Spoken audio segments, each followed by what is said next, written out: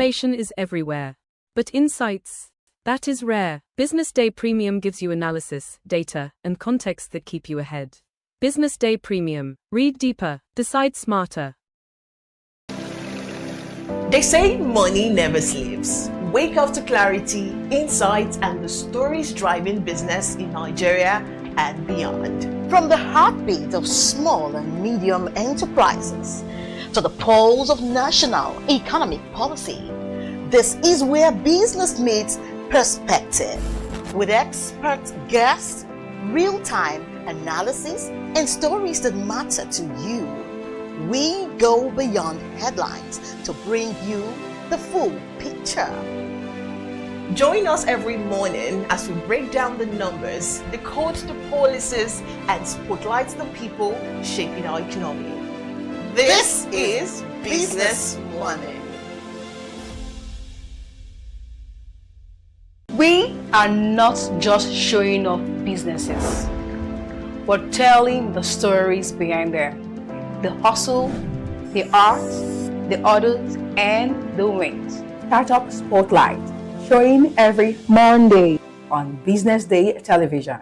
Welcome to the Triumph Against Odd podcast. Most people go through their lives without knowing what their superpower is, right? But if you're lucky enough and determined enough to find your superpower before you get to a certain stage of your life, you will be incredibly successful. Look, the first thing is you just decide not to look at the challenges, because if you do, it's going to end you. The closest thing I think is that I had a deeply military background, which is a bit of a never say die background.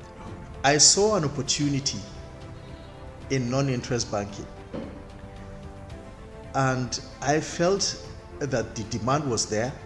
There was pent-up demand for it. People were yearning for it, and I felt that if we did it properly, if we brought in professionalism into it, and if we brought in our experiences, our various experiences from various backgrounds into it, that it could succeed. Very few people do that because very few people explore their superpowers. They just explore bread and butter issues. I need to eat, and Yes, there will be challenges. This is a very difficult business environment. The government keeps working on how to make business easier. The first problem to overcome is really just starting, right? We thought about this idea for over 2 years before we even took the first step. You cannot ignore this country.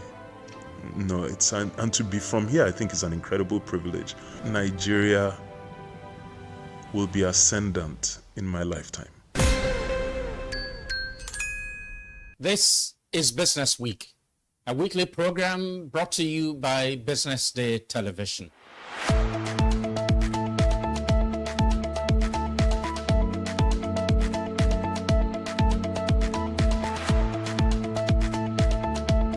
For many years, we've talked about the need to, essentially diversify our revenue stream away from, the huge dependence on oil revenues. It looks like that is happening now. So that means that we're better protected when, you have these wide fluctuations in oil prices and all of that. So it's as you say, and I agree, that we should commend the government. At least revenues are not falling. There have been times in the past when we recorded drops in revenue. That's not the case today. We're seeing revenues actually going up. Increasingly, we can see the developed countries focusing on renewable energy and so on and so forth, which means that in the long run, we must look for alternative sources to funding. So the government says that crude oil theft has essentially come to an end. We need to do more to ensure that we totally eliminate crude oil theft and start to think of how to boost production. But it's a good first step. By eliminating crude oil theft, it also creates an incentive for international oil companies to probably return and start to take up more projects in the upstream industries. Stay ahead with Business Day Mobile, your gateway to Nigeria's most trusted business news, market insights, and expert analysis. With a Business Day Mobile app, you enjoy more than just news. You gain a seamless, intuitive platform designed to keep you informed and empowered. From exclusive articles to in-depth market trends, the app delivers the stories that matter most. Why Business Day Mobile? For premium access, for a clean, responsive design, for smarter navigation, for customizable alerts, and for all-in-one business hub. Whether you're a business leader, investor, policymaker, or enthusiast, Business Day Mobile brings you closer to the insights shaping Nigeria's business landscape. Download today and put authoritative business journalism right at your fingertips, anytime, anywhere. For many years, the NNPC Limited and First ENP joint venture, operating under Petroleum Mining Leases 53 and 54, has stood out not only as an engine for energy production, but also as a committed partner to the communities that hosts its operations off the coast of Bayelsa State. Across our 11 host communities, our belief in shared prosperity is brought to life in tangible ways. Through initiatives in health, education, infrastructure, and enterprise development, as well as the Host Communities Development Trust, we are delivering programs that create real, lasting impact. One of the most transformative of these is our flagship Berkey Scholarship Program, a cornerstone of our education development pillar. Through this initiative, 51 talented and determined children from our host communities are gaining access to one of the top secondary schools in Lagos, Nigeria. For many, it is a life-changing opportunity to see a world far beyond what they once imagined. The Becky Scholarship Scheme started out after we undertook our baseline assessment in our host communities, and we identified a huge gap in education. And one of the ways we decided to focus on education was to provide scholarship to students in the communities. When I heard that I was one that took first in this scholarship examination, I was happy because I know that I'm going to make my parents proud. I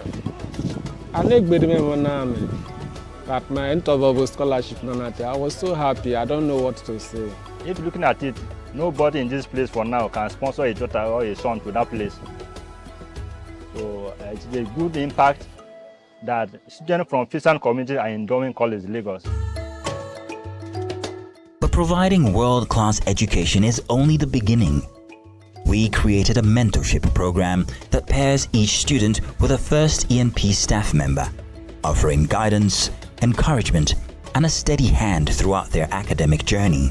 The mentorship program has not only added to the boys and girls under the mentorship scheme, I think it has added to me as a person as well. It gives fulfillment and joy that you are able to impact someone else that is not necessarily your blood, and you can see them grow. Because for us, these students are not statistics. They are stories. Stories of children whose dreams are now within reach, empowered to become change agents for their communities. Stories of families whose hopes for a brighter tomorrow finally feel possible. Stories of communities witnessing the power of education to transform their future.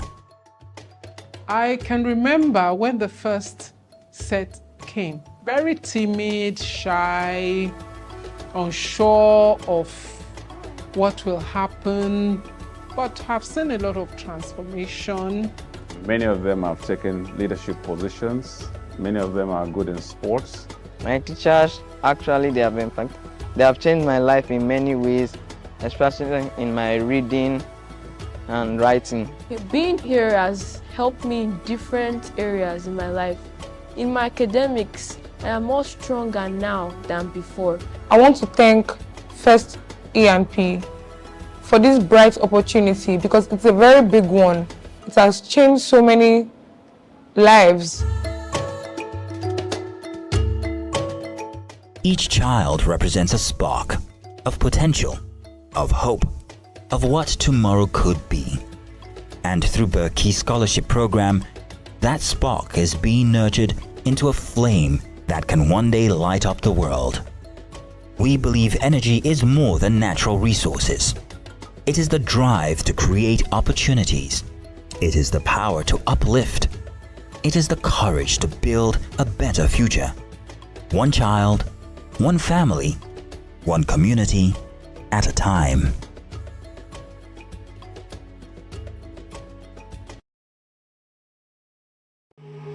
Ladies and gentlemen, good morning and welcome to the Shift Conference. Before I say anything, please can we put our hands together for Dr. Sam Adeyemi. I was on a salary of 30,000 naira a month, and I asked myself, Gabriel, what else can you do to earn 30,000 naira a month? If I can sell one truck of diesel, I'll make 30,000 naira a month. When you have a strategy, you implement it. You must be intentional about building strategic relationships. The power that you have is not absolute in the space, because you must control the space to work, to support you, to deliver value. Hard work is good. I didn't say don't work hard, but working smart is better. Working smart is about maximizing productivity using every resource that is available to you. Your mindset is like a compass. If it's off just a little bit, it's going to take you a lot of time to reach your goal. See, money is a tool. And so what I realized is if a person can change their priorities around their money, they could change their outcome. If they can change their mindset around their money, they could change their money outcome. Our financial outcomes is a derivative of our money behaviors. You cannot travel within and stand still without. When you see cannot, that's riding on a principle. If I could push the inside, the outside is designed to do everything possible to catch up with it. It gives us great pleasure to unveil to you, reveal to the world for the first time, his latest book titled Shifts.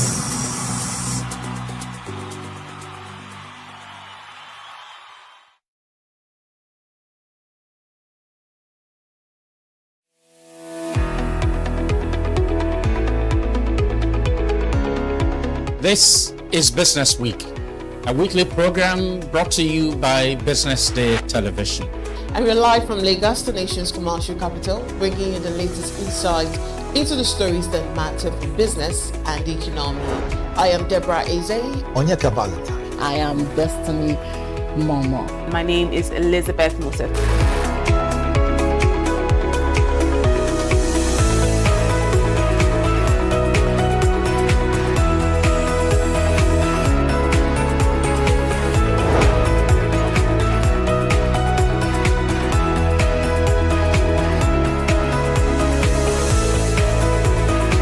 When you think of business, think no more, think BusinessDay. I know that BusinessDay Television will go places. It is the next big thing that will happen to the Nigerian media sector without a shred of doubt.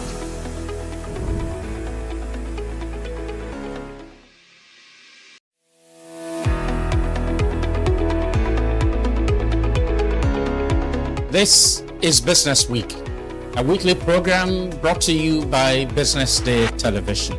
And we're live from Lagos, the nation's commercial capital, bringing you the latest insight into the stories that matter for business and the economy. I am Deborah Eze.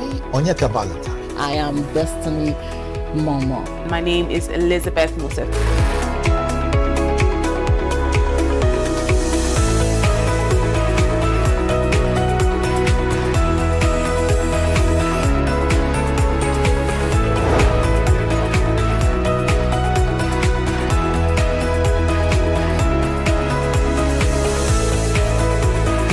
When you think of business, think no more, think BusinessDay. I know that BusinessDay Television will go places.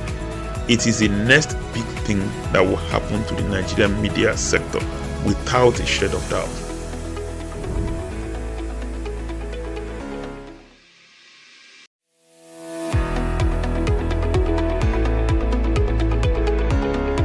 This is Business Week, a weekly program brought to you by BusinessDay Television.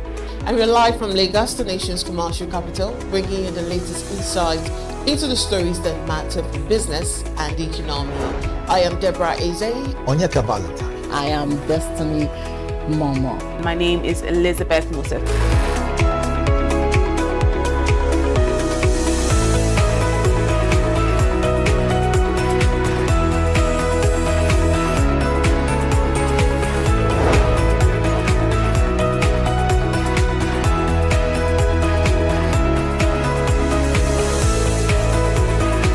When you think of business, think no more, think Business Day.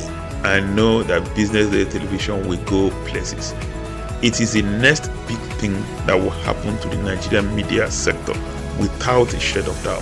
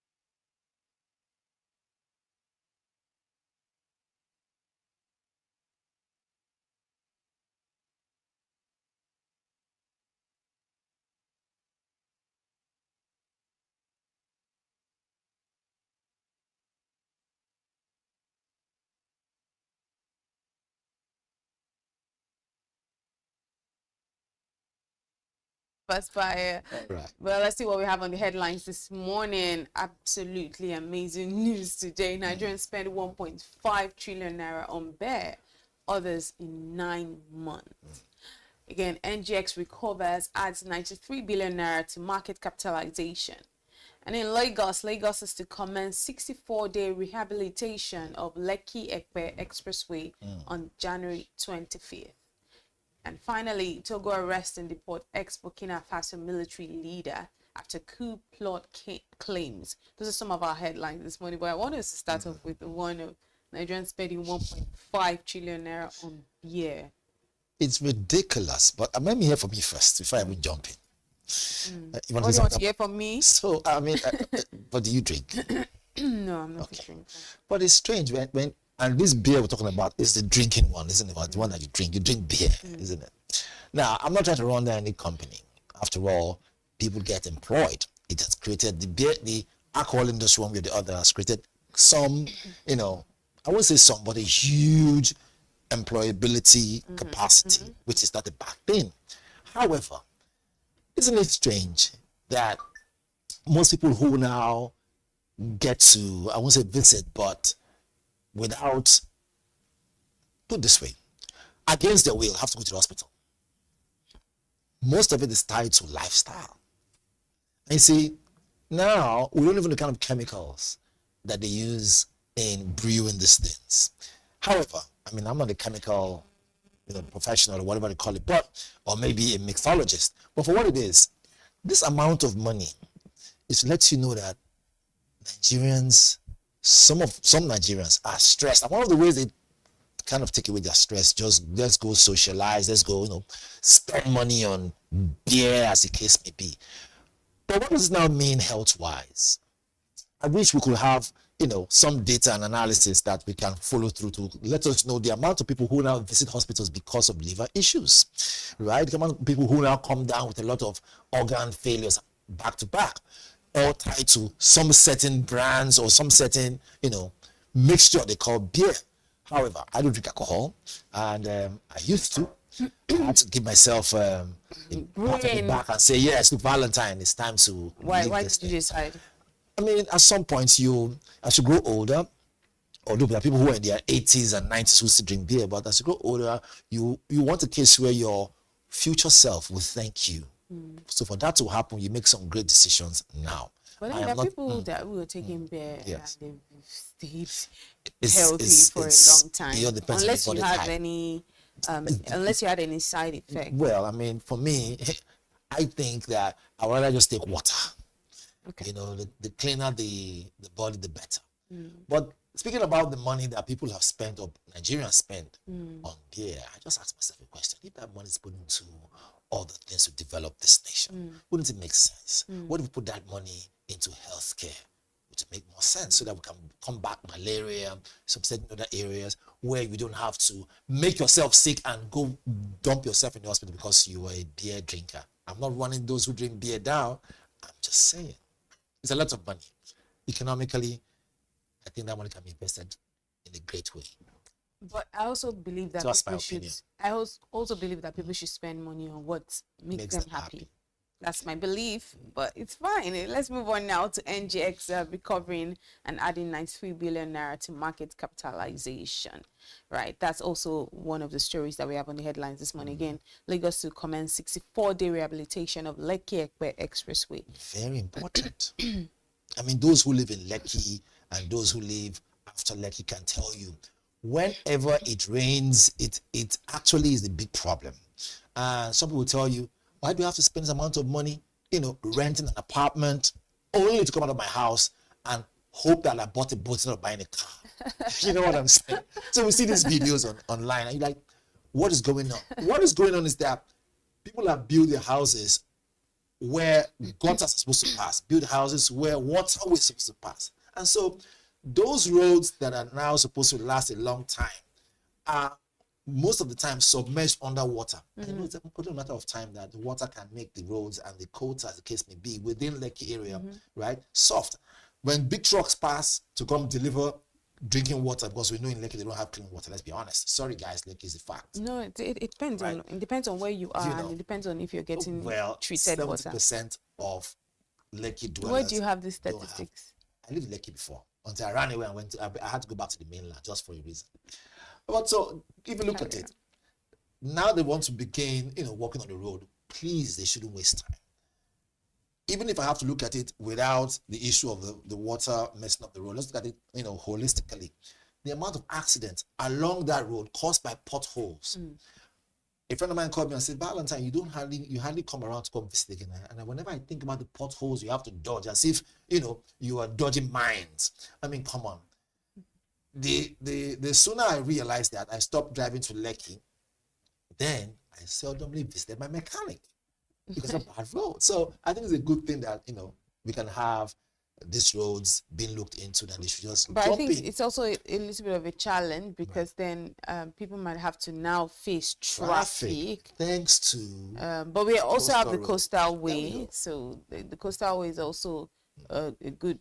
Now, what I don't know is, okay, yes, Lekki-Ekpe Expressway, so that means the coastal way, we still have that as a circle right now, but 64 days is quite a long time. That's about 2 months.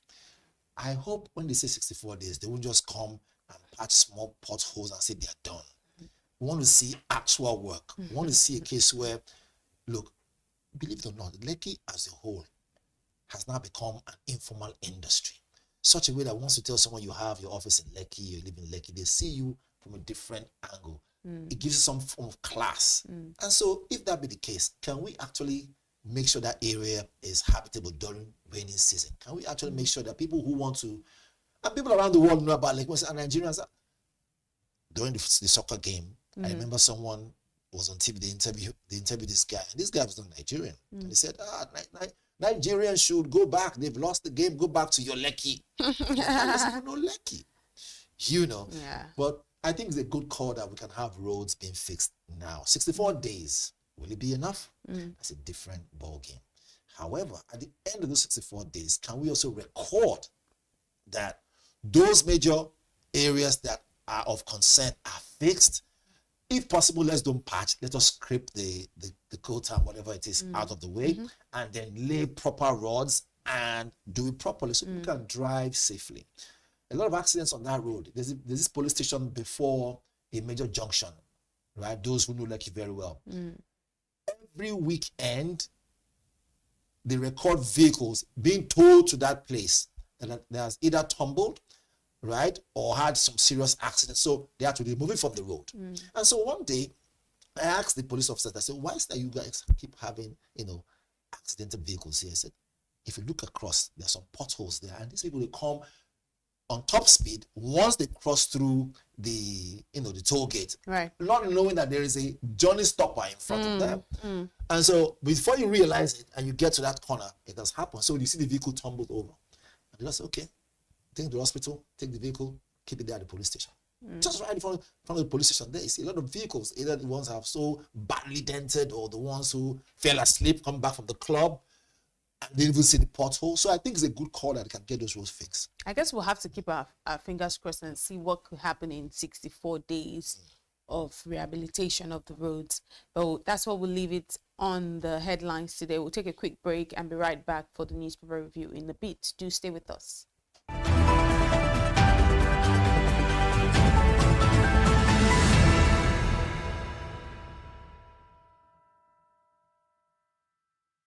Information is everywhere, but insights, that is rare. BusinessDay Premium gives you analysis, data, and context that keep you ahead. BusinessDay Premium. Read deeper, decide smarter. They say money never sleeps. Wake up to clarity, insights, and the stories driving business in Nigeria and beyond. From the heartbeat of small and medium enterprises to the pulse of national economic policy, this is where business meets perspective. With expert guests, real-time analysis, and stories that matter to you, we go beyond headlines to bring you the full picture. Join us every morning as we break down the numbers, decode the policies, and spotlight the people shaping our economy. This is Business Money. We are not just showing off businesses, but telling the stories behind them. The hustle, the art, the orders, and the wins. Startup Spotlight, showing every Monday on Business Day television.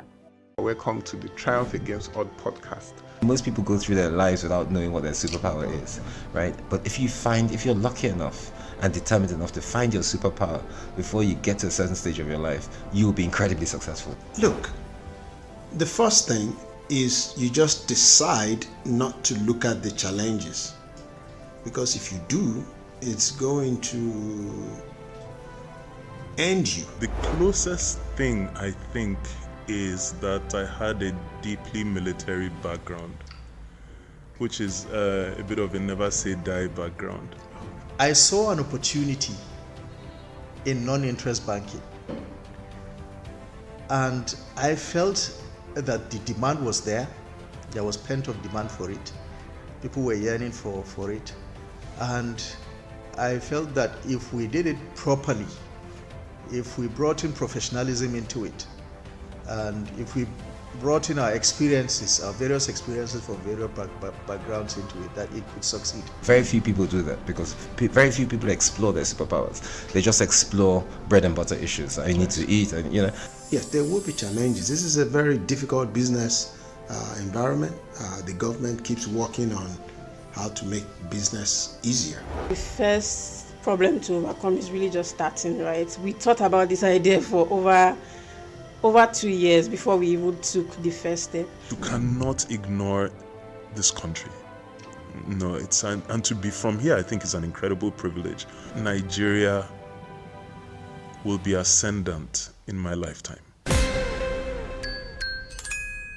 This is Business Week, a weekly program brought to you by Business Day Television.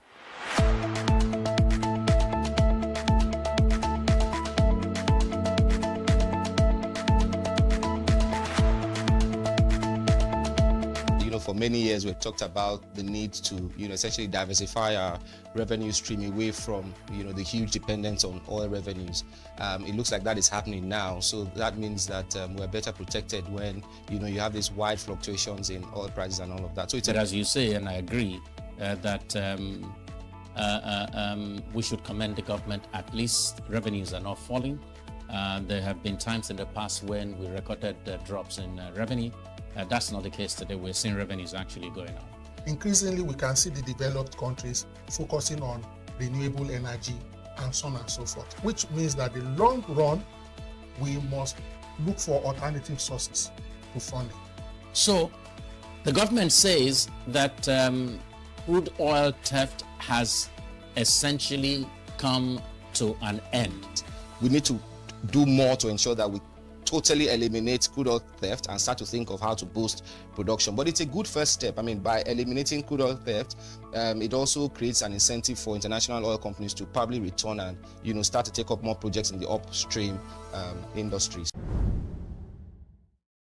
Stay ahead with Business Day Mobile, your gateway to Nigeria's most trusted business news, market insights, and expert analysis. With a Business Day Mobile app, you enjoy more than just news. You gain a seamless, intuitive platform designed to keep you informed and empowered. From exclusive articles to in-depth market trends, the app delivers the stories that matter most. Why Business Day Mobile? For premium access, for a clean, responsive design, for smarter navigation, for customizable alerts, and for all-in-one business hub. Whether you're a business leader, investor, policymaker, or enthusiast, Business Day Mobile brings you closer to the insights shaping Nigeria's business landscape. Download today and put authoritative business journalism right at your fingertips, anytime, anywhere.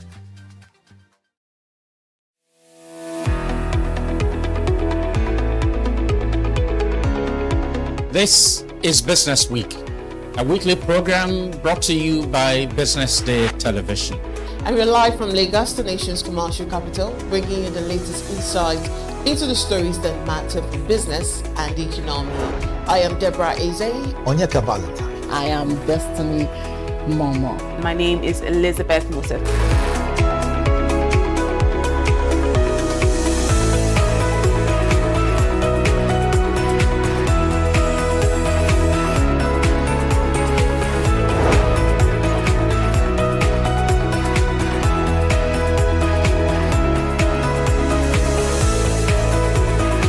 When you think of business, think no more, think Business Day. I know that Business Day Television will go places. It is the next big thing that will happen to the Nigerian media sector without a shade of doubt.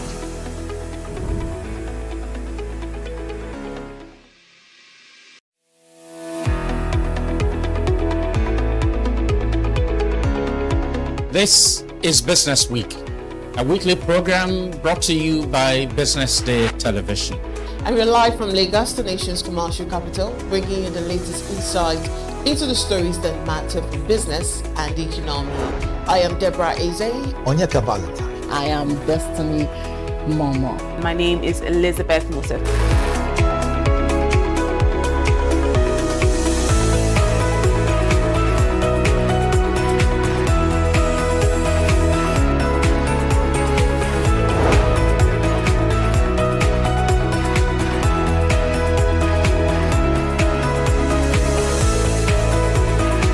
When you think of business, think no more, think Business Day.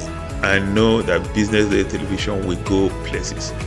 It is the next big thing that will happen to the Nigerian media sector without a shade of doubt.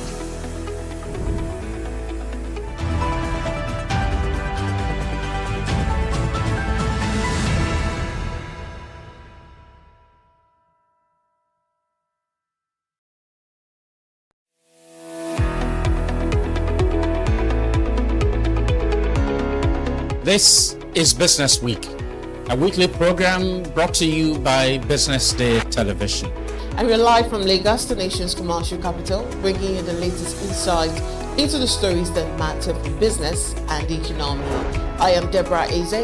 Onyeka Valentine. I am Destiny Momo. My name is Elizabeth Moses.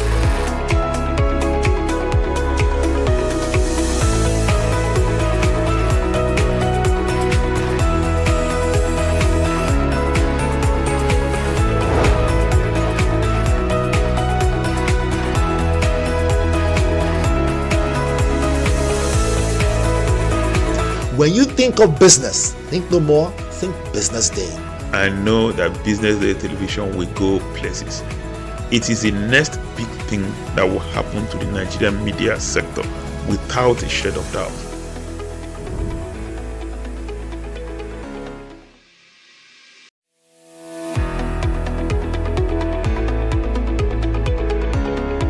This is Business Week, a weekly program brought to you by Business Day Television. And we're live from Lagos, the nation's commercial capital, bringing you the latest insight into the stories that matter for business.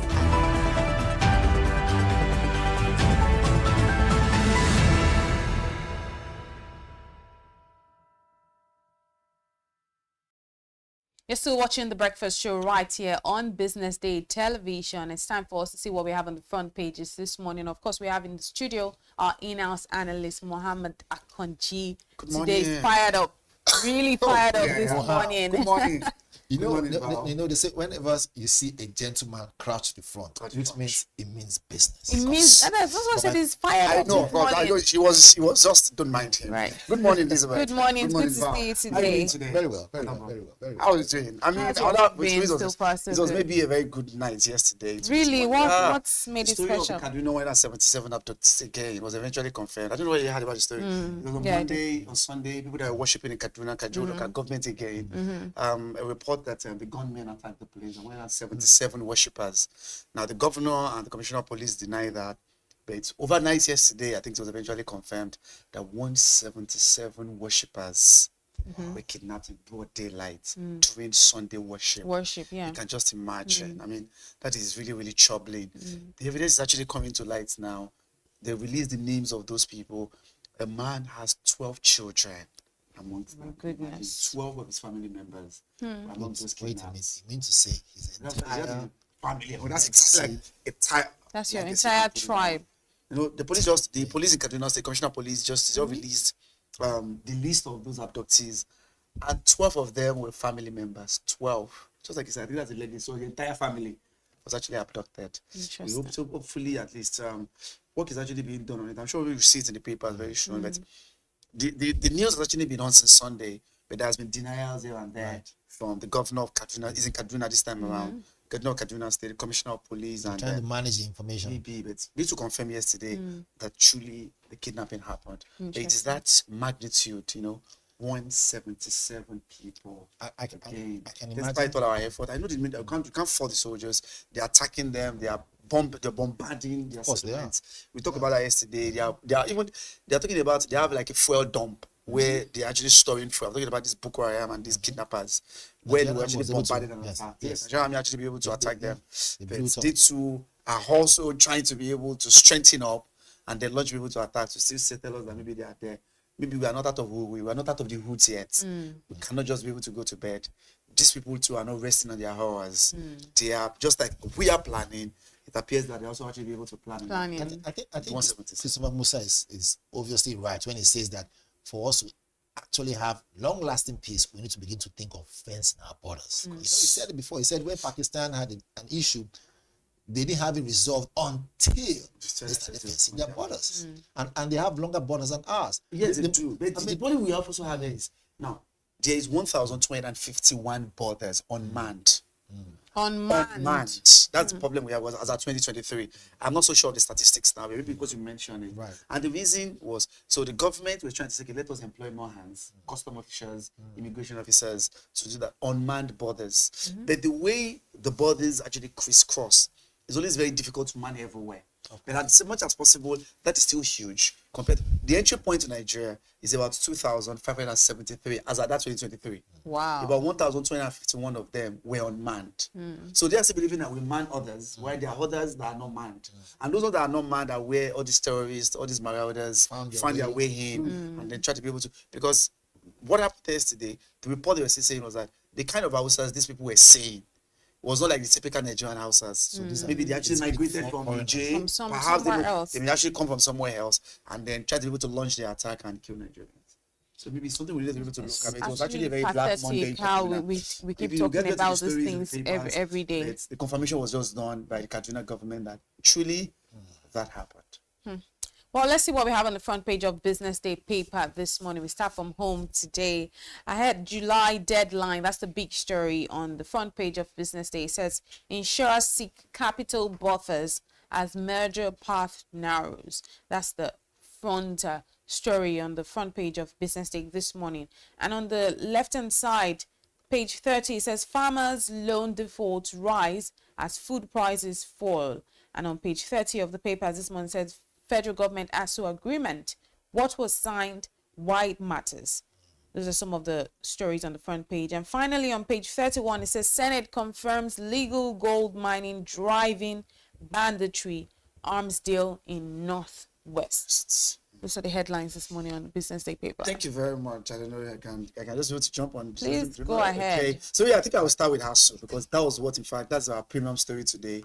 I wrote a particular story that will actually be able to go online to break down the new Qatar agreement that the federal government and ASU had last week. It was actually signed last week, Wednesday, and it's a milestone achievement in our educational history because are we seeing, maybe we are gradually seeing an end, a beginning to the end of, incessant ASU strike, university closure here and then. But there are certain important things that the government made there. Now, just a little bit of a background. In 2009, the federal government and ASU signed an agreement, what we call End Academic Allowance, that is to be paid to professors, lecturers across university cadre. There were allowances. And most of the ASU strike, since that 2009 till date, for that 16 years, have actually been focusing on non-implementation of this EAA, this NA. So the allowance to the professors are like leave bonus that we get. Maybe we can call it leave bonus, other bonuses that you receive. The allowances apart from the salaries. So most of the strikes for that particular 17 years now, 2009, are actually centered around successive governments have failed to implement it. And then, so when Jonathan came, I think it was one that mentioned that this is non-implementable. The amount was running to trillions of naira, and the government doesn't have the money. So I think Buhari too came, they tried to be able to manage it. But I think this government was actually quite bold, Dr. Lausa, to say, let us abandon that 2009 agreement. Okay. Let's renegotiate a new one. So there was a new agreement that took effect from January 1 this year. So just tell us in detail quickly what the agreement what it entails. So first of all, it's now, so they agreed 40% increment in allowances. 40, 40% increase in allowance. So I think to be more specific, because I think I have the numbers in the premium story. A professor, apart from, so salary of a professor now, before last year, is about 550,000 naira. But now they're in about 1.7 to 1.9 million. That is a huge difference. Yes, a huge difference. That allowance is now called under Qatar, consolidated allowance training, something like that. Qatar that's now being integrated into the CONWAS. So CONWAS is like a salary, wait a minute, like a scale one. Is it inclusive other benefits? Oh, I'm talking about that salaries, yes. For salaries or just take home. No, that take home, yes. Take home, okay, that's take home is about 1.7 to 1.9 now, depending on the professorial cadre. And then for that allowance, they are entitled to, the allowance now is they get about 1.8 million additionally allowance for this end academic allowance for professors at the end of the year. That was a one-off. That one cannot be a regular payment. Their monthly pay now, by the time implementation start, is between 1.7 million to 1.9 million. Okay. Because it's still small. But I can tell you, according to Nigeria Salary and Wages Commission, the salary of Nigeria's president, do you know the salary is? What is it? It's 2.1 million naira. Okay. A salary take home. The president take home is 2.1 million. Which by the way, think doesn't need it bad. Okay, maybe it's just because we should will the money. NSW, the National Salary and Wages Commission, that's the body responsible for paying public service their salaries. Said the presidential salary is 2.1 million, his vice receive 1.9 million, and the ministers get 1.5 million as take home. So which is still within the range of what they earn. Yeah, the question would be like, what about the allowances, which is where, but the allowances are not paid on a monthly basis. Don't let us forget. There is no country in the world that allowances will be paid every month. Of course, it's just a one-off. But once a one-off, it can be a very big pay. Yeah, you get your furniture allowance once, you get your leave allowance once. No one is actually going to be paying allowances on a monthly basis. So it's once. So for professors now, their salary now is about 1.7 to 1.9 million. Yeah. They're also entitled to a professorial cadre allowances for research and things, because this Qatar now focuses on salaries. Sorry, focuses on research. They get payment for research, they get paid for innovation, and the government here marks 1.8 million per professor for that every year, in addition to your salary. But remember the allowances. So if you look at this now, so there's that 40% increase in salaries there. There's a 40% increase in allowances as well under the Qatar arrangement. And I would like our readers, our listeners at home, to go to the premium story today, and they will see where we'll be able to break down this analysis. Right, you can because catch they were there, the premium on Business Day, premium.businessday.ng. So yes. You get the stories there where we'll be able to break down how much they earn and how much. So compare it to the 2009 agreement. So it's like according to the 2009 agreement against 2026 agreement. So maybe the question would just be like, government has said the implementation starts January 1st, meaning that you will start with January 1st this year actually. So their payments should actually be affected by the time salary is paid this month. We should know whether that payment has been affected. So a situation where a professor is actually earning 550,000, I was told, I have not confirmed that an entry level into oil and gas, entry level into oil and gas, now, entry level is 1 million naira. Exactly. So I heard. So if a professor is not any 550,000 naira, it looks so illogical. It's not, especially with all the time that they've invested into this. You're talking about private sector and government sector. So match up. Yeah, really can't match up. But we also have to think about the time and that they put into this profession, right? Government sector, if that's the case. So I think that's what the issue. Okay, before I look at the big story was yes, farmers' the loans. Gold mine, the illegal. Okay. No, before I talk about that, sorry, is that illegal gold mine you're talking about? Right. Senate concerning illegal gold mining. They resumed yesterday, and they observed that in the northwest, Zamfara, Sokoto, Bauchi, all those axes, was because of illegal. There is abundance of gold in this axis. They are abundant. So if you look at when they were bombing the Timbuktu Triangle, the Timbuktu Triangle is around Sokoto, Zamfara. That's where the terrorists hide out. So it includes Sokoto, Kebbi, Zamfara. That's actually what it's Timbuktu Triangle. This is where the terrorists hide out. This is where they actually be able to hide. And you see that they are sitting on tons of gold mining. That is why they target those areas. That's why they are targeting it. They're able to get money to buy resources. Most of the gold actually in Zamfara. Zamfara is in Borno State. That's in the northeast. But if you look at Zamfara, northwest, if you look at Sokoto, Kebbi, most of these regions here, you will see abundance of gold deposit there. So maybe politicians are the ones using them to exploit the gold, and anyone that attempt to be able to come to them and ask them questions, what you see is they are ready to be able to kill on site. And sometimes we're asking about how did they get access to some of these weapons that they use, right? How do they get money to power? I can tell you for a fact, again, I might be wrong, but truth be told, from what we've heard, reports have shown that, look, most of these weapons that come into Nigeria, obviously they're illegal weapons. Of course. Some of them, the serial numbers have been fired off. But to move them but this is the thing now. Because of the destabilization of the Sahel areas, initially, most of these weapons found their way into Nigeria, Libya, all those guns that were used, they go to, and they were sold on very cheap black markets. Well, they were sold cheap in terms of this black market. And this is even the most painful aspect, is that these people, there's nothing as dangerous as rare earth minerals for weapons. That they have abundance in those places. So I think that is actually a very good thing that we need to be able to understand. So the senator has confirmed it. Then at the time, if you remember, the place at Gadish, there was a lien that we should stop the mining of this gold. The mining created the problem during Buhari's administration, but there are still illegal mining of gold in this axis, northwest particularly, Zamfara, Sokoto, Kebbi, those regions. They are still mining these resources, Taraba, and I think maybe Bauchi, not Bauchi, and so within those axes. And so you have them there, and that is fanning the embers of insecurity the more in the nation. Wow. So they also be able to propose solution there, and that's what we expect them to be able to come with, a very pragmatic one that will put an end to all this insurgency. Because if you know how much of these guys are actually making, to be able to afford to buy those weapons, they get them very cheap on the black market, just like Val said. It's true, because once Sahel region destabilized, most of those weapons found their way down to the west and able to get that. But I think the final one there is actually the insurance. Yeah, so that's the big one. We expected capitalization, 2 capitalization deadlines this year. This year, of course, part of our economic outlook is to show that we have the bank capitalization. Remember, that's going to end by 31st of March this year, where banks needed to be able to raise their capital buffer to be able to meet up. But the next one there, if you see that, of course, is the insurance. The insurance too, they weren't supposed to have expired last year. They are NICOM, which is just like CBN regulated banks. Right. NICOM is actually in charge of them. Ordered all the insurance firms to be able to raise their capital base. I think that's how we spoke about that. You told me you had an insurance background, if I'm not mistaken. Yeah, I do. So, and then because there are a lot of them, there are a lot of things that actually go on in the sector, which I'm sure you mentioned at the other time as well.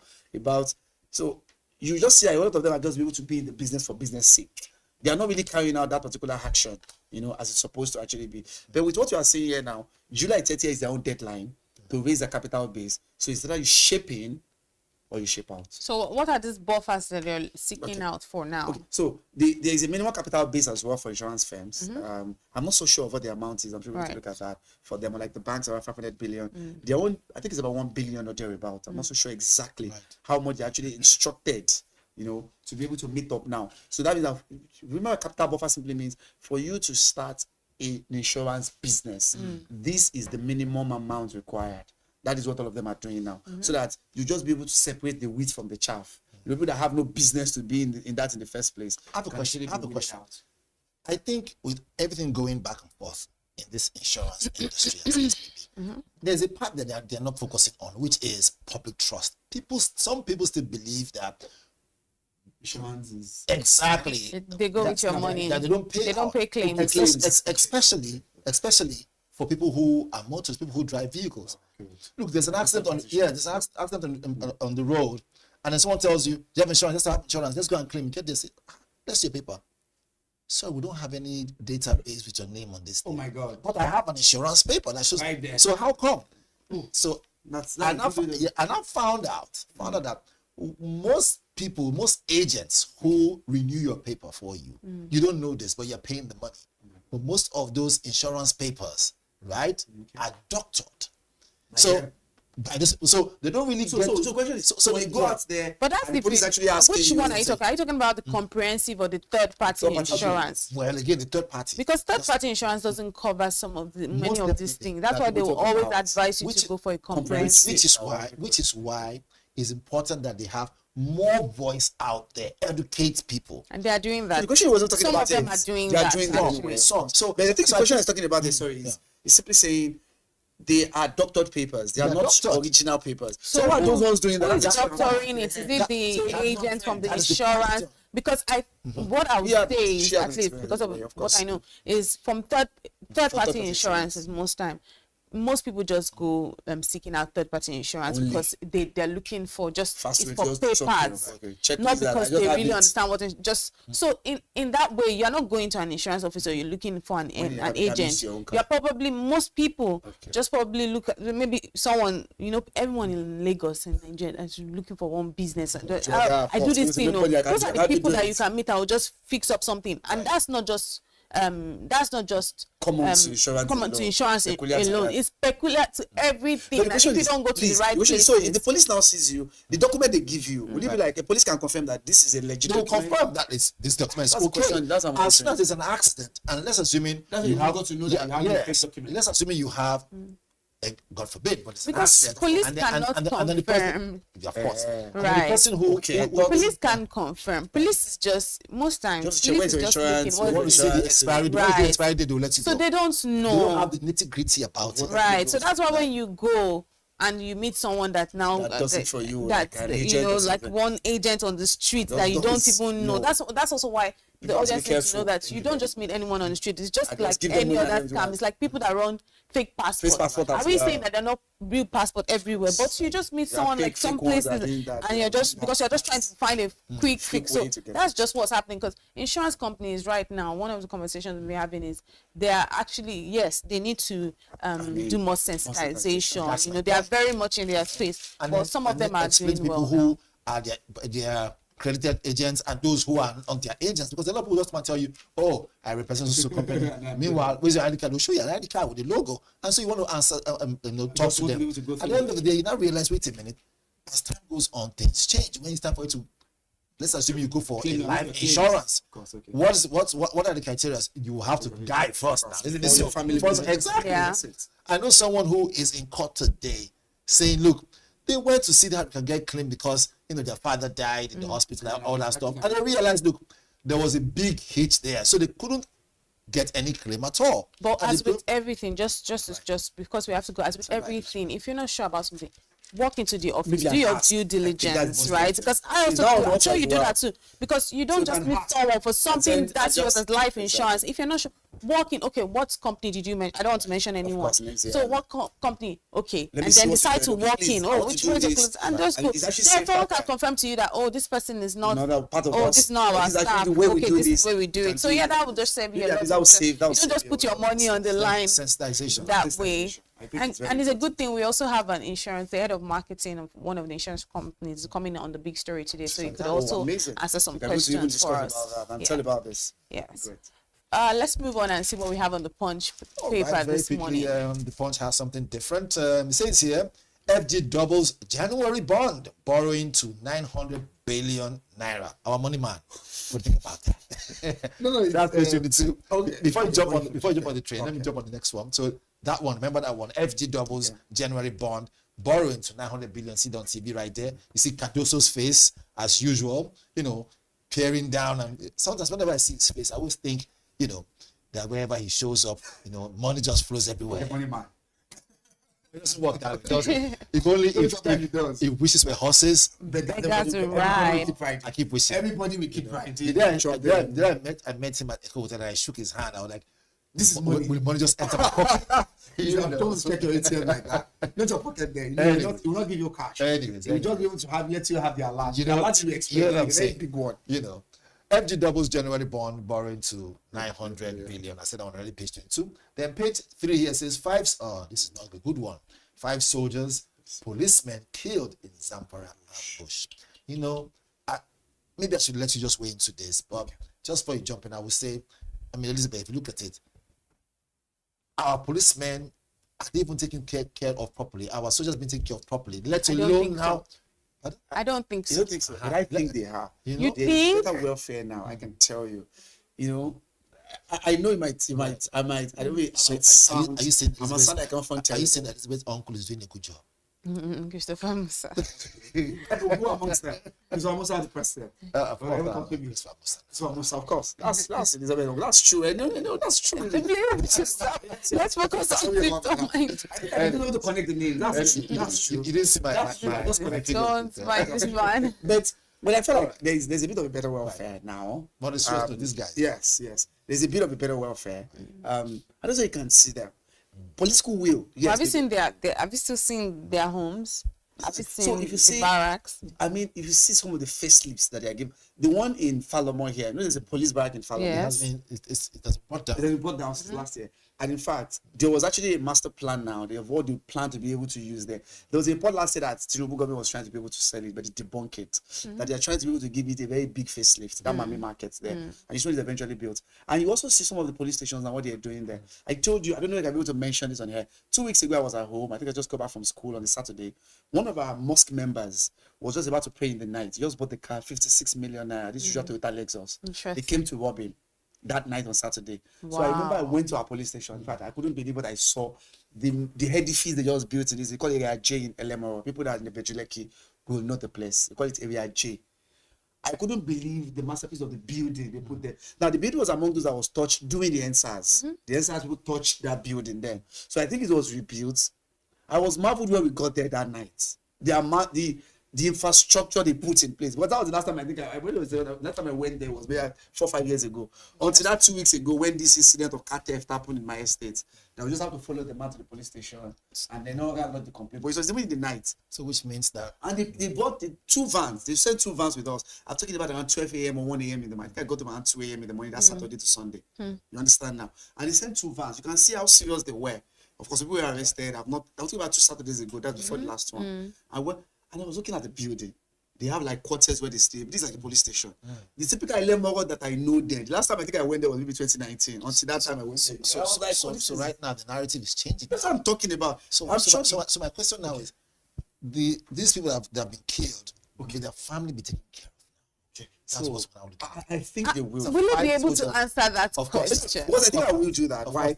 During January 15th is always Armed Forces Remembrance Day. We'll talk about that here when the first coup happened. And what Christopher Musa said was about they are not only catering for the dead soldiers, even those that are alive, And then there were a lot of things that were actually given out to their family members. Those that have died on the battlefield. Maybe it was in the papers, I'm sure whether it was yourself or Destiny that were actually able to treat it together. And the family members came out to say, wow, at least for the first time, they did not forget us. Despite the fact that our husbands has died or our family members have died on the battlefield, in the line of duty years ago. They still brought them out on January 15th, that's about last week, when they celebrated them. January 15th of every year is Armed Forces Remembrance Day, and they do that. And they bring all of them out, those that are alive and those that are dead, to ensure that they are going to be able to ensure that we give them what they actually desire. So the alive soldiers as well needed to also be taken care of, and that's what they are actually doing. That's what their keys, that's what they need. Political will, that might be the problem because of the political advantage some people have or political interest, yes. But in terms of welfare, I think there is a marked improvement in that. Okay, so you can see that more of that one on page 3, the Punch, and we say that let their soul rest in peace. Of course. It's just because of this. So that's what you can remember. It's an ambush. This Boko Haram, this terrorist, wicked daredevil. They can lay ambush for soldiers. Can you imagine? A soldier that is typical when you will see you run away. These ones are ready to lay ambush for them.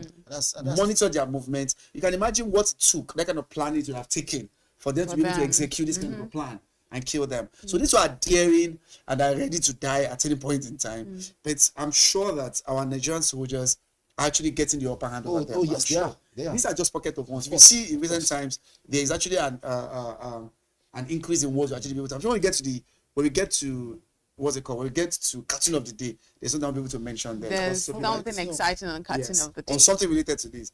So very quickly, let me just jump to this other one. It says Malami faces long detention as DSS intensifies investigation. You see that one in page 2. Most definitely. How many? Secret police. Yes. DSS. Most definitely. I mean, because it's very unbelievable. The list of things they said this man is guilty of.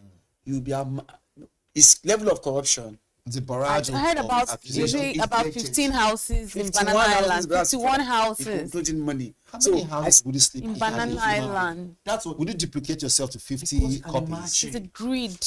That's only in Lagos, right? It's from Kebbi State. He want to contest for 2027 Kebbi State election as governor. Now he was saying because he left APC, because now in ADC. But you're the former Minister of Justice for crying out loud. How could you alone allocate those amount of money to yourself? It's actually unbelievable. But DSS has said they want to ensure they see this to the head. I think we spoke about that yesterday. About 15 high-profile cases on our story yesterday. That 15 high-profile cases to look out for in 2026. This is definitely one of them. It is actually on the same level with Emefiele. And you will see lots of revelations. Speaking of that, there's something we're missing here.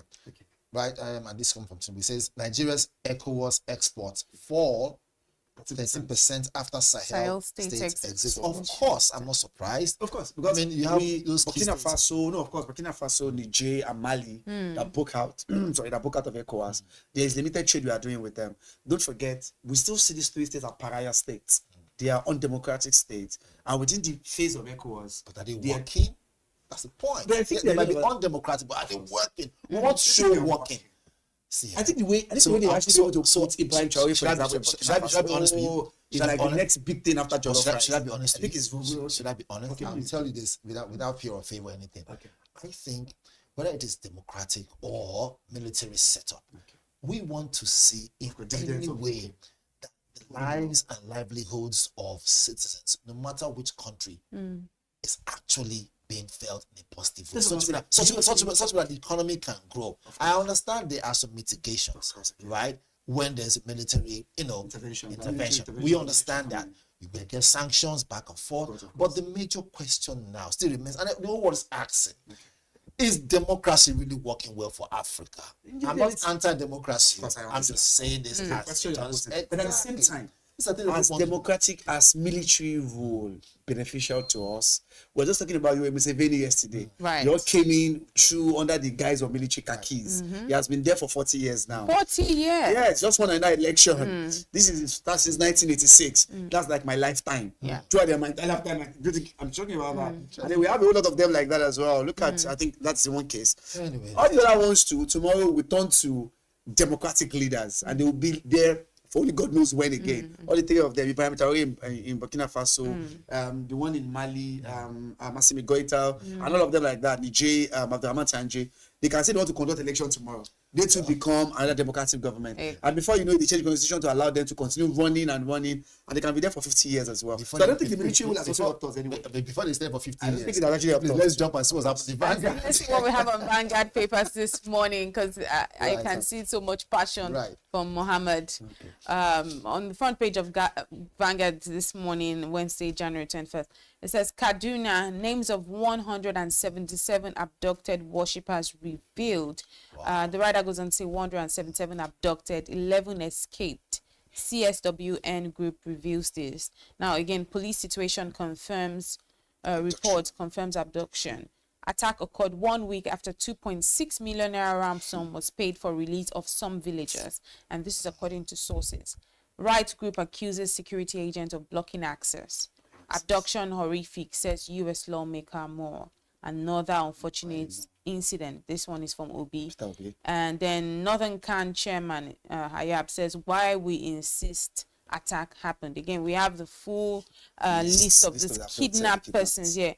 On the front page, says composite picture shows 2 of the 177 persons abducted and managed to escape. Those are 2 of them that you see on the front page. The man in yellow and the man without a shirt, set against the rear view of one of the churches. Circled below is a side view of the church. So you also see a side view of the church below on the front page of the Vanguard paper. That's the church where these people were abducted, and this attack happened. You can see that it's truly a remote rural area. It's truly a remote. So Kajui was actually having the storm. It's a Kajui local government. I think we spoke about that. Yeah, we already spoke about that, but about that anyway. It's terrible to see these things happen. Actually be released.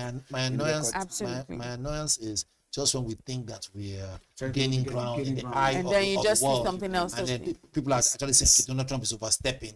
And we are saying, okay, at least let it for what it is. Only to now see this. He will now say, I told you people, I told you guys I'm not done with Nigeria already. Of particular concern. Exactly. Now that's what is now particular concern 2.0.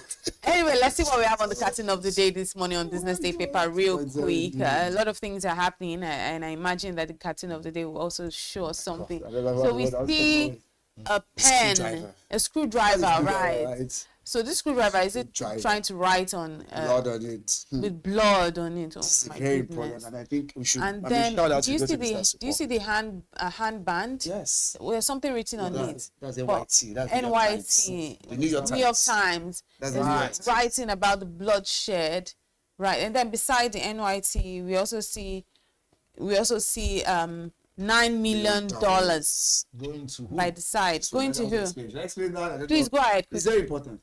There were some lobbyists that they said the Nigerian government paid when Donald Trump threat started. The attack that took place on December 25 was by a screwdriver seller in Enugu. It was the one that was actually used to be able to launch the attack. The report has actually been flying everywhere. It's the New York Times. I would like you to be able to go through it. Okay. For the past 3 days now, since Monday, the report has been flying that it was the prompt of that screwdriver seller. His name is Emeka something from Onitsha. Okay, that prompted Donald Trump to launch the attack on December 25. Interesting. Yes, and that's why they call it a screwdriver. So and that's why the screwdriver is mightier than the gun. Than the gun. That the screwdriver could prompt American government to launch an attack on December 25. It is mightier than the gun. But the government has been paying $9 million to lobbyists because we don't have ambassadors. So that's $9 million was actually done. It's on the federal government U.S. federal government website about how much the Nigerian government are paying to lobbyists to help Nigerian government talk to the American government in terms of that's a powerful cartoon. It's very powerful. That's very powerful. So New York Times report that was exclusive on New York Times about that screwdriver seller. No, don't anymore. That's why we leave it this morning on the cartoon of the day. Up next is Business Morning at 9 a.m. with Deborah. Do stay with us.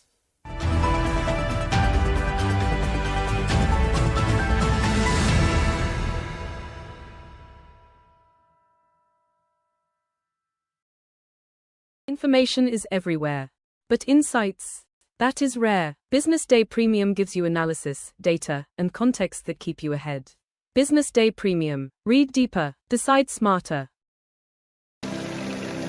They say money never sleeps. Wake up to clarity, insights, and the stories driving business in Nigeria and beyond. From the heartbeat of small and medium enterprises to the pulse of national economic policy, this is where business meets perspective with expert guests, real-time analysis, and stories that matter to you.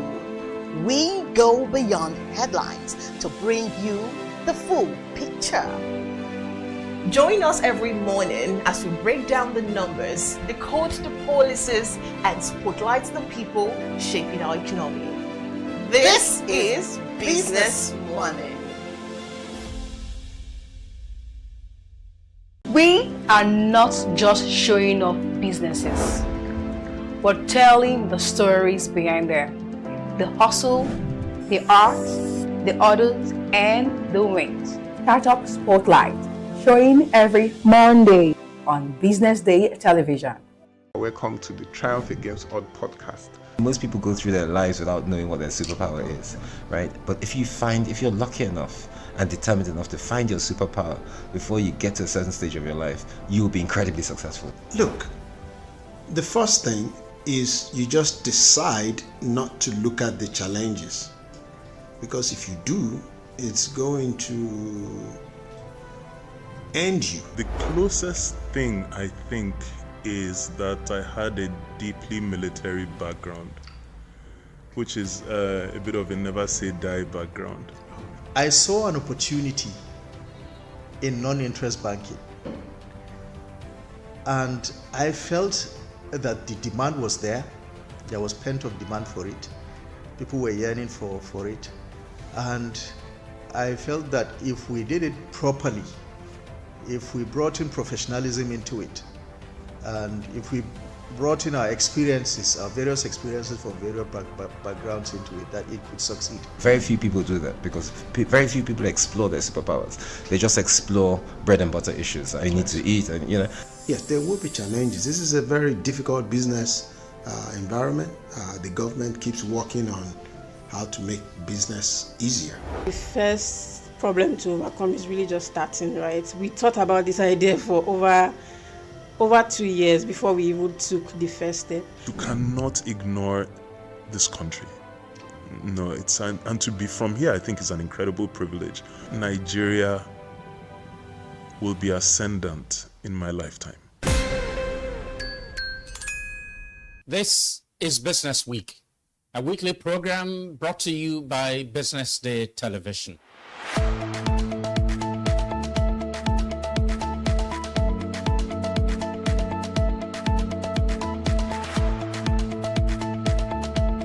For many years, we've talked about the need to, essentially diversify our revenue stream away from, the huge dependence on oil revenues.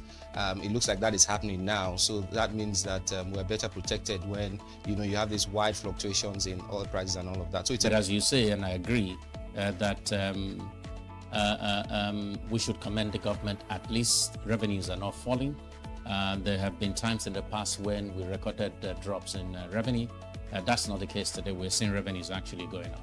Increasingly, we can see the developed countries focusing on renewable energy and so on and so forth, which means that in the long run, we must look for alternative sources to funding. So the government says that crude oil theft has essentially come to an end. We need to do more to ensure that we totally eliminate crude oil theft and start to think of how to boost production. But it's a good first step. By eliminating crude oil theft, it also creates an incentive for international oil companies to probably return and start to take up more projects in the upstream industries. Stay ahead with Business Day Mobile, your gateway to Nigeria's most trusted business news, market insights, and expert analysis. With a Business Day Mobile app, you enjoy more than just news. You gain a seamless, intuitive platform designed to keep you informed and empowered. From exclusive articles to in-depth market trends, the app delivers the stories that matter most. Why Business Day Mobile? For premium access, for a clean, responsive design, for a smarter navigation, for customizable alerts, and for all-in-one business hub. Whether you're a business leader, investor, policymaker, or enthusiast, Business Day Mobile brings you closer to the insights shaping Nigeria's business landscape. Download today and put authoritative business journalism right at your fingertips, anytime, anywhere.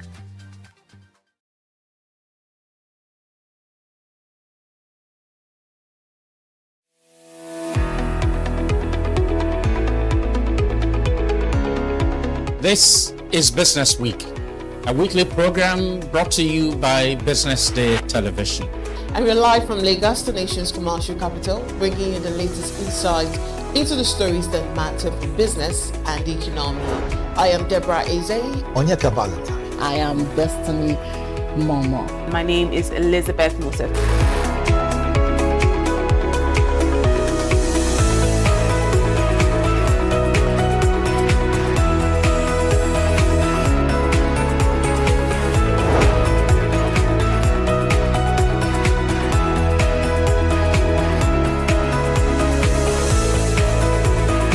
When you think of business, think no more, think Business Day. I know that Business Day television will go places. It is the next big thing that will happen to the Nigerian media sector without a shade of doubt.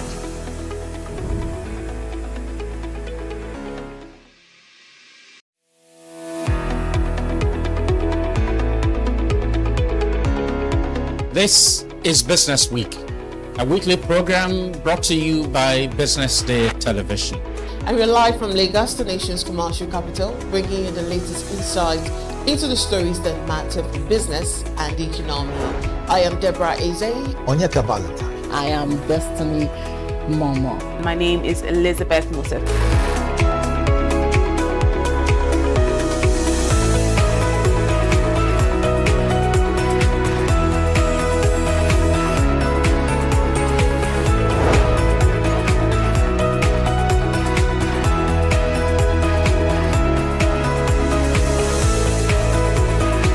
When you think of business, think no more, think Business Day. I know that Business Day television will go places. It is the next big thing that will happen to the Nigerian media sector without a shade of doubt.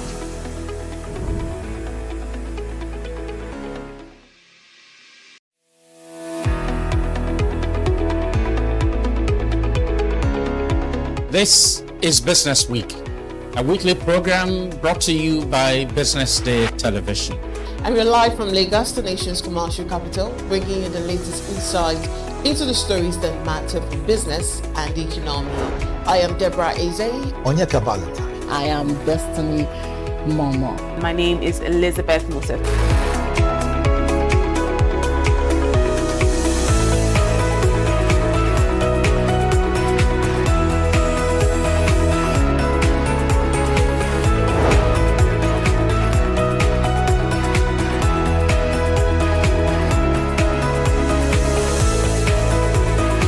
When you think of business, think no more, think Business Day. I know that Business Day television will go places. It is the next big thing that will happen to the Nigerian media sector without a shade of doubt.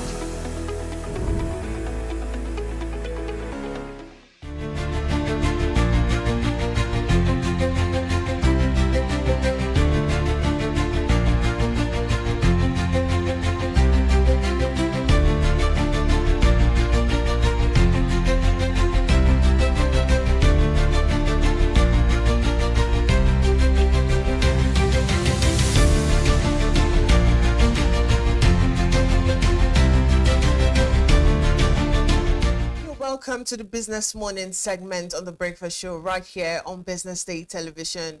We are live from Lagos, the nation's commercial capital, bringing you the latest insights into the stories that matter for business and economy.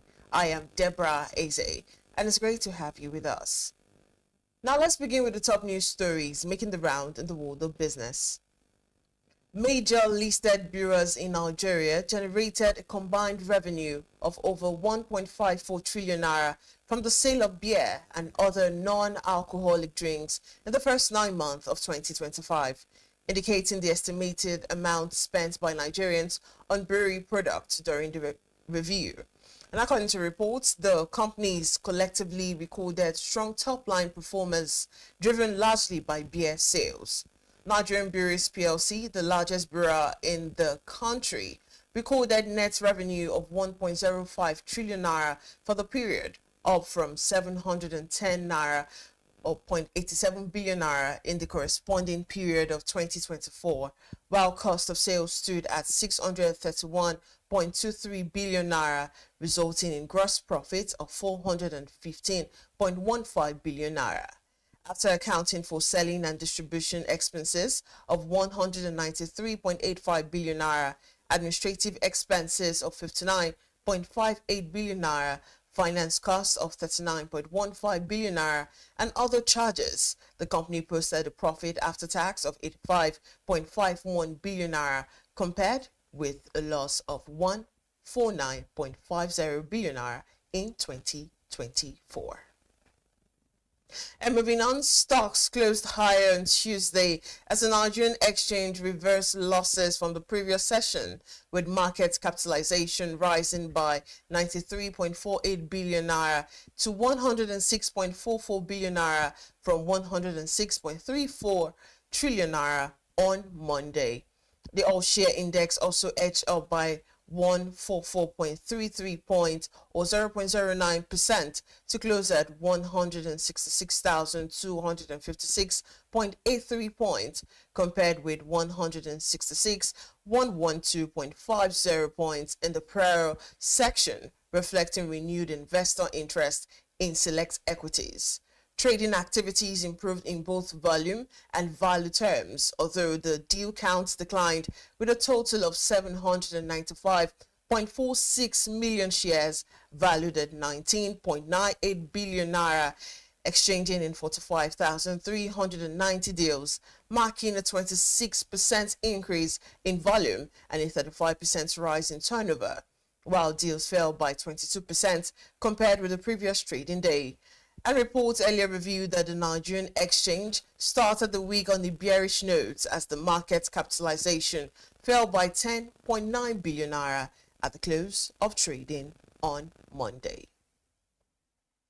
And still on, the Lagos State government has announced that it will begin a 64-day rehabilitation of 20 kilometers of the Lekki-Ekpe Expressway on Sunday, January 25th. The disclosure was made by the Special Advisor to the Governor on Infrastructure, Olufemi Daramola, during a tour of the corridor. The new start date comes after the project, which was initially supposed to commence in November 2025, was postponed. Daramola says the contract for the upgrade of the expressway covering the stretch from Admiralty to Jubilee Bridge on both carriageways had already been awarded by Governor Babajide Sanwo-Olu. The Special Advisor says the government mobilized to the site after a stakeholders meeting but deferred construction due to the Yuletide period. And to end the local news, Togo has arrested and expelled Burkina Faso's former president to his home country after officials there accused him of attempting a coup. Paul Henry Damiba came to power in 2022 after a coup against Burkina Faso's civilian government, which had lost support over rising violence by Islamist militants. Damiba's failure to stop the militant groups led to anger in the ranks of the armed forces in the former French protectorate, and he was ousted in a coup later the same year by Ibrahim Traoré, who continues to head the military-led government. And still to come after the break, renewable energy opportunities for SMEs in Nigeria. Just stay with us.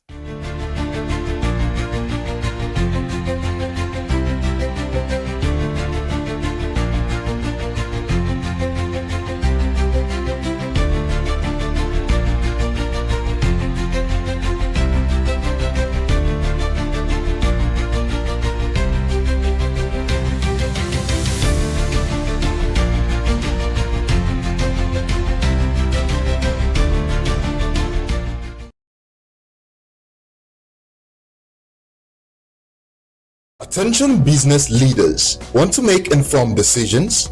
Join the ranks of the best with Premium Business Day. Access in-depth analysis and expert opinions to stay ahead.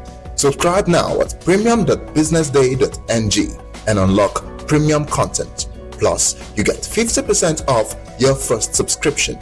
Don't miss out. Make smarter choices and seize new opportunities. Sign up now and elevate your business game. Visit premium.businessday.ng today.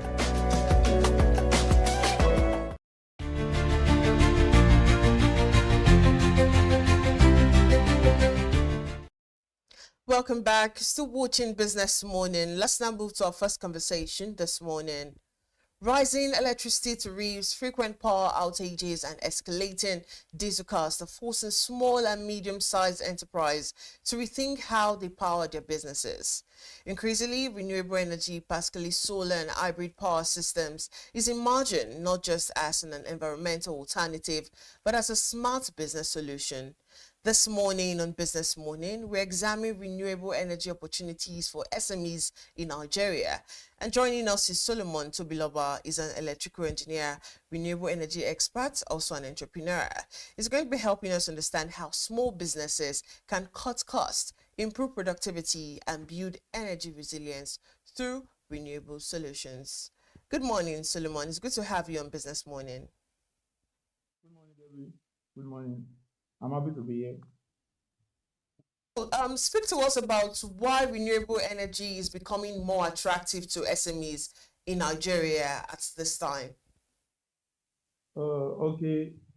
SMEs, as a business owner, there's a need for controllability of the factors that promote your business. And as we all know that electricity is a major propeller of all business, or it cuts across every sector actually. So the reason why renewable energy is on the rise and helping a lot of businesses is that as a business owner, you have controllability over your energy production. You are not waiting for the PHCN, whatever, to give you light. You have controllability. You bring your light when you need it. You put it off when you want to put it off. You don't have to wait. Epileptic downfall of grid is not affecting you. That is why renewable energy is helping a lot. If you do not mind, we're finding it hard to see you. Please, can you place your camera well so the viewers can actually see you as you speak? All right, as you're doing that, let's look at the costs and also the viability. And we've seen that many SMEs worry about the high initial cost of solar systems.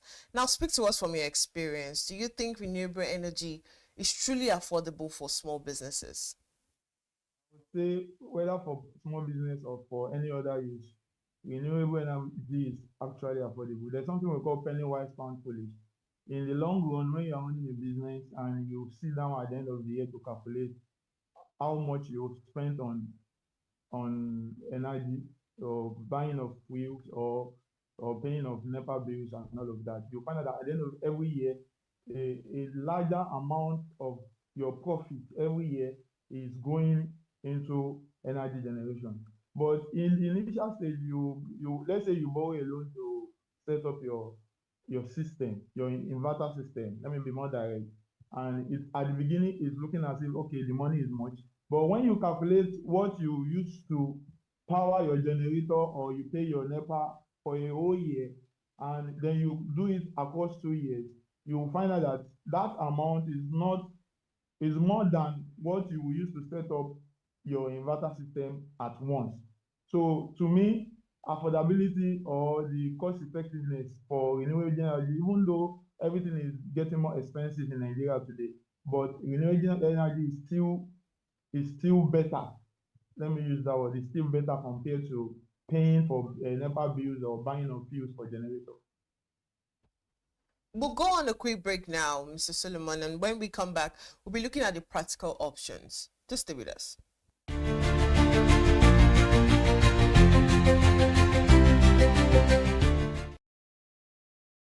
Information is everywhere, but insights, that is rare. Business Day Premium gives you analysis, data, and context that keep you ahead. Business Day Premium. Read deeper, decide smarter.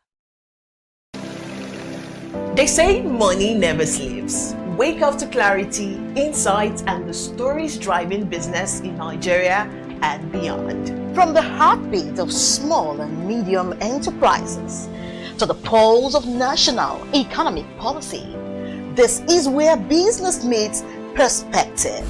With expert guests, real-time analysis, and stories that matter to you. We go beyond headlines to bring you the full picture.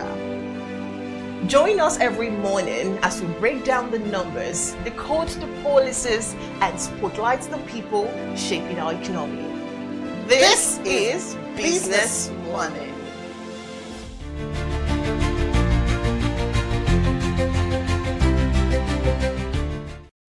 Welcome back. This is still Business Morning, and before we went on the break, we were looking at the cost and viability of renewable energies to the SME owners and businesses. And now we still have Solomon on the other hand of the line with us in the studio. So before we born on that break, I said we're going to be speaking about practical options. So what type of renewable energy solutions are most suitable for SMEs? And this is depending on their size and also operations. Okay. There are different type of renewable energy. I could just mention a few of them. We have the hydro. Hydro is also a renewable type of energy. We have the solar, we have the wind, we have the geothermal, and we have the biomass. All these things I mentioned, they are functional. But when we are talking or we are dealing with SME owners, the small and medium enterprises, all the other ones are not really feasible. For example, the wind type of renewable energy does not function in a densely populated area, because when you set up your windmill, it needs a free movement of air before it will start rotating. And I don't know, by rotating to turn the turbine and produce the mechanical energy to drive the alternator. But the one that is practical, let me use that word, that is very practical for small and medium energy, is solar energy. And that is the one that has been thriving in India for a very long time now. Solar energy is the best and the most practical of them all, because any space, any little space, as long as there is sun and there is just a little size cubicle space in your shop or your studio, you can set up solar energy. So that is why solar is the most practical of them all. The other ones being practical, but they function better on a larger scale. For example, if you look at the Kanji, they are using hydro energy to generate power, and it is also renewable. But an individual cannot set up hydro for themselves, where you build a dam and all of that. So solar is the most practical. Right, so let's look at the return on investment now. How long does it take, typically for an SME to recover from its investments in a solar or hybrid power system? When we are talking about return on investment, I think I mentioned something very closely related to it the other time from the previous question. You see, when you set up a solar today, it might look expensive, but the reality is that it's very affordable. There's a difference between cheap and affordable. It's affordable because on the long run, by the time you start calculating, for example, you are a business owner that you have let's say you are a retailer, you have a retail shop, you have a fridge, maybe a fan, a small ox fan, and like 4 bulbs. You are consuming about maybe your load is about maybe like 500 watts that you are consuming. If you multiply that by the hours you use in your shop, between the hours of 8 o'clock in the morning to let's say 7 in the evening, that is like 9 hours, like 9 hours to 10 hours. You multiply it by the watts you are consuming per hour.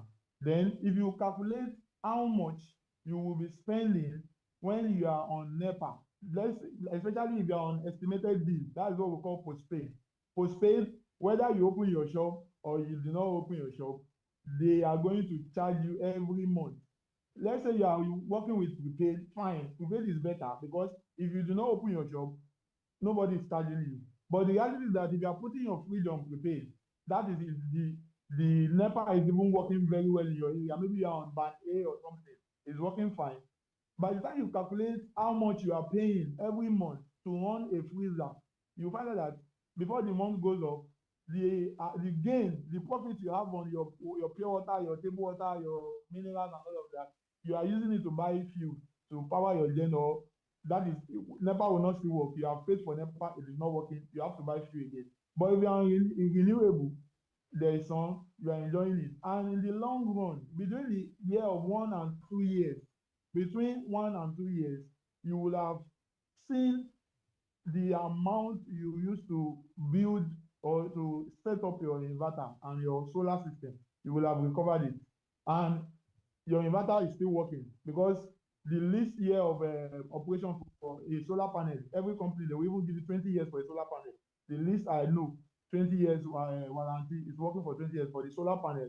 The inverter, if you are maintaining the load, you are not exceeding the load capacity, it works continuously. The only thing that you will have to like change once in a while, maybe like lease for tubular batteries 3 years, for lithium that is raining now, you will see some companies will give you 5 years. That means when you set it up today, in the next 5 years, you don't have to do anything like change a part of it. So within 2 years, whether you are an SME owner, whether you are an apartment or an office, within 2 years, considering what you are paying for NEPA or you are using to buy fuel, within 2 years you have recovered it. Your return of investment is back to you. To us about the common pitfalls now. So what are the most common mistakes that SMEs make when they're trying to adopt renewable energy solutions? This particular one is, I would say, it's not only for SME owner actually, it's for anybody I call a client. The major mistake that clients in Nigeria, you have distrust. You are meeting me for the first time, but you have a kind of distrust generally towards people. So when I tell you the design I'm giving to you as an installer is 2 million naira, you will be calculating in your head that, okay, this 2 million this person is calling, I'm very sure he wants to see 500,000, he wants to see 800,000 on it. Because of that, you see most people, they will tell you, give us your quotation, write out the material you need, give us the price. They will now decide to go to the market themselves. That is where the problem comes in. Me personally, you know what I do? I could tell you, when I give you my quote, compare it with another person's quote and see which is better for you and go for it. I will never allow my clients to go to the market themselves and buy the material. The moment I see that that is what you are doing, I will tell you, I don't want to do that job.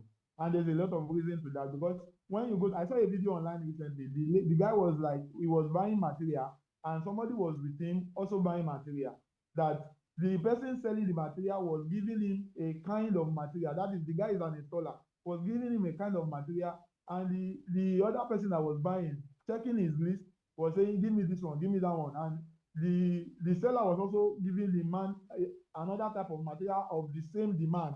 So after they are buying, the man is asking the installer now that, okay, why is it that your own material that you are collecting is different from my own? The guy now did a video and was saying something about, if you are a client, trust your installer. There's a lot of reasons why you need to trust your installer, because there are cases where in a system will malfunction. We know how to go about it. We are the one that made the design. The moment you are poking nose that, okay, I want to know how much you bought this, I want to buy it for myself, that is the major problem that we're having in this solar world. Let me use that word.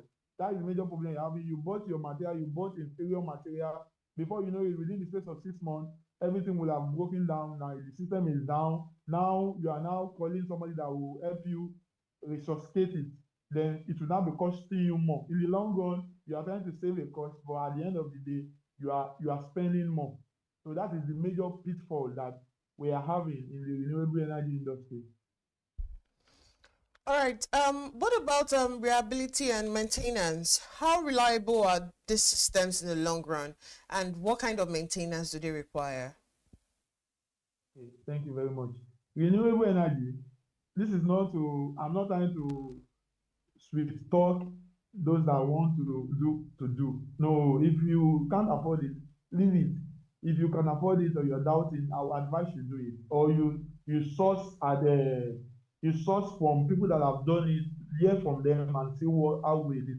But you see, solar energy, solar and inverter, it is very reliable. It is very reliable, especially if whoever is installing for you has some companies, because there are some leading company in inverter world today in Nigeria that I will forever, tomorrow, next tomorrow, I will always recommend for my clients. There are some products that, not that they are not good, but they have some limitations I will not recommend. But you see, when your installer installs something that is very good for you, it is very reliable. There's not much of maintenance. Maintenance comes maybe once or twice in a year. And that is even if you are using tubular. Okay, let me just give you a brief explanation on what type of battery we have in solar installation. We have what we call the AGM, the dry cell. We have the wet cell, or we call it tubular. Then there's one that is operational now that is more efficient today. We call it the lithium battery. The lithium battery does not have any kind of maintenance. The moment you install it, the next 5 years, your warranty, there is no kind of maintenance you want to do on it. And the tubular that has a maintenance procedure, maybe twice in a year, and the maintenance is not something that will tear your pocket or something. Maybe with 50,000 naira, with 50,000 naira, you maintain 2 batteries. That is, if you are using 2 batteries, you maintain 2 batteries. 60,000 naira, you will maintain 4 batteries. And if you set up something today, and in the next 1 year, the only maintenance you have done on it is not more than 60,000 naira for a whole year, it is a good one. Compared to you having NEPA issue, there's no light, the grid has broken down, then you have to work on your generator. If you are a Nigerian and you have been in this Nigeria for now, you know that if you are working with generator, there's a need for maintenance. Often you change oil, maybe once in 2 months, you look at all those things. Then there will be times that you have to call your engineer to come and repair your generator. But solar once, twice in a year, maintenance, and that is it. So the reliability is on the high side, the maintenance is on the low side. So the only issue with solar, which is not even an issue, is the initial cost. Because, and it's not, the fault is not even on the solar itself, it's on Nigeria economy. Everything is expensive now. So the initial cost is the only issue I would say you might have to raise the money to set up your system. Will be the only limitation. All right, so let's now look at the business competitiveness. Now, beyond cost savings, how does reliable power improve competitiveness for SMEs? Okay, well, the competitiveness for SME, I would like to be objective. I'll be selective of the kind of SME so that we will understand better. Okay, if we are saying SME, let's say, for example, you are a cafe shop. You have a cafe shop. You deal in printing. You do photocopy. You do cafe, like online internet connection. People come to your shop and they are connected in a school setting, and you have an inverter and you have solar. That means when there is light, everybody is working. You understand what I'm talking about? When there is light, everybody is working.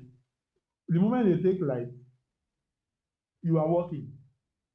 You are at the top of your market in that environment. And let me use another example. Let's say you are a retail shop owner. You are into selling of soft drinks, water, and all of that in an open market where, you know, if you go to Oshodi market now, you find that a lot of people are thirsty. They want to drink something cold. And you don't have to go and buy. You know what we do in Nigeria is people will go to a cold room, they will get something, they will buy their drinks there at a more expensive cost so that they will bring it to the market and come and sell. But you are in your shop, you have an inverter. Anytime, any day, as long as your inverter is working, you will always have something cold. You are at the edge, you are at the top of your market, like that. So quickly, in your view, how will renewable energy shape the future of SMEs and the Nigeria's power sector over the next decade? Renewable energy is cutting across commercial load, industrial load, and domestic load. So in the long run, you find out that the people that are neglecting, people that are avoiding or are being reluctant to employing renewable energy, they will be the one at the back of the market in the next 5 years. You will find out that even a student wants to do inverter now because they have seen the benefit of doing inverter. Everybody is employing it. So if you as an individual, you are avoiding or you are doing the money is too much, in the long run, you will find out that you are behind. It's looking more like if you are not using inverter in Nigeria today, more like you are behind. Though there are some areas in Nigeria where there is good electricity. Forget that the grid is down. There are some places that even though when grid is down, there is light. So renewable energy is shaping the world generally. There are some countries that they are depending, they are writing off other means of generating electricity. They are depending on renewable energy. So if you are an individual, if you can do it, that means you are doing yourself a lot of good. Thank you so much, Solomon. Thank you for your time on the Business Morning Show. All right, still to come after the break, why broadband reliability matters for Nigeria's digital economy. Just stay with us.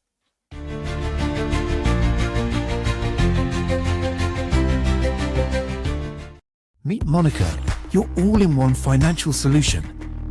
Convert crypto to Naira at juicy rates anytime, anywhere. Enjoy fast withdrawals straight to your bank. Buy airtime, data, and pay bills in seconds. No stress, no delays, just seamless transactions. Monica, the smarter way to move your money. Download now. Okay now, dependable insurance. After God, like the next insurance. See as the boys the Allah. All the ladies the Allah. Insure your car protection from accidents. Unforeseen loss, you can see them. Mistakes are meant to happen. If you don't jam the car, they'll jam yours. Will you beat them? Yes, you will get them arrested. Your plans for that day is affected. You waste your money, you waste energy. With AXA, you can be protected. Get the protection that pays today. Call 0700 AXA Mansa to get a motor insurance that pays. At Stanbic IBTC, we are here to help you grow with financing that helps you expand, expert knowledge across 20 African markets, trade solutions that open doors to 195 countries globally, and an online banking platform that works hard, because with us, there's possible, then there's more. Visit www.stanbicibtcbank.com/business for more. Stanbic IBTC. True strength. What defines it? The brilliance of a player? Or when a team comes together to win? A solo beat? Or the rhythm of many? The flair of one dancer? Or the art of a troupe? One distinct voice, or the beauty of the symphony. At FCMB Group, we build ecosystems, empower communities, and create the future. Because we believe it's not just one, but the power of the group that delivers the future we all desire. FCMB, the power of the group.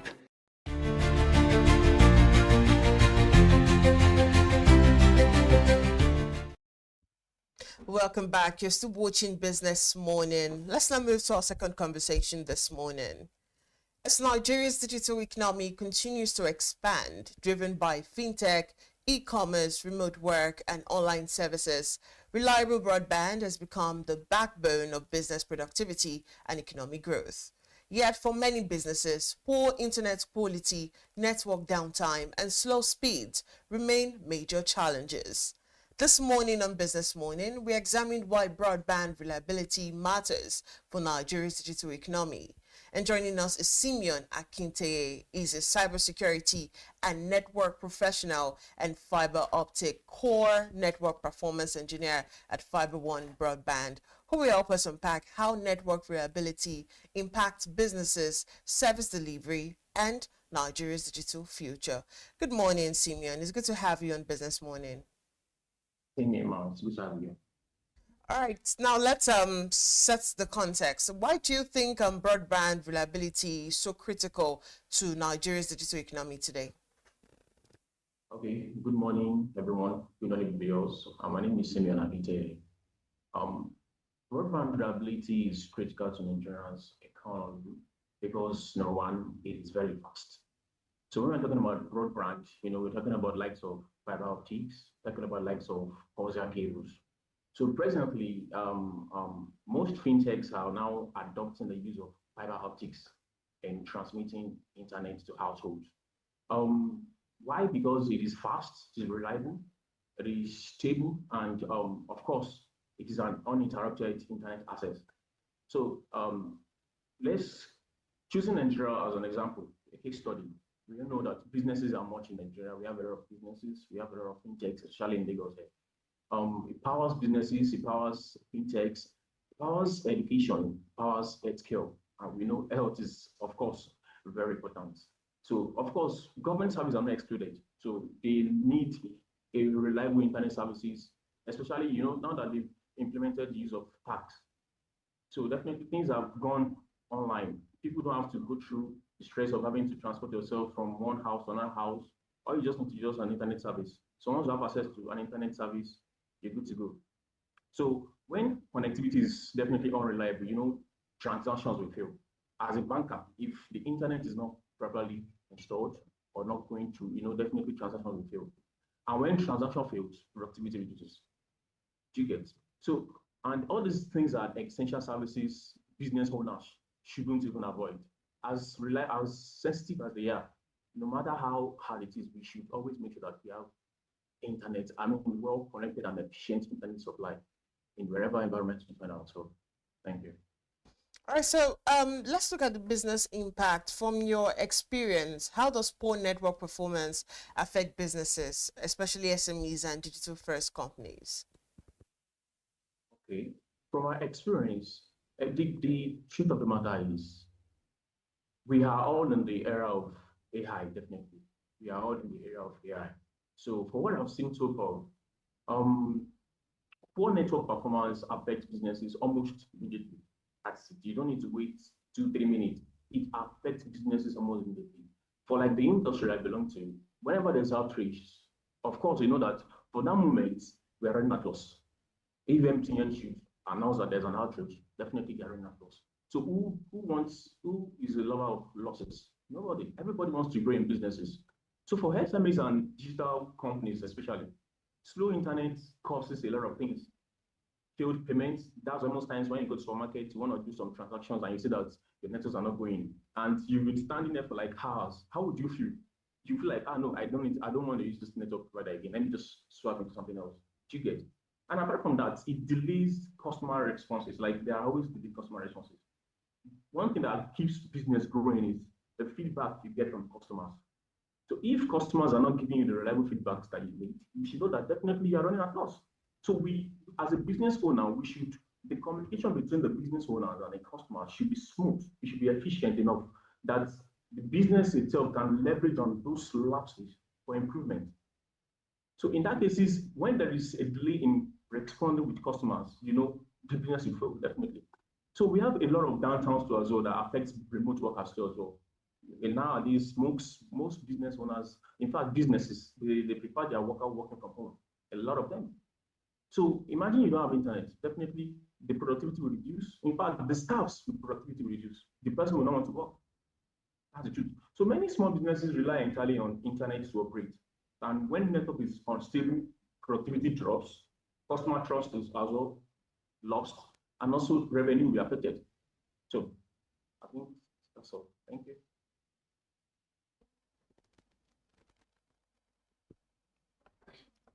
It's quite. So, what actually causes broadband downtime and slow speed in Nigeria? What exactly causes it? One thing that causes broadband Since you're the one, behind the scene, you're the one who actually give us this connectivity that we business owners can use to work with. So, what actually causes the downtime and the slow speed in Nigeria? Environmental factor. That's it, especially road construction. You see, most times whenever you're walking around the line, you see that you see some drenches, people doing drenches along the roadside. I don't know if you've seen that before. So most times, the right to, there's something we call right to way. Most times, when there is a poor road network, poor road construction, it tends to affect connectivity. You see all these ducts, there's something we call duct, all these ducts that are being dragged into the underground. They are passing internet from a particular source to another source and to households. So when there are degradation in all those areas, definitely internet supply will be cut off. There will be outrages. Then apart from that, we have equipment faults. You see, there's some they call, I don't know if it's okay or so. They are fond of excavating materials under the ground, selling it at ridiculous prices. So equipment fault too as well is one of the things that causes it. When you're not maintaining your gadgets properly, when you're not monitoring them properly, definitely you should know that a time will come, they will wear off. Then vandalism, just like I said the other time, going to the station to open something that doesn't belong to them and sell at a ridiculous price. Vandalism too causes a lot of havoc in broadband connectivity. Then also, when there is a poor network design, before any broadband connections can be done, there is always steps and protocols towards that. Number one is there has to be a network design. It's just like you want to build a house. If you don't have the prototype of what you're building, I mean the architect of what you're building, definitely you can't build something reasonable, right? So the same thing applies to internet. When we don't have a good network design, there is always going to be an issue. It's not like they are coming from let's assume you're coming from Lagos, they're going to Ibadan. You're not passing through Abuja, then from Abuja to Ibadan. You've used a lot of things. Number one, cable connectivity will be long and it will incur you more cost too as well because of the length of the cables you're using. So the same thing applies to network. When there is poor network design, definitely there will be issue, there will be downtime. Then flooding too as well. We see what will happen in Lekki. When there's flooding, trust me, there is always downtime. There's always downtime when there's flooding and extreme heat. So, and recently, definitely you should, I don't know if you've heard of fiber before. Fiber has been in existence from, I think, 5 years ago. Nigeria started adopting the use of fiber 3 years ago, thereabout. So fiber is now the most preferable means of transmitting the internet to the household, because even when rain is falling or there's a lot of heat penetration, it doesn't affect fiber because fiber travels through glasses, the speed of light. So no matter how heavy the rain is, it doesn't affect fiber. Thank you. Okay, so you just answered my next question, because I wanted to know why fiber is actually more reliable compared to other, other internet delivery methods. Now let's look at the cost of downtime. What are the real financial and operational costs of unreliable broadband for businesses? Okay, financial downtime. As I said the other time, when there is unreliable downtime in businesses, number one, there will be poor performance. Staffs will reduce their productivity. That is the truth. Then, Clipper, for instance, the company that you are presently, when you don't have internet supply, you won't be able to produce, you won't be able to come online. So, and if that is consistent, you should know that definitely you are losing the trust of your customers. So internet is very, very important. So whenever there's downtime, as a business owner, you should know that your downtime shouldn't even span, it shouldn't be more than 1 hour. It shouldn't be more than an hour, because within the space of that downtime and that 1 hour elapsing, you lost a lot of customers. That's the truth. That's why you see people having the MTN broadband, having Airtel broadband, having different broadbands. Because once one is failed, they swap into the other. So when you are trying to create, when there is downtime, you tend to lose customer, number one. Then the company revenue reduces. Then when the company revenue reduces, definitely staffs will not be paid well. Staffs will not be paid well. So those are the critical things that downtime causes in broadband environment. It causes low productivity. It causes loss of revenue. Do you understand? In fact, customers reduce their efficiency. So it's a general problem. It's a general problem on every time. Speak to us about security and performance. How closely linked are cybersecurity and the network performance in the modern broadband systems? Whenever you are talking about broadband network, there are data keep flowing from one packet, one houses to another. So they are vulnerable. They are very vulnerable. Like people, hackers, they call them threat actors. They tend to invade into the connectivity, try to access data. So cybersecurity and network performance are closely connected. They are closely connected. So when they are poorly managed, definitely they are open to attacks. They are open to data breaches. They are open to severe destruction. I think it happened. There was a time. I don't know if it is a particular bank. I don't want to mention the name. They were hacked, and there were a lot of traffic online going on. A lot of different opinions coming on online on Twitter. So due to their carelessness, a lot of things can happen. A lot of things can happen. So because of that, we admonish business owners who are actually in the environment, in a broadband environment, to always secure their network.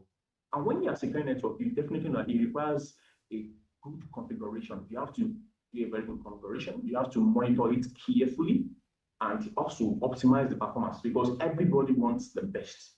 You don't just stay in, okay, I want to be using 10 gig. Some people are even bothered 100 gig. So everybody wants the best. So as a business owner, when you, as a broadband, if you are in the broadband environment, you should put into consideration of that you need to optimize your network, because the best and the best. This industry is very, very competitive. Then apart from that, the security nature of the business, it has to be well secured. And when I talk about security, I mean it has to be well configured.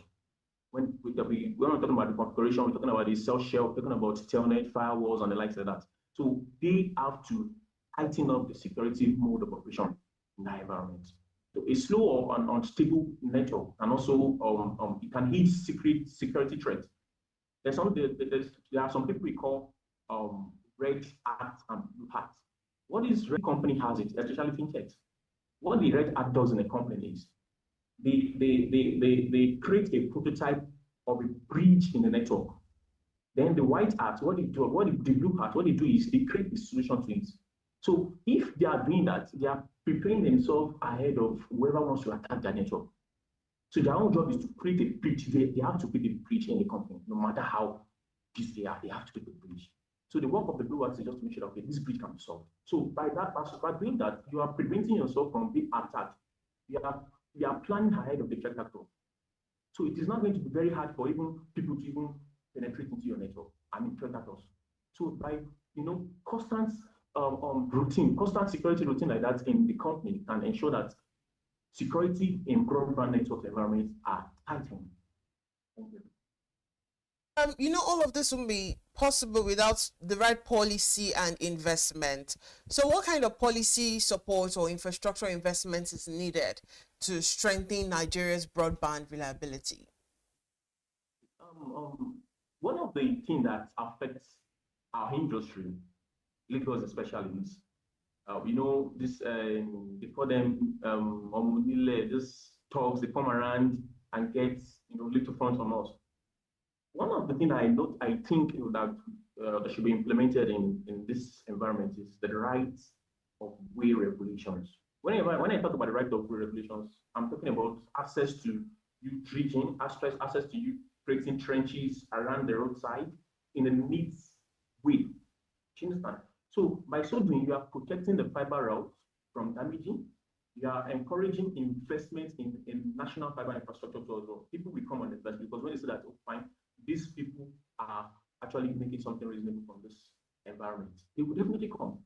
And whenever I'm talking about that, I'm talking about when there's no destruction, there's no congestion, there's everything goes in smoothly. And when I'm talking, I tell you that fiber travels through glass. The light passes through glass from one household to another household, to another household, to another household. So when there's no destruction, when there's no attenuation, I see no reason why households will not be well connected. Do you understand? So the rights of way regulations, government should make sure that it's been implemented. And apart from that, there was a time we were on site, and do you believe for a 1 meter dredging, just dredging from a 1 meter, you pay almost 1,500. 1,500.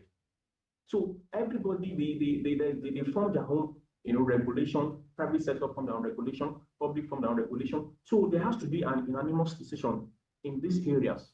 When we have a certain amount of money to be paid for dredging, and the reason why we are dredging is not because of our own profit, because we want to make sure that every household are well connected. So when there are standards in place in these prices, I think everybody will be connected. That's what I think.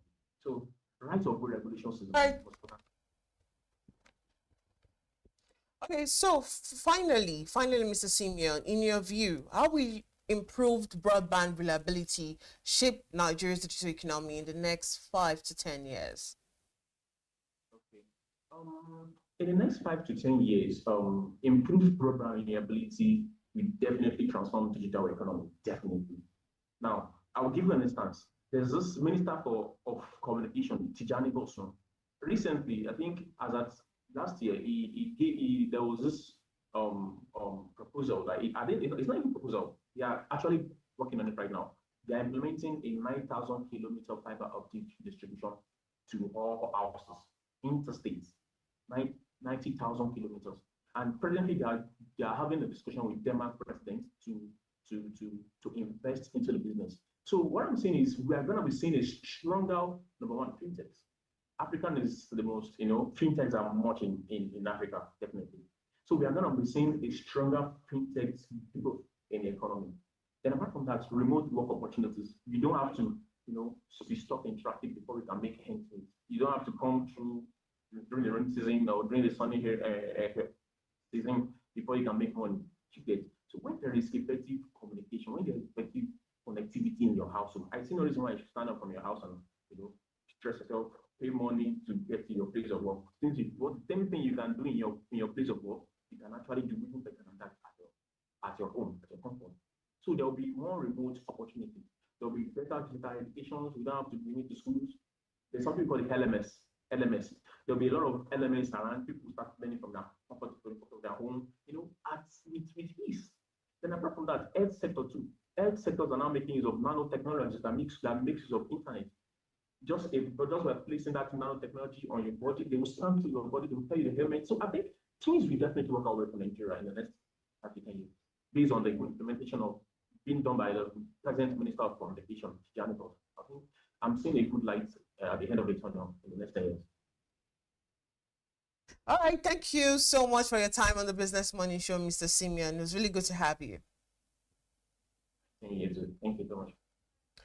All right, that's been our focus today on Business Morning. We looked at renewable energy opportunities for SMEs in Nigeria and why broadband reliability matters for Nigeria's digital economy.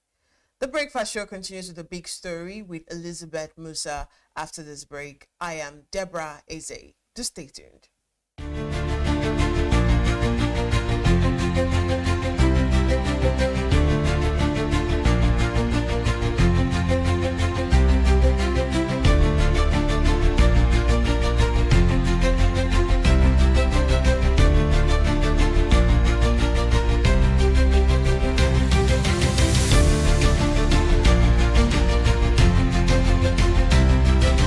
For many years, the NNPC Limited and First ENP joint venture operating on the petroleum mining leases 53 and 54 has stood out not only as an engine for energy production, but also as a committed partner to the communities that hosts its operations off the coast of Bayelsa State.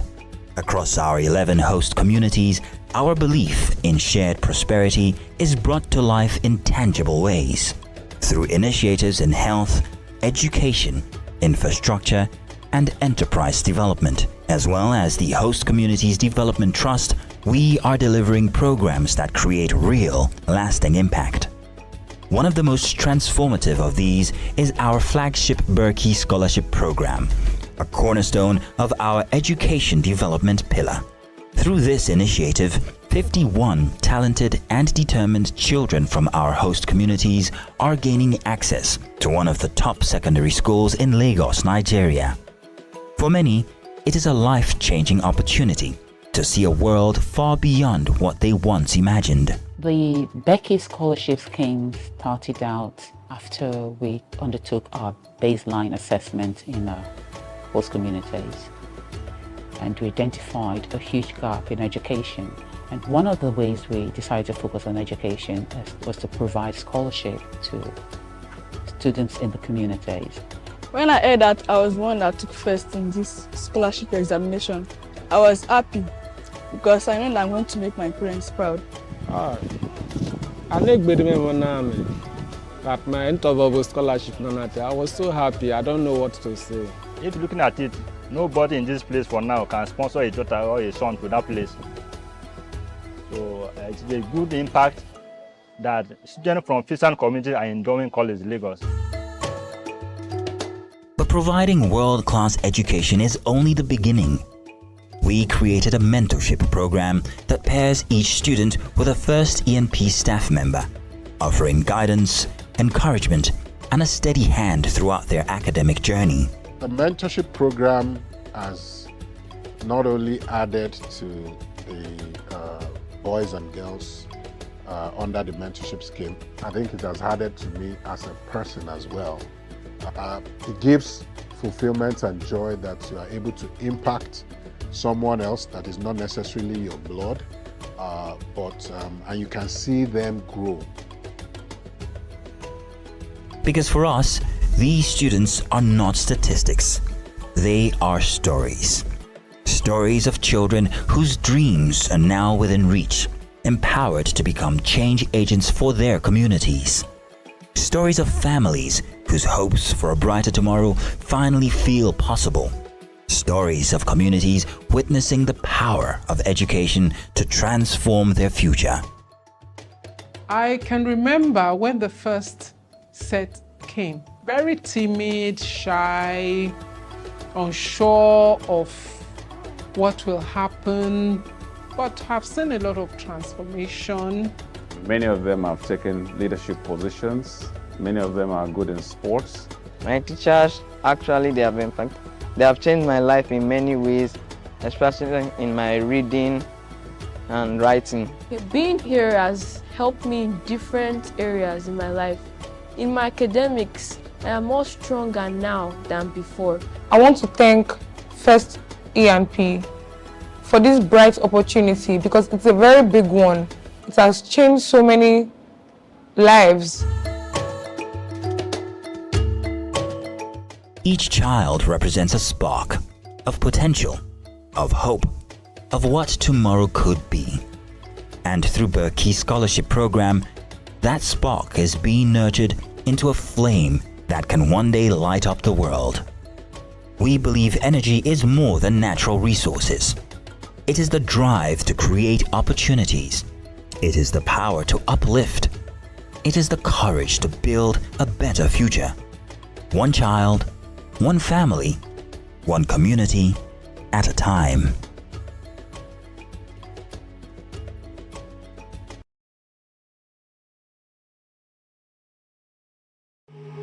Ladies and gentlemen, good morning and welcome to the Shift Conference. Before I say anything, please can we put our hands together for Dr. Sam Adeyemi. I was on a salary of 30,000 naira a month and I asked myself, Gabriel, what else can you do to earn 30,000 naira a month? If I can sell one truck of diesel, I'll make 30,000 naira a month. When you have a strategy, you implement it. You must be intentional about building strategic relationships. The power that you have is not absolute in the space because you must control the space to work, to support you, to deliver value. Hard work is good. I didn't say don't work hard, but working smart is better. Working smart is about maximizing productivity using every resource that is available to you. Your mindset is like a compass. If it's off just a little bit, it's going to take you a lot of time to reach your goals. See, money is a tool. And so what I realized is if a person can change their priorities around their money, they could change their outcome. If they can change their mindset around their money, they could change their money outcome. Our financial outcomes is a derivative of our money behaviors. You cannot travel within and stand still without. When you see cannot, that's riding on a principle. If I could push the inside, the outside is designed to do everything possible to catch up with it. It gives us great pleasure to unveil to you, reveal to the world for the first time, his latest book titled Shifts.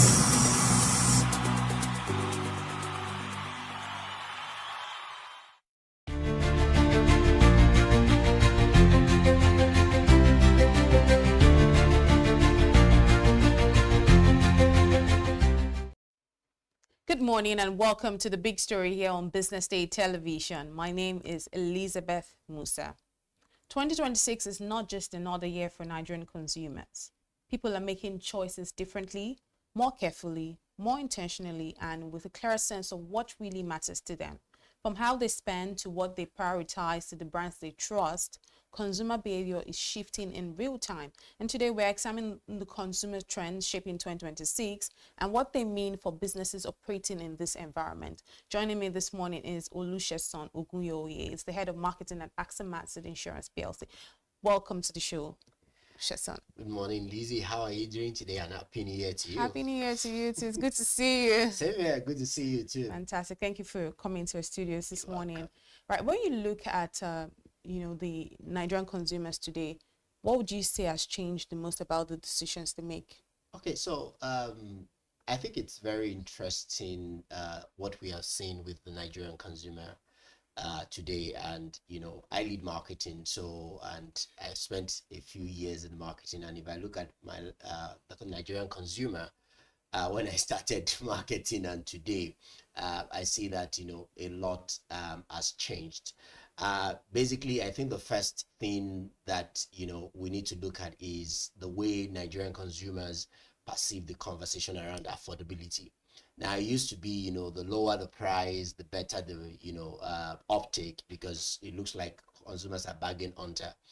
But you will find out that, in this day and age, that has changed because the consumer, before he or she considers, price, considers the value first and consider the experience of the product, of the service that he or she is going to get. So a consumer will rather buy a product that delivers value to him or her than buy a product or service that is of no use. And I think that makes sense, because at the end of the day, you are buying product to fulfill, to fill holes or gaps in your life. So if those products is not going to deliver, no matter how cheap it is, then definitely the consumer is not going to pick it up. So we have seen a shift, and of course that also comes with the proliferation and expansion of brand category, right? Because now today you have more brands serving certain categories, so it's easier for the consumer to not look at just price, but look at the brand that gives it the best quality at the most affordable price. So brands that are looking at it from a pricing perspective alone, we find that in 2026 or maybe 2025, we pretty much get it wrong. The second thing that I see with that trend is the conversation around Nigerian consumer being emotional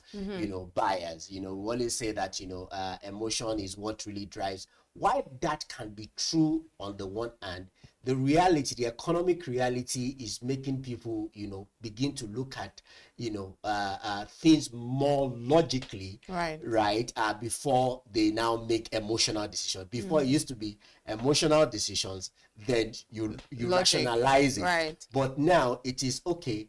Can I afford it, or can I push myself to afford it? Then when I do that, then I can now look at, okay, what are the emotional benefits of it? So if I look at it in just those two pillars, number one is affordability is no longer the silver bullet. Experience really matter. And number two is that logic is coming before emotion when it comes to decision making for the consumer. Exciting. And I mean, with everything you've said, I was going to ask you if you think that in year 2026, if you think that it's confidence, if people are applying more caution now, or they're buying out of necessity in terms of consumerism. So 2026 is going to be a very interesting year, and I think I learned that from the school of hard knocks. Right. And what I mean by that is that I chat with my wife a lot about. So you tell the inflation is coming down, the foreign reserve is expanding, and tax, and a lot of things seems to be looking up. And I will keep having this conversation. And I say, hey, young man, you don't seem to get it. You need to get into the market. I really look at the reality of the space. So the essence of that story is that, the decision is not likely to be about, confidence. It's likely to be about necessity. The reason being that 2026 is an election year. People are usually very cautious around, elections. It's hopefully things really get better. Second, there is a new tax law that is still keeping everybody in limbo. So again, there is also some level of cautious optimism, in that.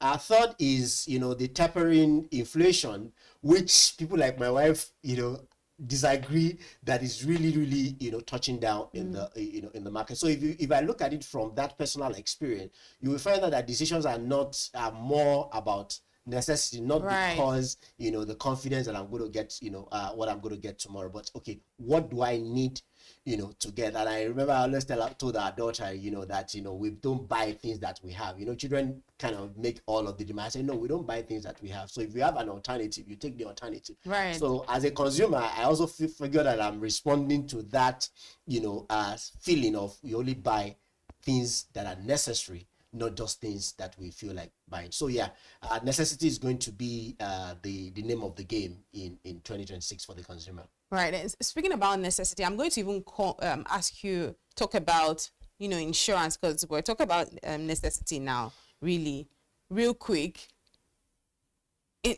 Would you say more Nigerians would want to purchase insurance now? Would they see it as a necessity now in 2026? With all of these factors that we've spoken about? That's a very tricky question, right? But I'll answer it in two ways, right? So would I say that Nigerians are more, tuned to insurance, right? Yes, Nigerians are more tuned to insurance. The question is what kind of insurance? My former CEO used to say something that we are all insurers in some way, because if your brother or your cousin gives birth to a child, he calls you and say, uncle, you are going to be more your wife. So in some way, you are an insurer. Also, you find out that in our lives as Nigeria, because of the communal nature, we have people whom, quote and unquote, we provide some sense of insurance to. That's a black tax. Black tax and so on and so forth. So yes, we're going to find out that kind of, way. But I think the lessons for the formal and traditional insurance is that it is not that people don't want protection, right? They just want it immediately in their own way, right, and in ways that are relevant to them. And if you take that back to the story of, okay, I have a child, if I call my uncle in 2 days, I should be able to get, I should be able to get a bailout. So is insurance able to pay me in 2 days, right? Is it relevant to me? I want to insure my mother, right?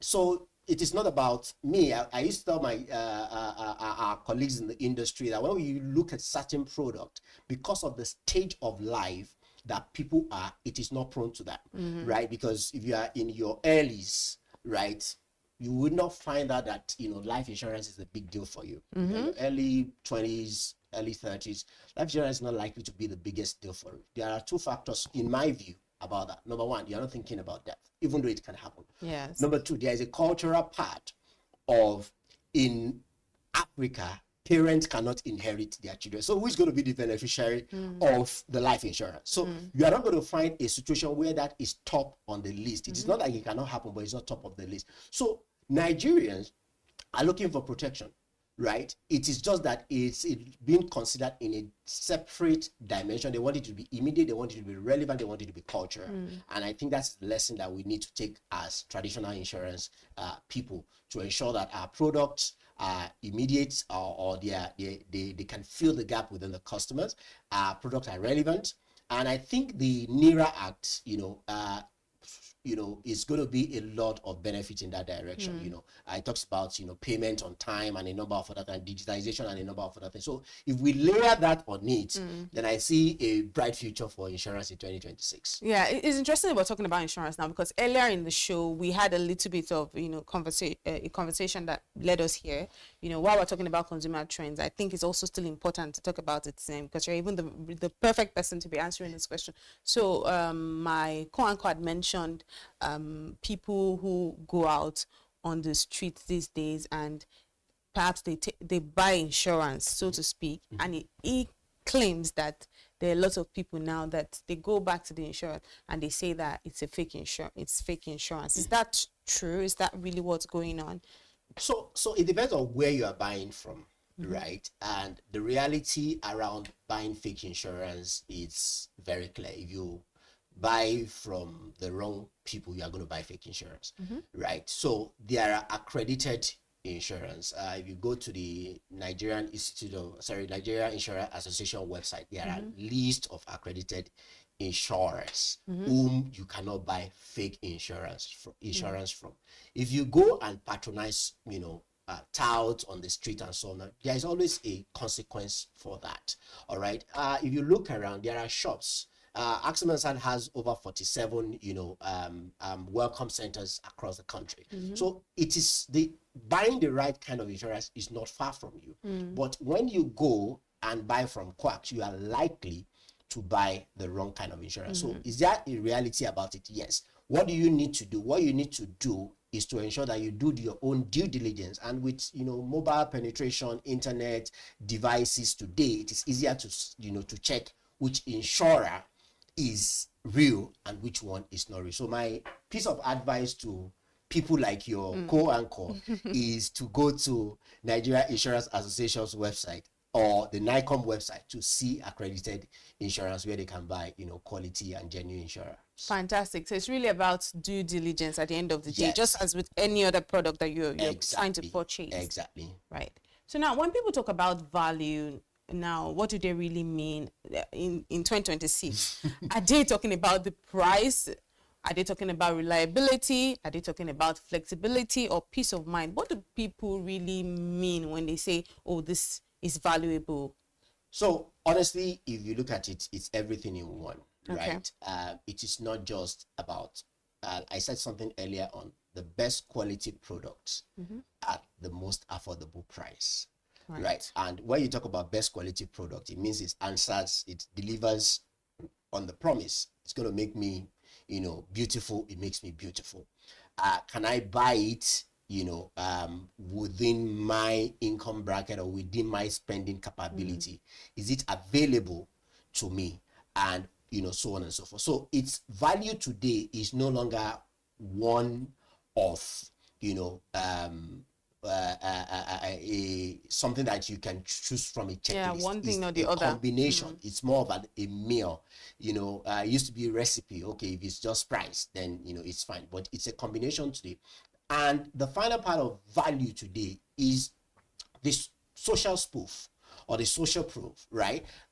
So I buy the product, it works, but how does it make people look at me? And we can't take that away because today we live in a, celebrity-driven world. Absolutely. Right? So another thing is, how do we ensure that the experience that people get from product or services, is able to reflect or it reflects in their life? So value is price, it is experience, it is the fact that the product is delivering or the promise, the performance, and so on and so forth. So it's a combination of both. So if you take price alone, your product is going to have problem. If you take experience alone and you overprice, you are also going to have a problem. So it is how do we put everything together, understanding the need of the customer, emotional need, psychological need, logical need, and so on and so forth, and we put everything together, and that's why we find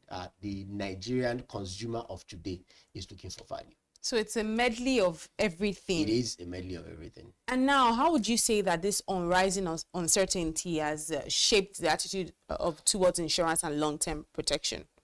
So the truth of the matter is the level of uncertainty is a trigger for the need for protection. Okay. Right. So one of my favorite authors, Christian Klinzenstein, said in his book, the prosperity paradox. He said nobody wakes up and wants to buy insurance. Right. So you don't sleep and wake up and say, okay, today I'm going to buy insurance.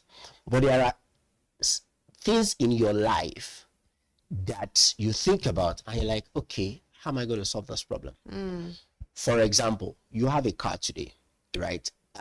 If you bought a car 5 years ago and you're still driving that car today, if anything happens to that car and you need to buy the same car today, you know you are not going to buy that same car at the same price any longer. That is a trigger for insurance, right? If you have, equipment, appliances in your home, and you find a situation where you need to replace them, you know you are not replacing them, you know, at the same price again. That is a trigger for insurance. So the uncertainties around us definitely, you know, are going to, you know, trigger people to want protection. The big question is, you know, how are they going to want to protect themselves, right? If I lose my car, would I tilt towards a loan more than tilt towards, you know, getting a claim for an insurance? That's the question that we need to answer, you know, as insurer. And, you know, consumers at the end of the day have a way, and like I always say, I don't like using the word consumer, because in a way we are all consumers. Yes, we right? all are. And we all behave, you know, in certain ways. So we are going to really permutate and look at it and look at which is the best option for me. But definitely there is trigger for insurance, and I'm hoping that, you know, from an insurance perspective or from the traditional insurance perspective, we are able to tap into those trigger and speak the language of, you know, the customer in terms of the kind of products that are out there. And I think there are very good products out there now that people can, you know, really benefit from. Right. And also from your perspective, you know, industry experience and just the research, some of the research that you've done, would you say that consumers are becoming more proactive towards, you know, what they planning ahead, you know, and spending, or are people more responsive when something happens these days? So it's a mix of both, right? As you know, and I say this one very guardedly right now. As Nigerians, we are reactive, right? It is not in our nature to be proactive. However, today's reality as is telling us, and you spoke about uncertainty. So increased uncertainty is helping us planning ahead. So for example, at the end of the day, I spoke about three things. You know, there is a new tax law, there is the fact that we are in an election year, right? And there is inflation that is coming down, that people like my wife says is not coming down. Now, if you look at these three, you know, factors, the question is, how would we naturally respond? And how pretty much how we respond basically is that we are going to look at it, okay, so what is likely to happen when electioneering campaign starts? What is likely to be the outcome of the elections? And based on that, you find out that a lot of younger people are planning, right? They've seen, you know, what, you know, not planning has done to their parents, right? I was having a conversation with a colleague in the office yesterday, and he said that, you know, he did some interview and he noticed that, you know, there were more female, you know, who were applying for job than male. And I said, yes, we are all the one who is driving the narrative of women being empowered, bringing, you know, something to the table, and that is the reaction that we get from it. So women are coming to do so. It's a good thing. It tells you that the narrative is working. It tells you that, you know, those things are working. So basically, that's what you are going to find. People are going to start planning ahead because uncertainty is a trigger for planning. If I know that, okay, there is certainty that I'm going to get to where I'm going, then maybe I don't need to use the Google map. But if I feel that, okay, there is a likelihood that between when I left my house and when I got here, there is traffic, then I'll probably, you know, use Google Map. And Google Map is a form of planning, you know, if you get that point. So that's the way, you know, we are going to be in 2023. We are going to have more people planning, even though it is not part of us. Yeah, I like the point you made about your colleague who had mentioned about, you know, more women coming for an interview and all of that stuff in terms of consumer trends defining 2026, I beg your pardon. And that brings me to another interesting question that I hope you can also answer for me, because we're talking about consumer trends. So I did have a friend who, like, they were letting out their house, apartment, and they had specifically said preferably a male. They specified on all the what do they call it, all the platforms that they listed it, and they said that they had, I don't want to give a number, but they had over 50 people come look at this, and they put preferably, but they said no man came. It was only females. What does that also say about consumer behavior? Like, what do I need to understand? Because I was curious to I asked them. I said, why do you think that was happening? They said they don't know because they specified. So again, it is, if I take the story that you have just told, it is a response to a trigger. Okay, what's that trigger? And we all started this narrative. We all started this advocacy, for women, all right, or for the female, girl child, and so on and so forth. And there also came the conversation around mixed households, where the man brings something to the table and the woman brings something to the table. And the final part of it is the fact that we started talking about women being in position of leadership and taking leadership either in the corporate world, in the family, and a number of other things like that. And there is the final part, which is the cultural part, right? And the cultural part is basically, if you want a home, not a house, you are better off getting, your female partner to do the assessment. Okay. Right. Yes, because what I look out for in a home, and this is 100% personal, right? I'm not generalizing. What I look out for in a home is different from what my wife looks out for in a home. So if I try to rent a home, there's going to be a problem. Okay. Or if I try to buy a home, there's going to be a problem, because honestly, I value something different, and of course she values something different. She's going to look at more about the environment, with their schools and a number of other things.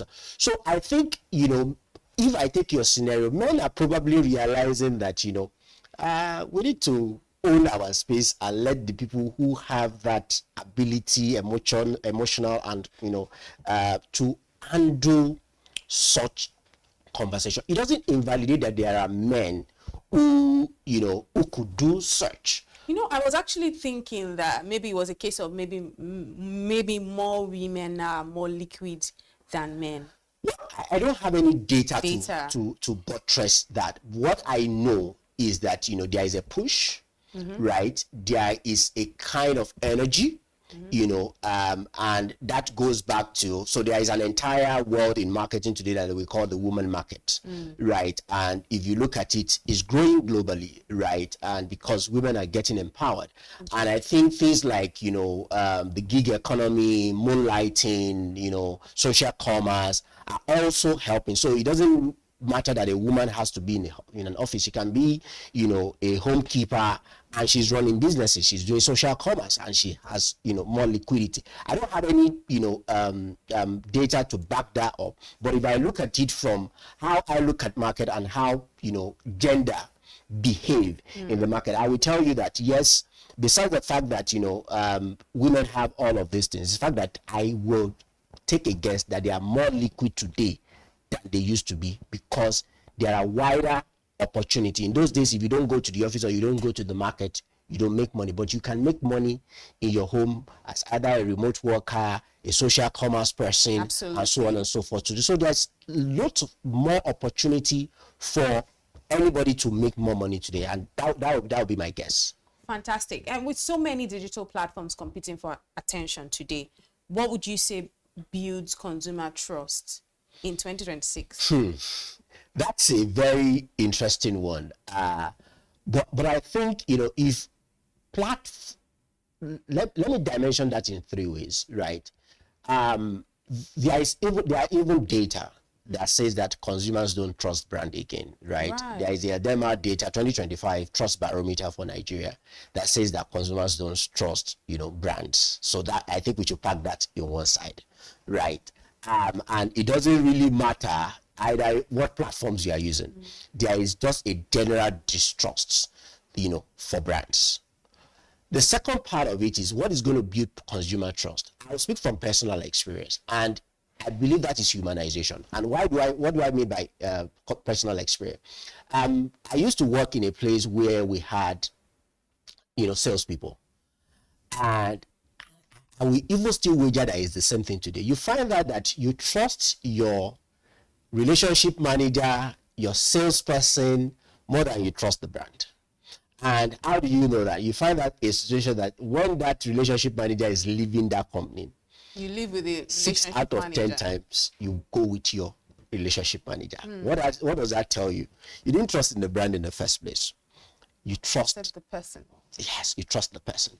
And I think that is the big lessons for brand that we need to take into consideration. Okay. And what do I mean by that? We find out that as brand owners, marketing professionals, and so on and so forth, we focus a lot on the brand image, the best advertising, the best website, the best content out there, and so on and so forth, forgetting that the promise we made is going to be delivered by human beings. And we don't pay attention to building those human beings. And when, customer expectation meets with brand experience, there is a breakdown. There's a reputational breakdown. This is not what you guys said. Yes. Right? Always come up. No, that's not what you said. This is what it is, because advertising, brand building has raised expectation, but we have forgotten to also bring, the internal, the people who work internally to that scale. And that's why some school of thought are arguing today that, brand management and human resources are sides of the same coin. In fact, there's a Harvard Business Review that argued that HR professionals, right, or brand management should be with HR professionals. And I don't mean brand management, but managing the brand should be with the HR professionals so that they can combine building the brand outside and building the brand, inside, because the experience that the customers are going to get eventually is going to come from what the people within the brand deliver. So as marketing people, as brand people, we need to pay a little more attention to the process of delivering the promise, the people who deliver the promise. They usually say that, marketing is like a iceberg, right? So you see the nice advertising and stuff, but below it is a whole lot of other things that needs to work for the experience to be real. Fantastic. We have to go now. Thank you so much, Olusegun Oguyoye. I was going to ask you one question, just 10 seconds. If you were to describe the Nigerian consumer today, what's the word you use to describe them?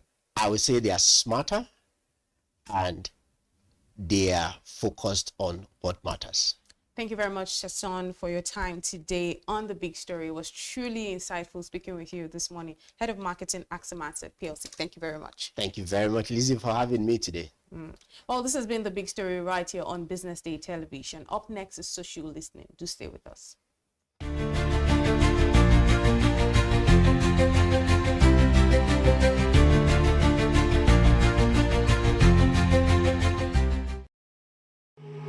Ladies and gentlemen, good morning and welcome to the Shift Conference. Before I say anything, please can we put our hands together for Dr. Sam Adeyemi.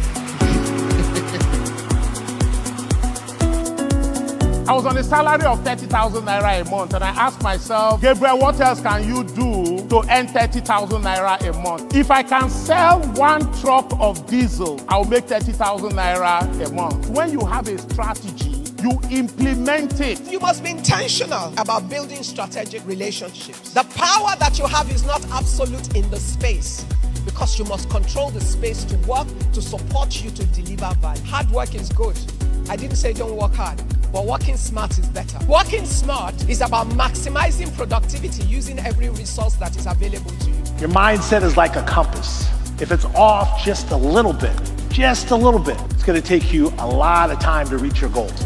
See, money is a tool. And so what I realized is if a person can change their priorities around their money, they could change their outcome. If they can change their mindset around their money, they could change their money outcome.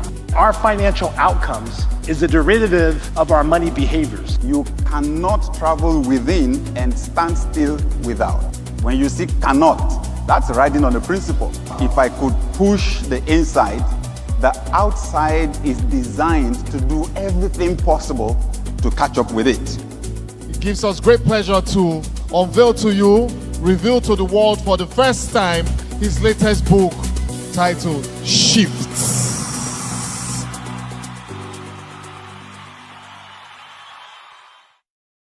Information is everywhere, but insights, that is rare. BusinessDay Premium gives you analysis, data, and context that keep you ahead.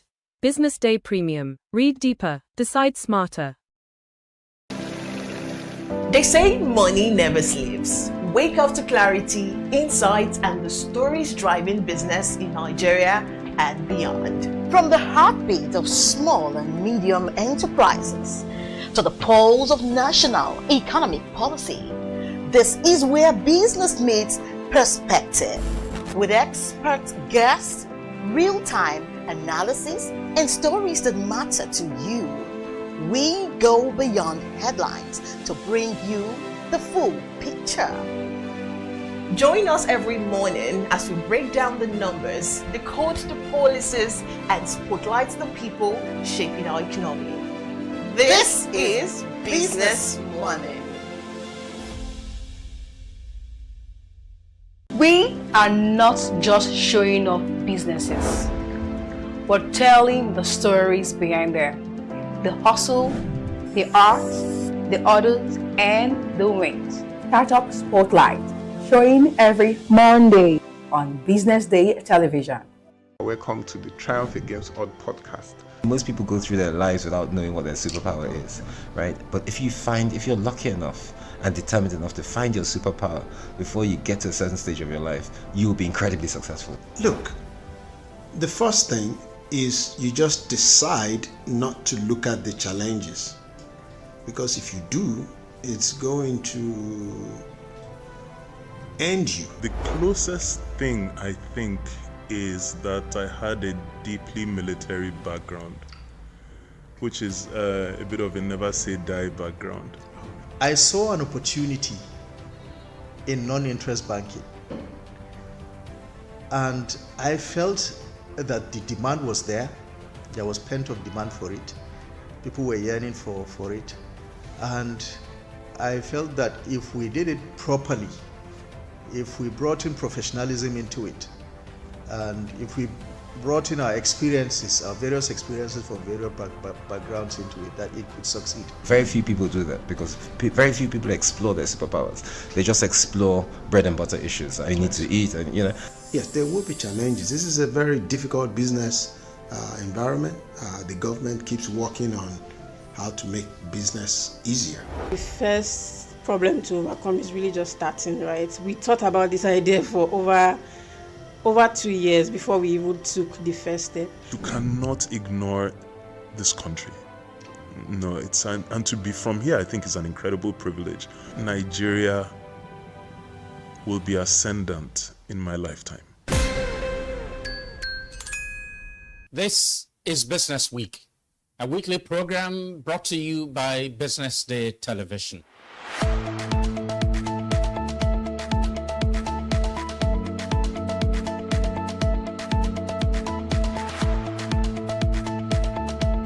For many years, we've talked about the need to, essentially diversify our revenue stream away from, the huge dependence on oil revenues.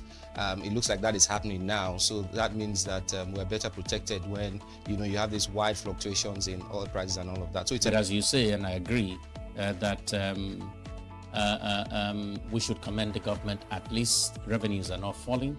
There have been times in the past when we recorded drops in revenue. That's not the case today. We're seeing revenues actually going up.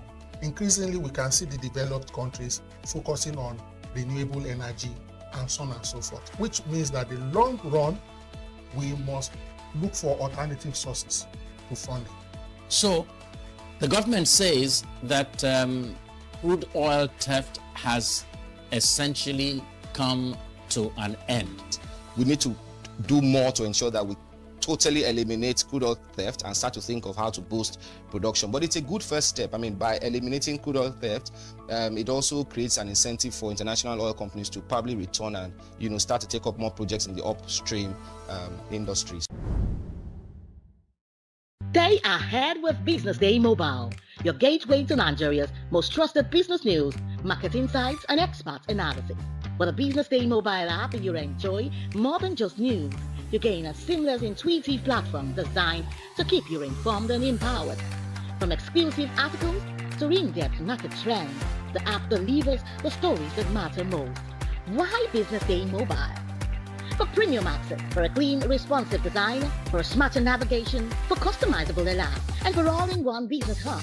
Whether you're a business leader, investor, policymaker, or enthusiast, Business Day Mobile brings you closer to the insights shaping Nigeria's business landscape.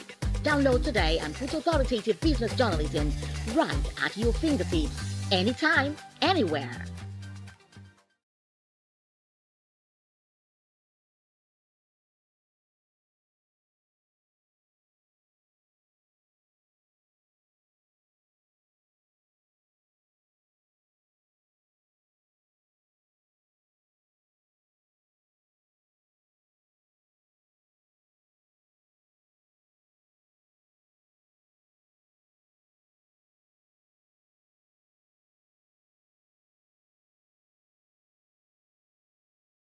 Attention business leaders. Want to make informed decisions?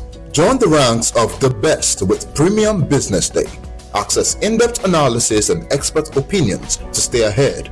Subscribe now at premium.businessday.ng and unlock premium content. Plus, you get 50% off your first subscription. Don't miss out. Make smarter choices and seize new opportunities. Sign up now and elevate your business game. Visit premium.businessday.ng today.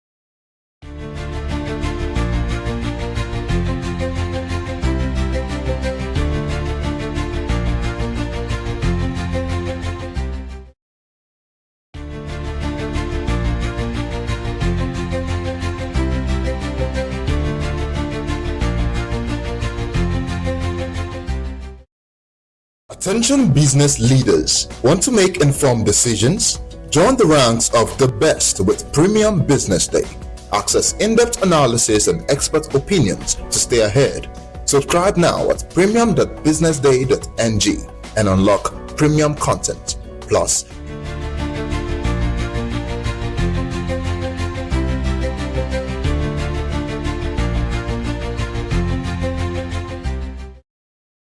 You're still watching Business Day television breakfast show, and this is social listening right here on the show. This is where we check out some of the stories making the round on social media. My name still remains Elizabeth Musa, and of course, joining us this morning is Onyeka Valentine. And we have our entertainment editor here at Business Day, Anthony Uduba, also joining us to share his knowledge on the story. We'll start off this morning with one story which is really gaining so much attention, so much traction on social media, and it's a heated social media clash between Grammy Award winning artist Ayo Balogun, popularly known as Wizkid, and Seun Kuti, who happens to be the son of late Afrobeat legend Fela Kuti, over legacy claims. Now, Wizkid reacted to his colleague Seun Kuti over the latter's criticism of his fan base, popularly known as Wizkid FC. Okay. Now, the online dispute between Wizkid and Seun began after members of Wizkid FC described the singer as a modern-day Fela, which drew sharp criticism from Seun. Now, reacting to Seun's criticism, Wizkid took to his Instagram stories on Tuesday to express his displeasure, which led to a heated exchange between Wizkid and Seun. Now, that's the story out of social media this month. So, Tony, do you want to give us your own insight? I mean, it's been a lot of back and forth. Seun has been doing on and on. What's it called? Peace to Calm. I'll call it Peace to Calm videos on social media where he's been like attacking the Wizkid FC, and Wizkid had to respond yesterday and said, like, what problem do you have with me? Like, then he went, and Wizkid, there's a reason they say Wizkid probably keeps quiet, because when he decides to speak, and that's how people that keep quiet, when he decides to speak, like the things that come out of his mouth, they're wild, and then goes on to say all sort of things that obviously we cannot show on social media, talking about even bringing his wife, Seun's wife, to the mix, saying, did he have anything to do with his wife? Why can't he keep his name out of his mouth? You know, even went on to say that he's greater than Fela. You know, that's a tongue-in-cheek statement anyway. You know, maybe just trying to get at him and saying, if you're saying that Wizkid is not big or whatever, then in fact I'm bigger than your dad. But I mean, for a long time, Wizkid has always paid respect to Fela. That's for sure. Which is why it got a little bit confusing as to why Seun was attacking the FC. So in my opinion, so basically from what I've seen so far, I understand where both parties come from. And in the space of Afrobeats to Afrobeats, we all know that Fela was the one who pioneered the genre for Wizkid and the likes to flow. And, you know, after Fela's death and, you know, years has gone by, it has not been commercialized the way it has been until when this new era of artists came in to, you know, make, you know, the world see and hear Afrobeats and look at, you know, modernize it. The era of streaming comes in. But then again, we have to pay homage to who homage behind. Wizkid has always done that throughout his career. If you actually look at his discography, you would see that he has sampled Fela like multiple times, if not 7 to 8 times already, from previous albums coming. And this is someone that has paid respect to him. You know, has a tattoo of Fela on his body. You know, he's someone that pays respect and all that. So, from where I stand, both parties can be right and wrong at the same time. You have the likes of Wizkid FC, who are majorly Gen Zs, if you ask me. These guys did not listen to Fela. These guys did not, they didn't know the impact he brought in. They have heard the stories, they didn't grow with him. In fact, Fela died in 1997. How many of these fans were alive when he died? So if you are calling these fans out to say, oh, because of their knowledge of what music is, if you know what, I was speaking with one of my friends yesterday, and I was showing her music of 2008, and she doesn't even know it, and it was a classic in 2008. So if you tell this person that this music is a classic, this person has done, she's very written actually like, I don't know this person you're talking about, but I know. And if you are, again, this is where history comes in. Fela is great in his time, and basically he has done well paved the way for artists like Wizkid. And Wizkid has come in and shown artists or Nigerians or Africans the better way to market and sell Afrobeats. He has his right to also stand. And, you know, Seun Kuti going back and forth with Wizkid FC, it's kind of like, you know your place, you know where you stand in history, you know where Fela is in history. You shouldn't be arguing with young children who don't know the value of what Fela brings. If you know the value of what he brings, because if you check the facts, Fela in 2024 has raked in terms of his estate, has raked in millions of dollars for the family. So, but you know, there's a conversation on social media saying that Wizkid is greater than Fela and all of that stuff.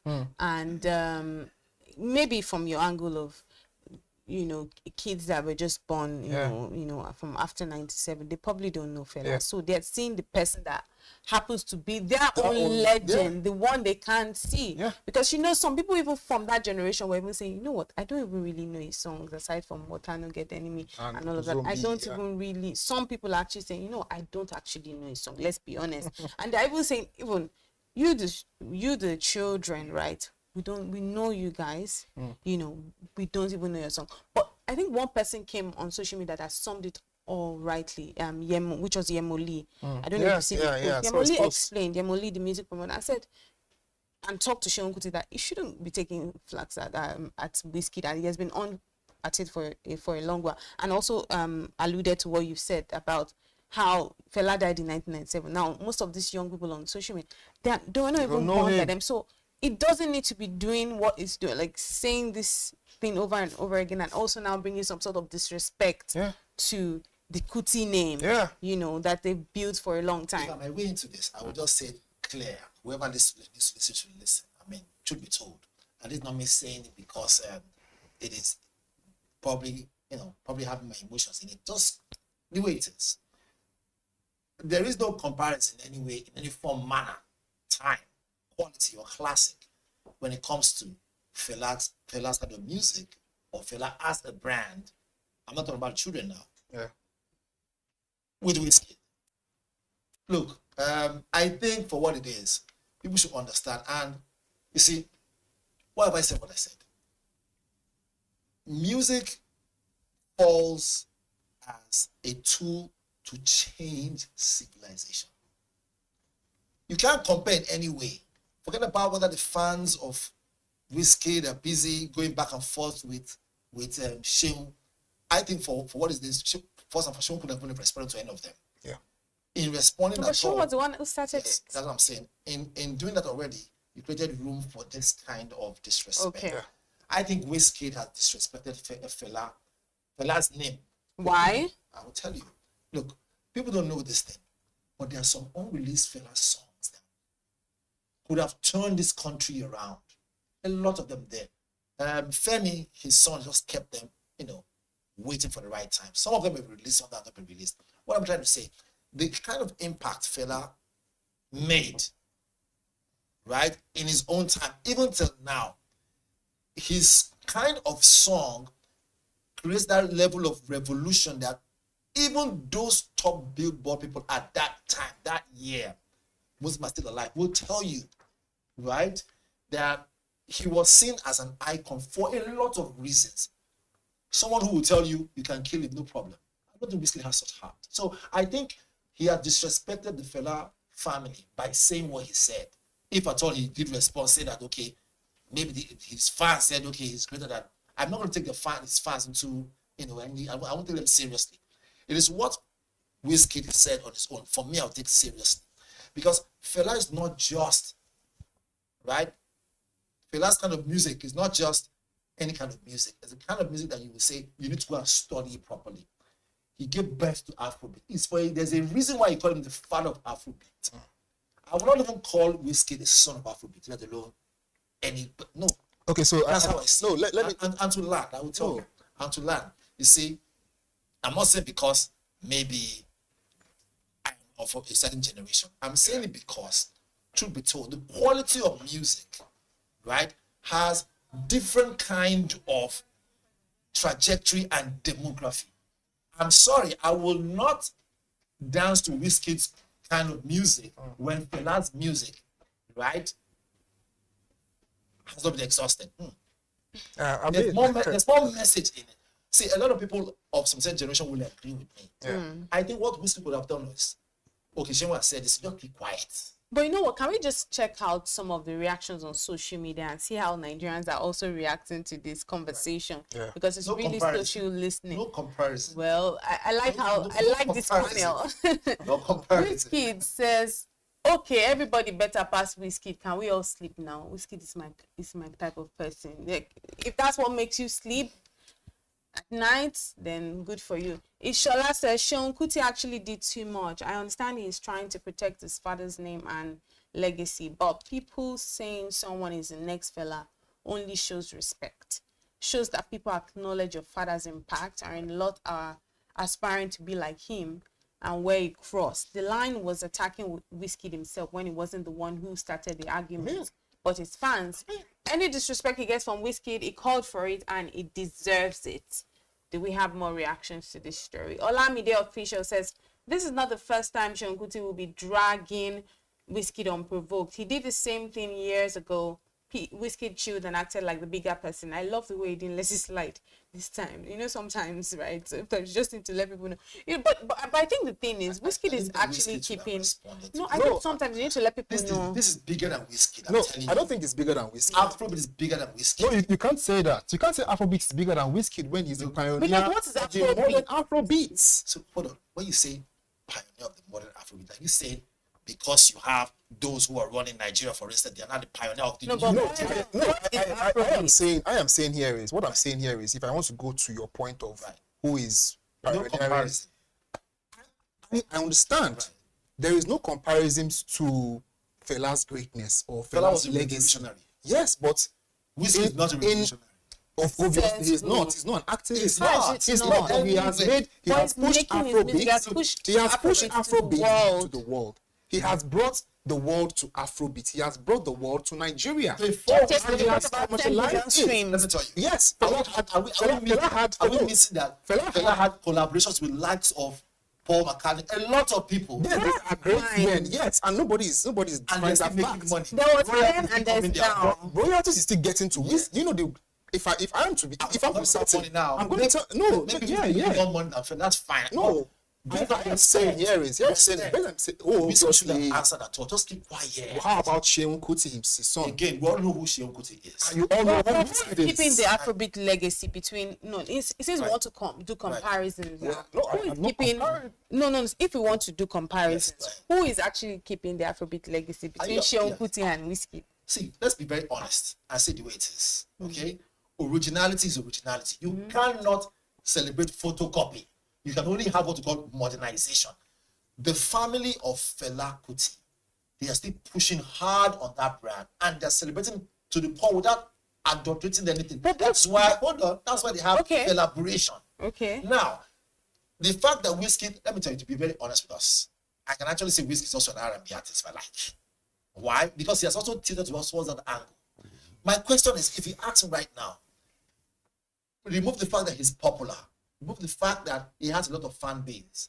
Afrobeat is basically music that comes from Africa, and Whiskey that is one of those is that Nigerian artist that has actually put Nigeria on the map. If I want to conclude with my own points, I would say that Wizkid has made, or Wizkid alongside Davido, alongside Burna, these are people that have propelled, and Rema, these are the people that have propelled our music to where it is today.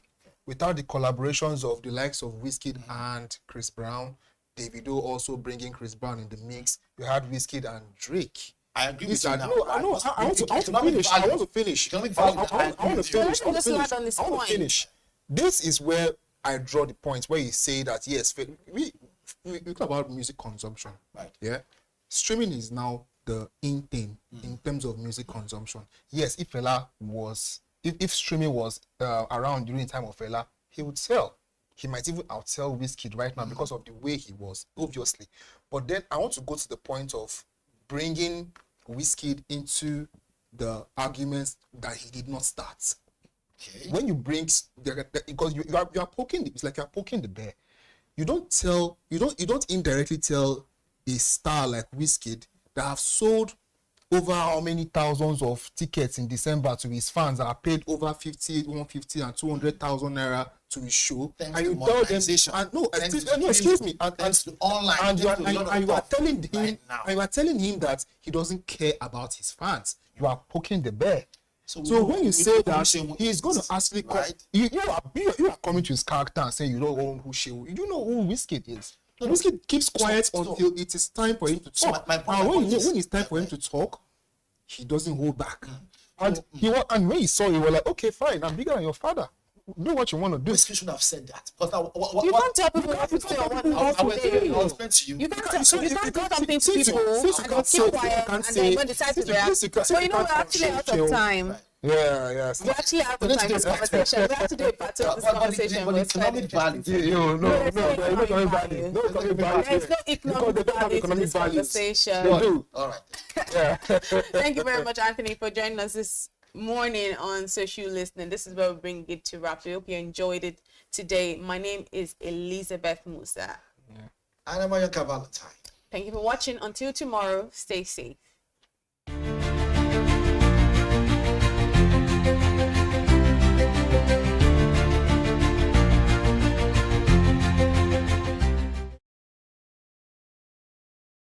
For many years, the NNPC Limited and First ENP joint venture, operating under Petroleum Mining Leases 53 and 54, has stood out not only as an engine for energy production, but but also as a committed partner to the communities that hosts its operations off the coast of Bayelsa State.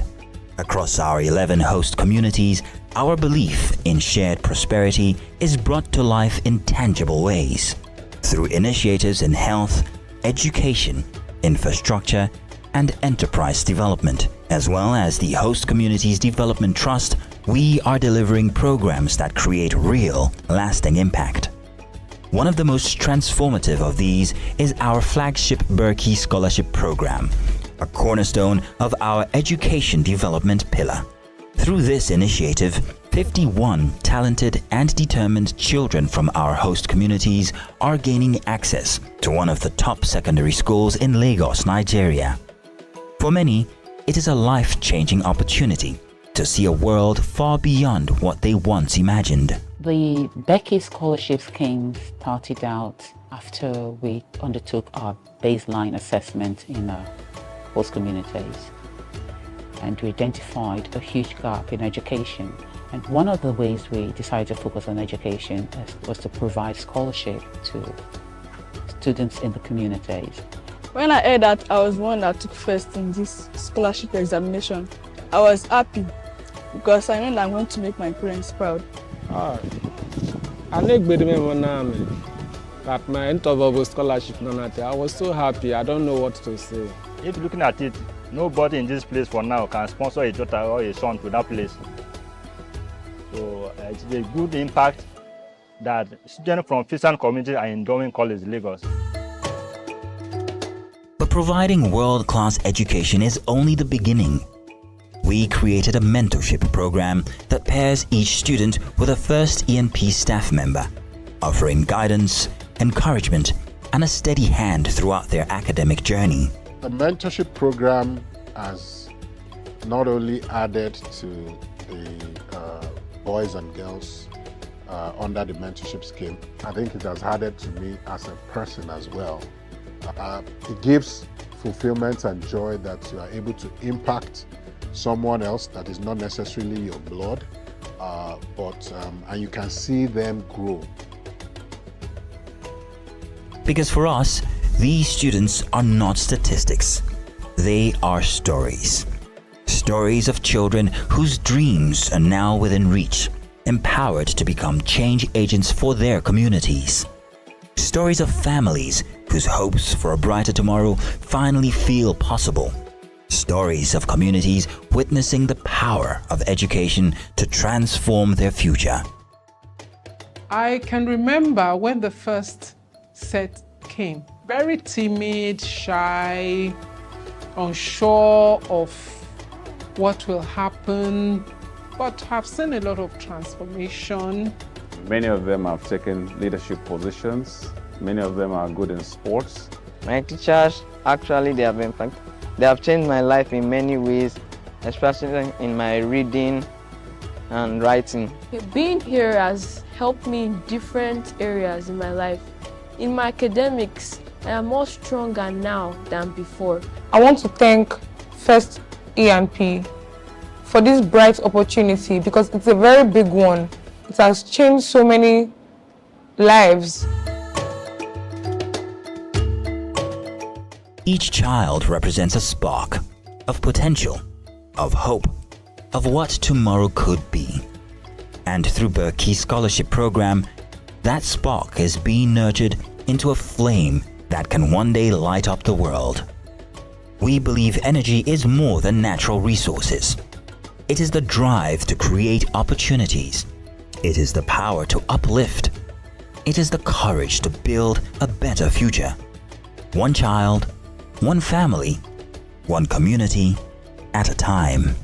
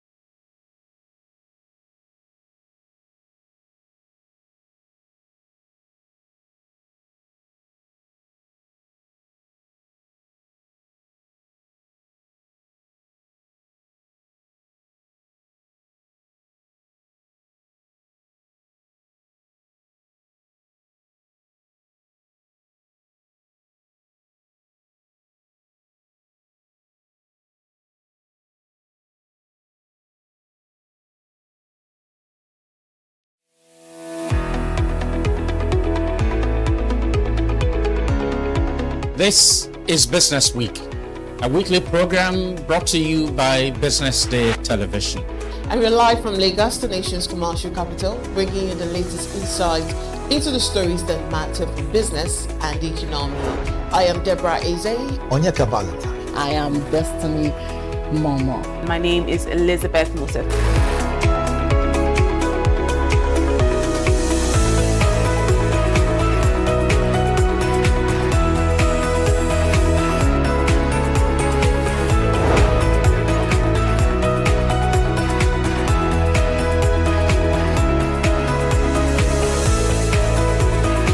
When you think of business, think no more, think Business Day.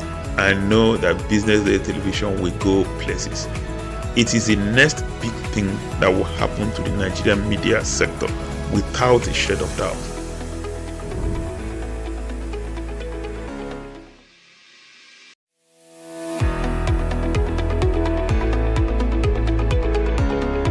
This is Business Week, a weekly program brought to you by BusinessDay Television. And we're live from Lagos, the nation's commercial capital, bringing you the latest insight into the stories that matter for business and the economy. I am Deborah Eze. Onyeka Valentine. I am Destiny Momo. My name is Elizabeth Moses.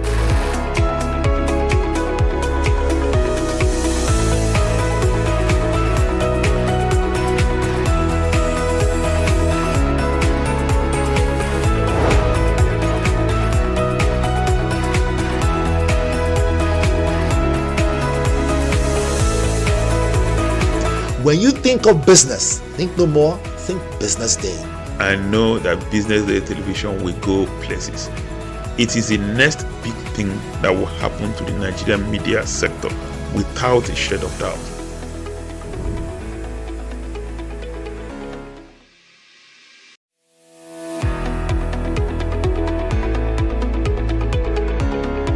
This is Business Week, a weekly program brought to you by BusinessDay Television. And we're live from Lagos, the nation's commercial capital, bringing you the latest insight into the stories that matter for business and the economy. I am Deborah Eze. Onyeka Valentine. I am Destiny Momo. My name is Elizabeth Moses.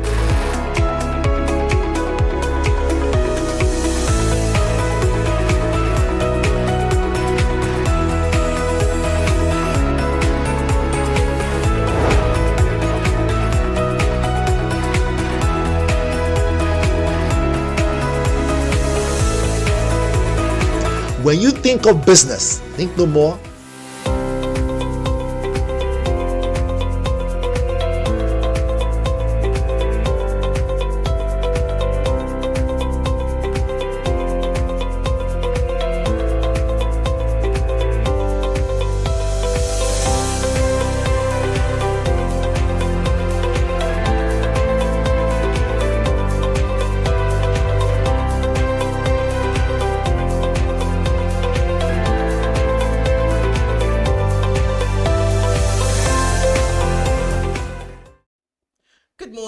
Welcome to the Business News Hour, reaching you live from the Business Day Television. I am Deborah Eze. Now the headlines. Domestic refiners move to cut petrol import. A naira appreciates to 1,419 naira to a dollar in parallel market. NGX recovers add 93 billion naira to market capitalization. And Nigeria's crypto market transactions hit $92.1 billion US. Federal government prioritizes infrastructure in 87.31 billion naira aviation budget. And we begin today's business news in Nigeria, where domestic refineries in Nigeria have declared they have the capacity to supply more fuel to the local market in 2026 than importers did in 2025. The Crude Oil Refiners Association of Nigeria said members, including the Dangote Petroleum Refinery, can meet the nation's fuel demand without relying on import. In 2025, petrol importation accounted for nearly 2/3 of premium malted spirit consumption, with domestic refineries contributing just 37.5% of the total 18.97 billion liters consumed. Dangote Group President Aliko Dangote has previously criticized regulatory practices, saying the issuance of import licenses while domestic refineries were adequately supplied undermined the economy. The refinery maintains it can satisfy local demand while exporting excess fuel abroad. And Dangote has also implemented strategic gantry price reduction to make petrol more affordable for Nigerians, even at a financial loss, emphasizing the refinery's commitment to reducing import dependency and supporting domestic supply. Meanwhile, the Naira strengthened yesterday, rising to 1,490 Naira to a dollar in the foreign market from 1,495 per dollar recorded on Monday. Similarly, the local currency appreciated in the Nigerian foreign exchange market, closing at 1,420 Naira per dollar. Data from the Central Bank of Nigeria indicated that the indicative exchange rate for the Naira fell slightly from 1,420 Naira 50 kobo per dollar on Monday to 1,420 Naira per dollar, marking a 50 kobo gain. The appreciation in both parallel and official markets narrowed the spread between the 70 Naira per dollar from 74.50 Naira to a dollar at the start of the week. Analyst notes that the narrowing margin reflects improved liquidity in the foreign exchange market, while cautious investor sentiment continues to support the gradual strengthening of the Naira. And moving on, stocks closed higher on Tuesday as the Nigerian exchange recovered losses from Monday, with market capitalization rising by 93.48 billion naira to 106.44 trillion naira. The all-share index gained 1,144.33 points, or 0.09%, to close at 166,256.83 points, reflecting renewed investor interest in select equities. Trading activities improved in both volume and value, with 795.46 million shares valued at 19.98 billion naira exchanged across 45,390 deals, representing a 26% increase in volume and 35% rise in turnover, although deal count fell 22%. Among equities, Red Star Express led gainers with 10% rise to 15.95 naira per share, while Aluminium Extrusion Industries and Jay's Bank declined 9.95% and 9.88% respectively. Tantalizer recorded the highest trading volume at 87.0 million shares, while GTCO topped in value terms at 3.79 billion naira, signaling cautious optimism as investors repositioned portfolios. In the digital economy, despite regulatory uncertainties, Nigeria continues to dominate sub-Saharan Africa's crypto markets, processing $92.1 billion in transactions between July 2024 and June 2025, according to PwC Nigeria. The firm, in its Economic Outlook 2026, said the Nigerian crypto market is poised for further growth this year, driven largely by the introduction of a formal regulatory and tax framework. New Tax and Tax Administration Act, effective 2026, will classify crypto profits as taxable income of up to 25%, replacing the previous 10% capital gains tax, while virtual asset service providers face heightened compliance and reporting obligations. PwC projected that Nigeria will remain SSA's largest crypto market in 2026, supported by FX access limitations, inflation sensitivity, and strong demand for stablecoins as a practical store of value. Stablecoin usage is structurally higher in Nigeria, reflecting reliance on crypto as an informal FX and dollar substitute channel, though reported data covers only centralized exchanges. And still on, the federal government has proposed a total allocation of 87.31 billion naira for the Ministry of Aviation and Aerospace Development and its agencies in the 2026 appropriation bill, with the majority earmarked for capital expenditure. Budget details show that 17.19 billion naira over 80% of the total is set aside for capital projects, while 14.78 billion naira is allocated to personnel costs and 2.34 billion naira for overheads.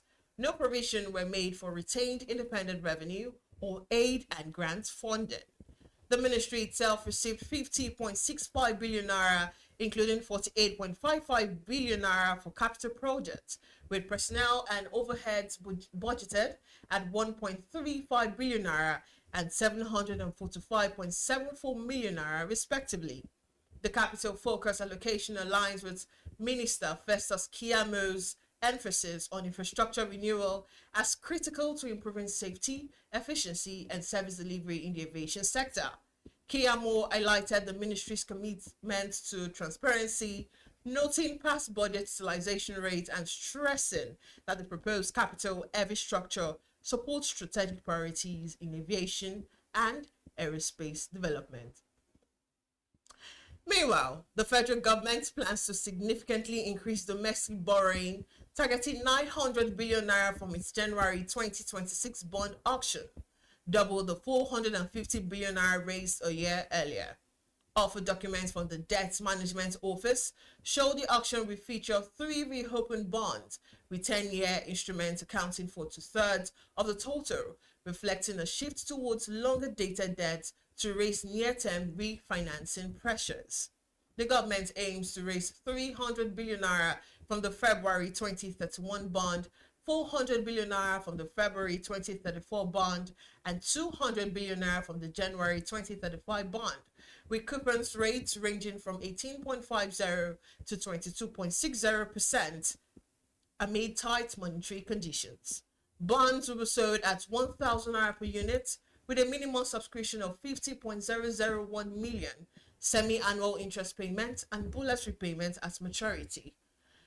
Finance Minister Wale Edun said the government intends to prioritize domestic resource mobilization and reduce reliance on borrowing, while strengthening tax revenue and fiscal sustainability amid global economic pressure. We'll go on a quick break now. When we return, we'll bring you more updates. Just stay with us.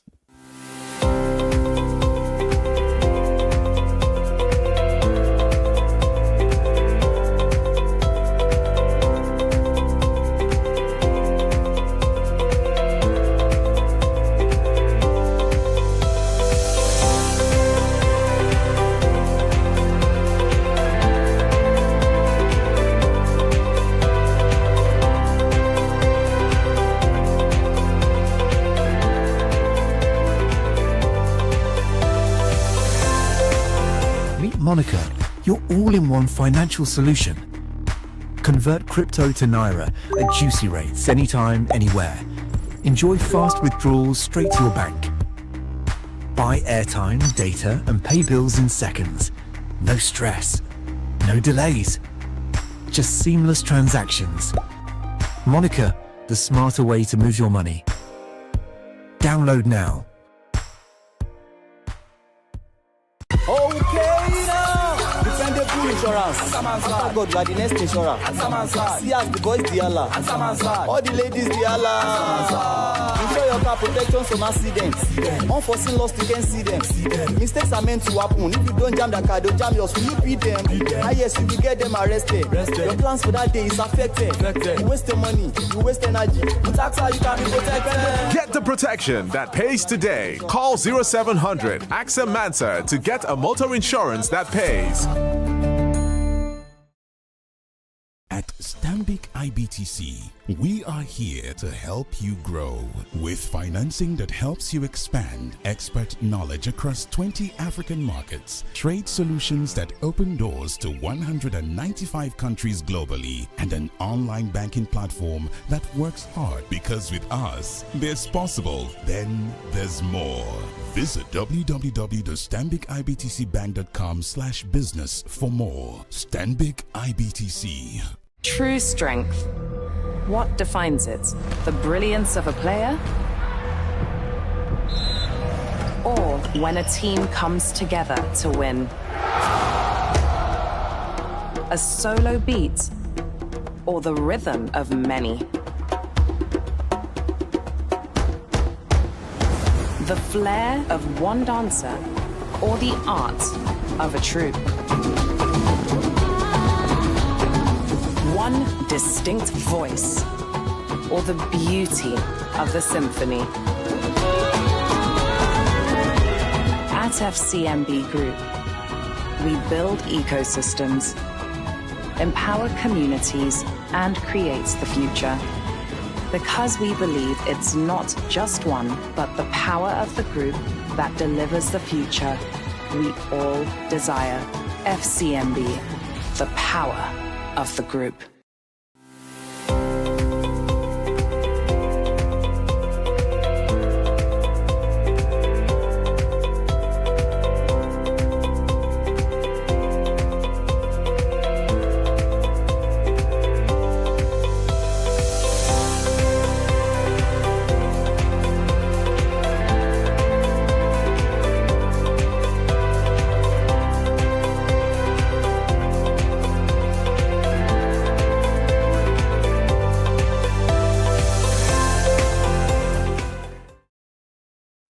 Welcome back. You're watching the Business News Hour. And the federal government has announced plans to grow Nigeria's livestock subsector contribution to GDP from $32 billion to over $74 billion within the next decade. Minister of Livestock Development, Idi Mokhtar Maiha, revealed the target during a livestock stakeholders engagement in Ilorin, which brought together over 250 participants from across the value chain. Represented by Special Advisor Mark Mbaram, Maima said the government is committed to positioning livestock as a key driver of food security, job creation, and economic growth through the National Livestock Growth Acceleration Strategy. Highlighting the need for modern production methods, he noted that ranching would replace open grazing and itinerant herding, ensuring better animal management, higher productivity, and increased returns. Choir state officials, including Commissioner for Livestock Development, Oloruntoyosi Thomas, affirmed the state's commitment to addressing sector challenges through policy-driven interventions and stakeholder engagement.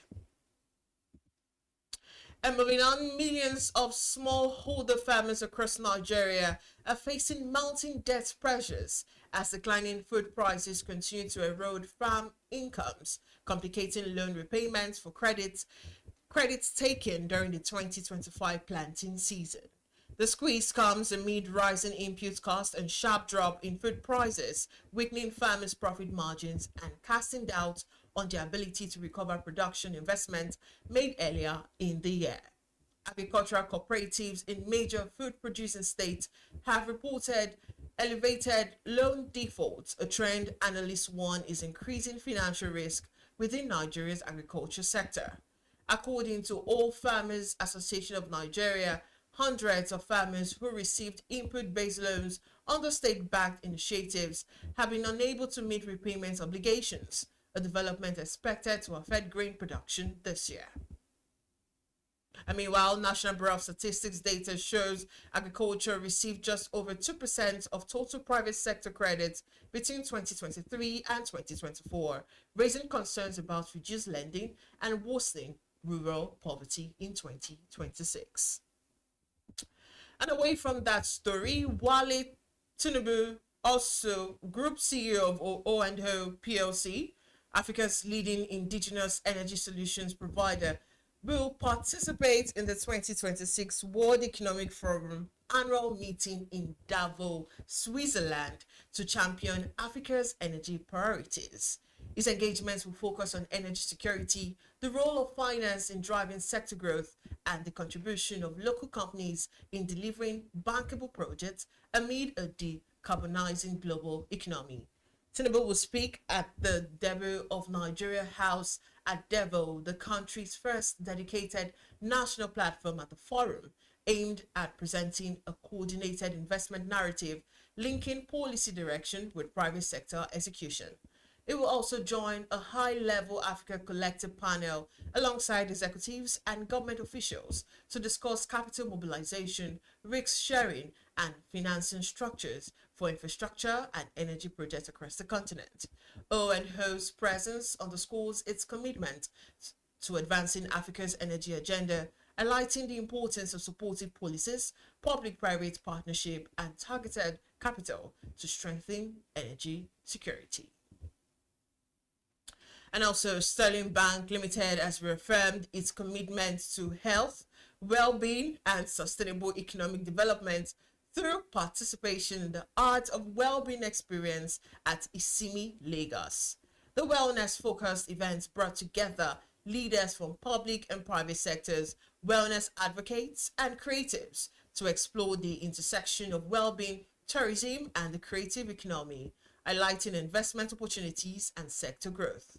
Sterling Bank's art surgery centered on health, education, agriculture, renewable energy, and transportation was showcased by CEO Abubakar Suleiman alongside senior Lagos State government representatives supporting tourism and arts development. The program featured wellness pods, mindful sessions, fitness activities, creative installations, and a farm-to-table culinary experience, demonstrating how prioritizing physical and mental health can boost productivity and competitiveness across tourism, hospitality, and creative sector. In a major development, global monetary policy is expected to remain cautious as central bank continue to balance inflation control with the need to support economic growth, according to the World Bank Group. In its Global Economic Prospect report, the World Bank said monetary authorities in developing economies are likely to maintain a measured stance despite improving growth outlook as inflation elevated in several countries. For Nigeria, the bank projects economic growth to strengthen of 4.4% in 2026 and 2027, marking the fastest expansion in over a decade, driven by service growth, a rebound in agriculture, and modest gains in non-oil industry. The report adds that ongoing economic reforms, including tax improvements and prudent monetary policy, are expected to boost investor confidence and ease inflationary pressures. The World Bank also noted that higher oil output and rising domestic refining capacity should support fiscal revenues in Nigeria's external balance, helping to cushion external risk. And to wrap up the business news hour, the United Arab Emirates and Nigeria are deepening bilateral relations anchored in mutual respect and cooperation across diplomacy, trade, and society, and also culture. Growing economic exchanges continue to strengthen ties between these two nations. And according to global advisors, economic relations have accelerated in recent years, with both countries reaffirming their commitment to long-term collaboration. The UAE is a key trading partner in the Gulf, while Nigeria serves as a strategic gateway for Emirati investment in West Africa. The partnership gained momentum after the UAE inaugurated its Consulate General in Lagos in 2019, boosting trade and investment flows. Non-oil trade reached $2.4 billion in 2022, with Nigerian exports including gold, spices, and charcoal, while UAE exports to Nigeria in 2023 exceeded $1.61 billion, covering refined oil, broadcasting equipment, and automobiles. Financial flows from the UAE into Nigeria have grown significantly, making the UAE a top foreign investor. The Lagos Consulate continues to facilitate business initiatives and cross-regional cooperation, supporting sustainable growth and strategic alignment. And that's a wrap on today's Business News Hour. I am Deborah Eze, and thank you for joining us. Stay with BusinessDay Television for the latest updates, in-depth analysis, and insights shaping the business world.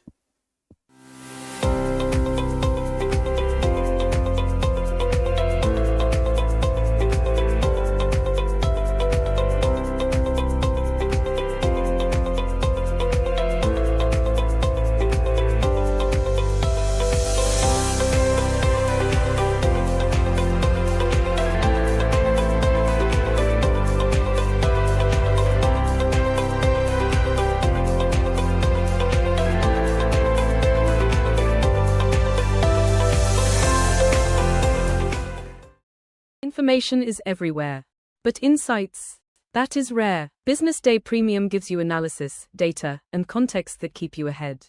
Business Day Premium. Read deeper, decide smarter.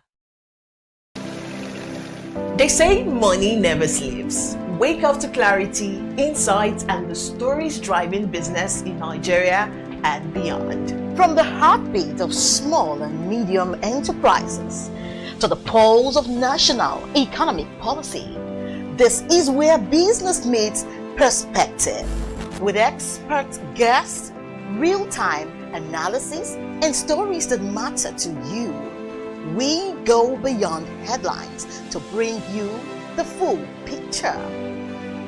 Join us every morning as we break down the numbers, decode the policies, and spotlight the people shaping our economy. This is Business Money. We are not just showing off businesses, but telling the stories behind them. The hustle, the art, the orders, and the wins. Startup Spotlight, showing every Monday on Business Day television. Welcome to the Triumph Against Odd podcast. Most people go through their lives without knowing what their superpower is, right? But if you're lucky enough and determined enough to find your superpower before you get to a certain stage of your life, you will be incredibly successful. Look, the first thing is you just decide not to look at the challenges, because if you do, it's going to end you. The closest thing I think is that I had a deeply military background, which is a bit of a never say die background. I saw an opportunity in non-interest banking, and I felt that the demand was there. There was pent-up demand for it. People were yearning for it, and I felt that if we did it properly, if we brought in professionalism into it, and if we brought in our experiences, our various experiences from various backgrounds into it, that it could succeed. Very few people do that because very few people explore their superpowers. They just explore bread and butter issues. I need to eat, and Yes, there will be challenges. This is a very difficult business environment. The government keeps working on how to make business easier. The first problem to overcome is really just starting, right? We thought about this idea for over 2 years before we even took the first step. You cannot ignore this country. No, and to be from here, I think is an incredible privilege. Nigeria will be ascendant in my lifetime. This is Business Week, a weekly program brought to you by Business Day Television.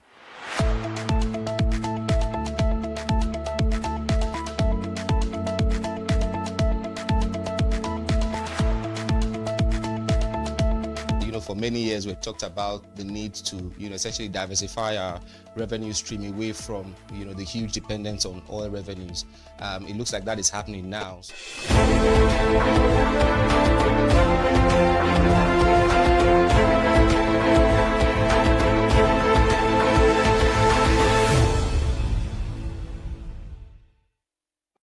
And welcome to Reflections Nigeria, a program on BDTV where we reflect on issues around Nigeria, our country. And sometimes we even go beyond Nigeria to talk about the things that are happening globally. And this afternoon, we'll be looking at the impeachment move by the 27 members of the Rivers State House of Assembly. A move to impeach the governor of the state, Sim Fubara, and his deputy. That is Ngozi Adu. Well, specifically, last week Thursday, the 27 members of the Rivers State House Assembly sat to issue a notice of impeachment on the governor and his deputy, and we'll be looking at that to see exactly what is happening. But interestingly, just 5 days after that, 2 members of the House have come out to say, look, gentlemen, let us take it easy. And so rather than going ahead to be part of the impeachment of the governor as proposed earlier on, these two members just yesterday addressed a press conference during which they are now calling for calling on other members of the House to subpedal and see how they can resolve the issue amicably, and so as to move Rivers State forward. But the point is that really, since Sim Fubara came in 2023, it's been crisis. It's been one crisis after the other, following his disagreement with his someone we can call his godfather, who is now the FCT minister, Nyesom Wike. And today, gentlemen, you are welcome. We'll be looking at what has happened. Why is it that these two members of the House of Rivers, House of Assembly in Rivers State, just 5 days after, they were part of the General House, who said, look, I mean, we are going to impeach Sim Fubara. And of course, we saw the Speaker, Martin Mawele, saying that there was no going back on their impeachment move against Sim Fubara and his deputy. So what must have gone wrong? What must have happened within 5 days after that statement, after the resolution by the members of the House of Assembly of Rivers, that we are now seeing two of them pulling back? Just before we go ahead, let me introduce my usual guest in the house, the Sunday editor of BusinessDay, Mr. Agomo Zebulon, and of course the assistant editor also here at BusinessDay, Mr. Chuka Uroko. Gentlemen, you are welcome. Thank you. And I'm going to start with you, Chuka. What do you think must have triggered the decision of these two members of the Rivers State of Assembly to pull back from the move to impeach Governor Sim Fubara and his deputy? Okay, thank you, Josh. Whatever we say on this particular issue is just guesswork, because none of us is in Rivers State or in the State's House of Assembly to know what is exactly playing out among different members of the House. But first of all, let me just say that even the move to impeach the governor is a very surprising thing. It is what, in my opinion, I think is antithetical. An antithesis in the fact that this is a governor who was just yesterday a PDP member, now in APC. And the House of Assembly just initiated the impeachment move against him. And it is alleged that these people are acting on the prompting of their godfather, who is a minister in a government, in an APC government. So it is difficult to understand exactly what is happening in the Rivers State. And the only thing is that we see ambition, soaring ambition, inordinate ambition, playing itself out in that particular state. Why these two members of the assembly decided to pull out of the rest? As I said, it's just something that somebody can just conjecture that perhaps that could have been persuasion somewhere or an inducement somewhere by external forces who let us not just allow these people to this thing to go happen. But we don't forget that they say that one of them is a minority leader of the house. Yes. So it may be coming from a different party.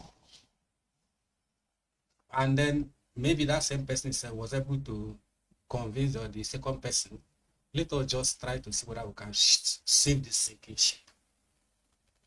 Or they are humanitarians who don't see reason for what is being planned against the governor of the state. Perhaps these are peacemakers who don't want the kind of thing that the state to continue to be in turmoil day in, day out. It is one crisis after another in Rivers State. Today you are hearing of first mending tomorrow you hear that the fence is falling again.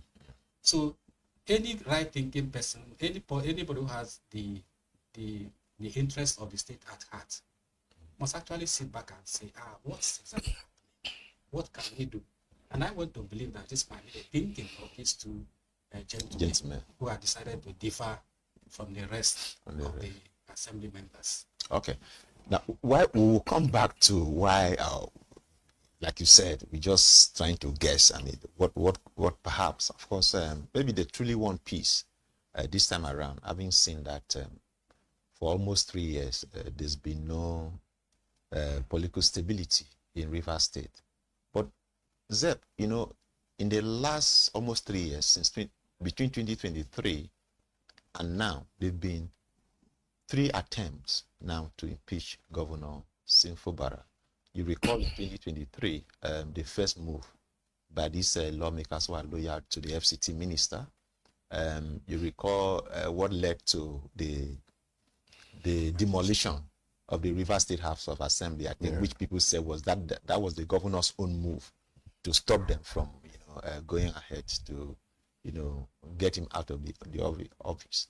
And then, of course, also know in 2025, there was another move in that direction, following the crisis that has refused to actually abate, which, of course, was stopped by the president when he declared a state of emergency. And so this is the 3rd attempt within a period of less than 3 years. What do you make up of this? In a state, when you see a situation like this, what runs through your mind, Zeb? Yeah, thank you, Josh. It's all about politics, Politics is as intoxicating as religion. And politics also, someone defines it or defined it as personal interest masquerading as public interest. So those who were elected and were taught to represent the people are just there to further their own nest. So what is happening in Rivers State is a very terrible version of what politics is actually. Yes, in as much as someone has said it's a personal-oriented business game. It varies from one state or from one individual to the other. The way some people look at it is different from the way some others look at it. Some people go there just purely for the good of the people, whereas some other people look at it as personal estates. They have gone there to further their nest. What is happening in Rivers State is clearly a fight to protect people's personal interests. As you have recalled, this is the 3rd time attempt to impeach the governor had come up. People should be asking, why now? We thought that after Fubara was brought back, after the 6 months interregnum, that everything had returned to normalcy. People were just surprised that a new wave of crisis has erupted in Rivers State, leading to attempt to impeach the governor. We should blame all these things on the Minister of the Federal Capital Territory, who had refused to let go. What is the problem, you may ask? The problem is because of the wealth of the state, which he himself had also alluded to when he said that people should look away from Rivers State, that people were being attracted to Rivers State because of the wealth of the state. And he himself also is holding on to the state because of the wealth of the state. When he was the governor, he saw enormous wealth that was coming into the coffers of the state on a monthly basis. And he was spending the money the way he liked. So when he sit back and he will say, I will not let go. And it was and this is a very negative thing he's doing. He should allow the governor to do his job, to serve the people who elected him, in quotes. So the new wave of impeachment threat must have been engineered, because Fubara decided to say, okay, since I've been pushed away from PDP, let me could join APC. And instead of having peace, another wave of crisis has started. They wanted to impeach him. So where the question is, where do they want him to run to?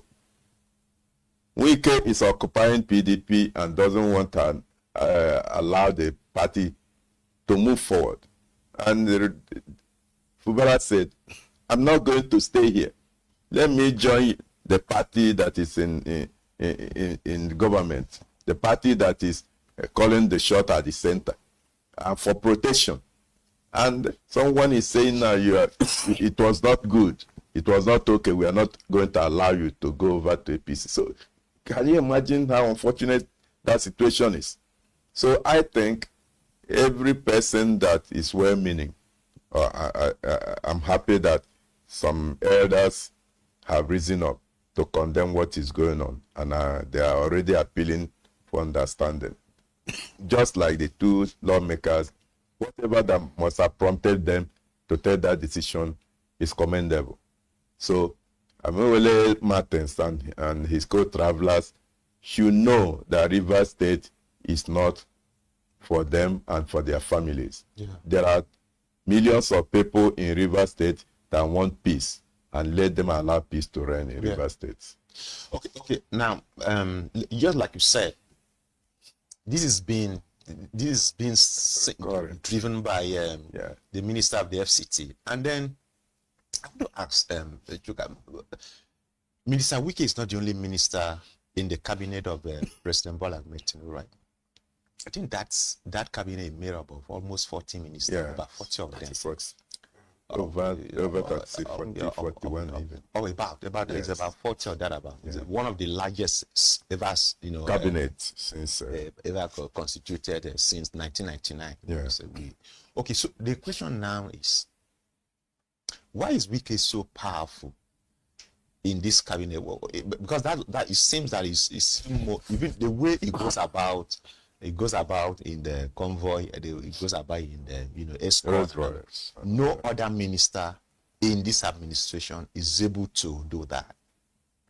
Not even, we saw during the last administration, there was a minister that was given a multiple portfolio, and that was Babajide Raji Fashola, a former governor of Lagos State, who combined a trip of very important portfolio. Key sectors of the economy.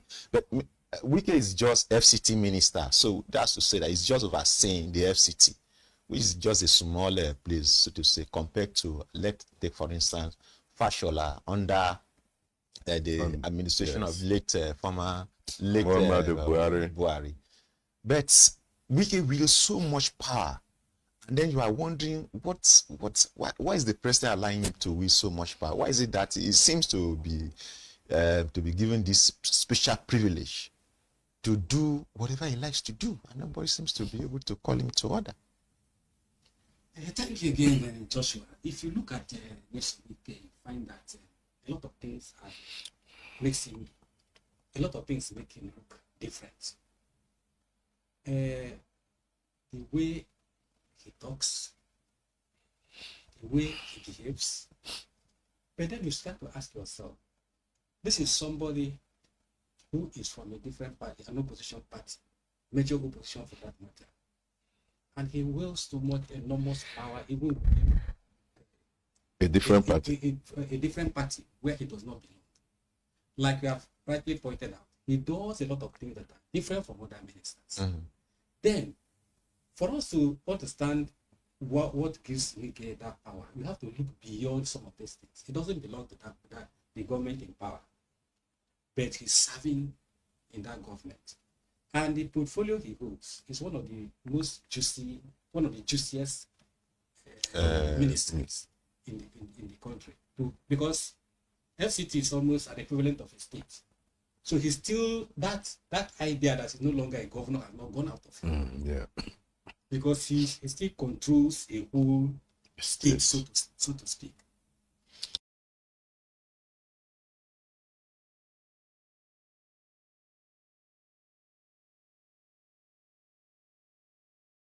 has the capacity to foment trouble and to use all manner of anyhow to win an election. So it is possible that he just kept there for his nuisance value, and he's been tolerated for that. So the president also is not doing well, just like Roko has said.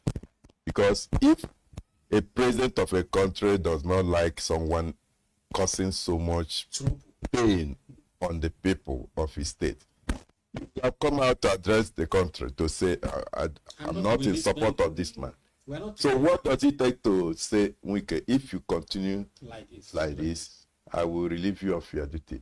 And of course, you and I know that once Wike is relieved of his duty as FCT, this is power. Whatever he thinks of himself will have fallen face down. So I think I blame the president for having not come out, except like he has said, there are some sinister that we are not privy to. We are not privy to that. It's really playing out, which is not. All right, we'll go on a short break now. When we return, the program will continue.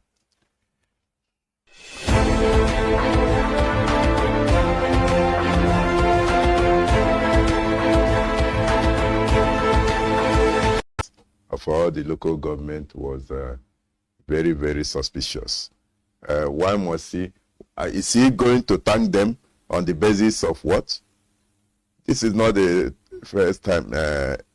He had left office for a long time, and he had been serving as minister for a long time. He had been visiting Rivers State for a long time. So why must he choose this period of crisis again to cause another round of bad blood in the state?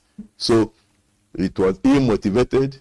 It has no reason whatsoever that is for the benefit of the people. It was just to fund the embers of acrimony that he has stoked in the state. And that is not a very good thing that a statesman of his type should be doing at this time. It is condemnable. Whoever that likes and loves Wike should really tell him to his face that what he's doing in Rivers State is not good. He should see himself as a kingmaker and continue to be a kingmaker instead of talking problem and controversy all over the place. So that's an advice everybody should be giving to Wike at this time. Fine. Okay. Let me ask you something. We are running out of time. In the face of this, we've seen Governor Fubara, and especially at this time, since he returned from his emergency route at the president, since he came back to office after the 6 months, we've seen him, quite, he doesn't stoke problems. He's not making noise, so he just going. So I want to ask: is it a case of weakness, or is it a case of a man who just felt like, look, let there be peace? I don't know. Or is it a case because some people have said, look, this guy is too quiet. It's too quiet. So look, I mean, if in Wike's time as governor of Rivers State, you dare not do what Wike is doing. I mean, Amechi couldn't do anything. There were times Amechi was even afraid to go to Rivers State. So this governor, people are saying that, look, you are too quiet. So what do you think? I mean, is it good for him politically, or do you think he should bubble up and then put up some form of resistance and to tell Wike, look, I'm the sitting governor? You see, the present impeachment move clearly gives room for suspicion as to what transpired, or speculations as to what transpired between Wike, Fubara, and the president. Because people thought or interpreted Fubara's quietness, his silence to who is keeping to the terms of agreement. That if you talk too much, we'll remove you. If you act beyond bounds, we'll remove you. People thought that he was just dancing, acting true to that agreement. But by the president's move to impeach him, in spite of his silence, in spite of his inaction, in spite of his disposition to peace, means that maybe the agreement didn't even spell out anything as per, oh, this is your boundary. This is what we should do, this is what we should not do. So for a lot of people, many onlookers, is inaction and in relation to what is happening now tells you that it's like the man is I would interpret him as a man of peace, okay, not weakness, because as governor of the state, he has all the powers to do one or two things. But the only thing that especially now that is in the ruling party. Yes, the man he's dealing with, they knew how he came in. They knew how that maybe he was not actually, he wouldn't have been governor it's ordinary, he wouldn't have been governor. So maybe himself is not trying to show, oh, I still differ to this man in spite of everything. Don't forget that Bara was just a civil servant. He was not even a core politician like that, but he was co-opted into government by the man who is now trying to push him out of the same government. So he's a combination of somebody trying to be grateful for what you did for me yesterday and not trying to rock the boat, because he knows that if he actually flares up like his godfather, they will throw River State into, he will go into flames, because he also has his own supporters who may be as violent as Wike's attack dogs. So for me, I don't think it's not a case of weakness. It's a case of an obedient servant trying to respect his master and all that. All right.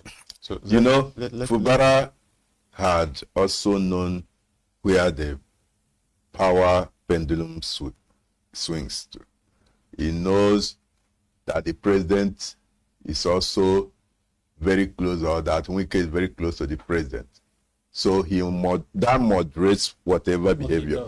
If by not fighting anybody, they say go out of government for 6 months, so that the president is also capable of doing a lot of other things. So if he comes back now and begin to cause trouble or to speak the way he was speaking that time, at that time he was even calling everybody's name, and even the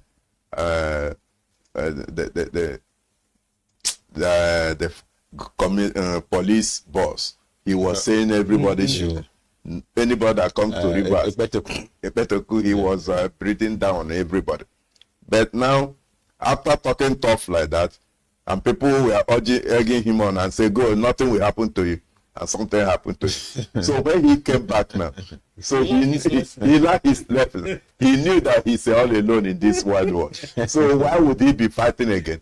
And he knows that the president that sent him packing could also stay there. And don't forget, Wike also is very close to the mind of the president, and anything can happen. So he's really minding his business this time. He doesn't want people to push him. All right. So that, I think one other thing I think that is happening, where president is blamable for what is happening in Rivers, is that Wike, as a serving minister, left his job and be moving about. Starting touring the local government, 22.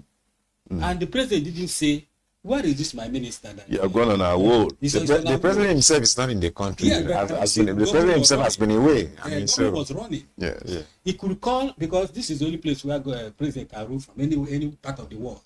So he could have as well said, this man, I don't trust you. You have left your duty post. But president didn't say anything. Up till now, he had not said anything. And the man has gone back to his job. So, nobody knows what is happening. All right, we are out of time. Okay, so I want to thank you, gentlemen, for very insightful discussion this afternoon. Thank you so much. This is where we will hang the curtain, draw the curtain rather, on the Reflections Nigeria until next week when we come again with another interesting topic. Please stay tuned and keep listening and then viewing Business Day Television.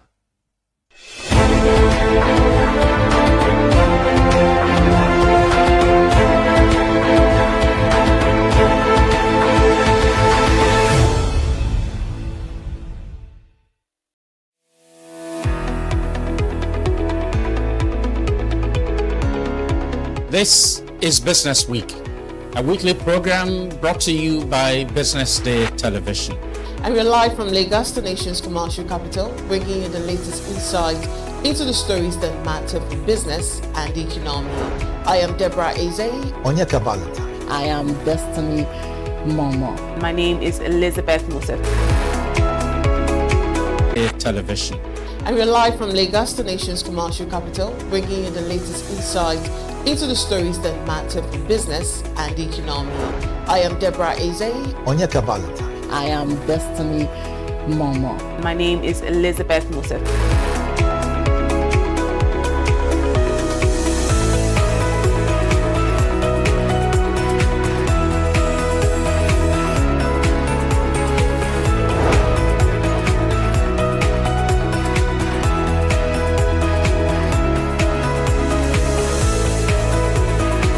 When you think of business, think no more, think Business Day. I know that Business Day Television will go places.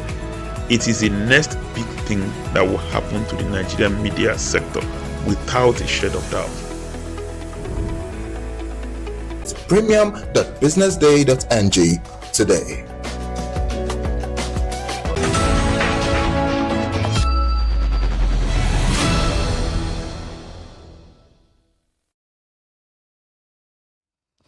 Now, this is a Business Day Television Midday Bulletin coming to you live from our studios here in Lagos, Nigeria.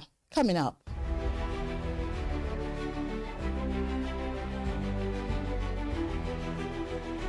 And the CBN auctions a 1.15 trillion naira treasury bill today as liquidity rate expectations shape market. Global oil prices fall below Nigeria's $64.85 dollar 2026 budget benchmark. NCC licenses 6 new ISPs as competition intensifies with Starlink MNOs. And lastly, livestock sector GDP to hit $74 billion. This is by the federal government. Thank you for joining us this afternoon. I am Destiny Momo. Now, the Central Bank of Nigeria is expected to conduct its second Treasury bills auction for the month of January 2026, valued at 1.15 trillion naira today, amid elevated system liquidity and mixed interest rate expectations. According to reports, the Apex Bank will open a total offer size of 1.15 trillion naira across the three standard maturities and 91 days and 182 days and 364 days, continuing its strategy of aggressive market funding through short-term domestic instruments. The auction comes at a time when investors remain sensitive to inflation dynamics, monetary policy signals, and liquidity management operations by the CBN. Market operators say the heavy weighting toward one-year bills underscores both the government's funding strategy and investors' preference for locking in returns amid uncertainty over the future path of interest rates. And meanwhile, global oil prices fell below levels critical to Nigeria's fiscal planning on Wednesday as fears of an oversupplied market combined with renewed geopolitical tensions to weigh on investor sentiment. The slide comes amid heightened volatility in crude markets driven by concerns that global supply could outspace demand in the near to medium term, Bloomberg report. Now, Brent crude dropped towards $64 per barrel, dipping below Nigeria's 2026 budget benchmark of $64.85, and while U.S. West Texas Intermediate traded below $60 per barrel. Now, this decline was reportedly fueled by a mix of geopolitical uncertainty and expectations of continued strong output from major oil producers. The market's bearish tone is, however, reinforced by signals from the International Energy Agency, which is set to release its monthly oil market outlook later on Wednesday. And still on, the Nigerian Communications Commission has licensed 6 new internet service providers to operate in Nigeria effective January 1, 2026. A deepening competition in a market already under pressure from mobile market operators. The development was confirmed through the NCC's updated licensing database, showing a rise in the number of authorized ISPs despite growing market concentration and shrinking customers. According to reports, the new licenses comes at a time when traditional ISPs are grappling with cheaper retail data offerings from MTN, Airtel, Globacom, and Nine Mobile, as well as disruption from Elon Musk's Starlink. And NCC licensing data shows that the addition of 6 companies has pushed the total number of licensed internet service providers in Nigeria to 231 from 225 in December 2025, highlighting a strong geographic concentration of ISP operations in a few urban centers and persistent gaps in broadband disruption across the country. Coming up, livestock sector GDP to hit $74 billion. This is by the federal government. We'll bring you more when we return.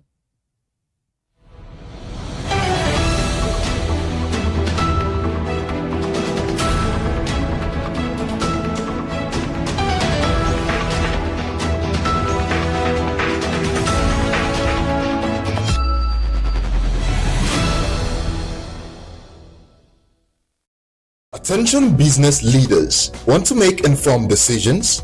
Join the ranks of the best with Premium Business Day. Access in-depth analysis and expert opinions to stay ahead.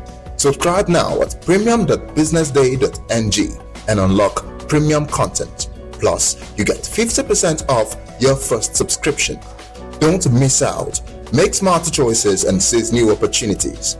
Sign up now and elevate your business game. Visit premium.businessday.ng today.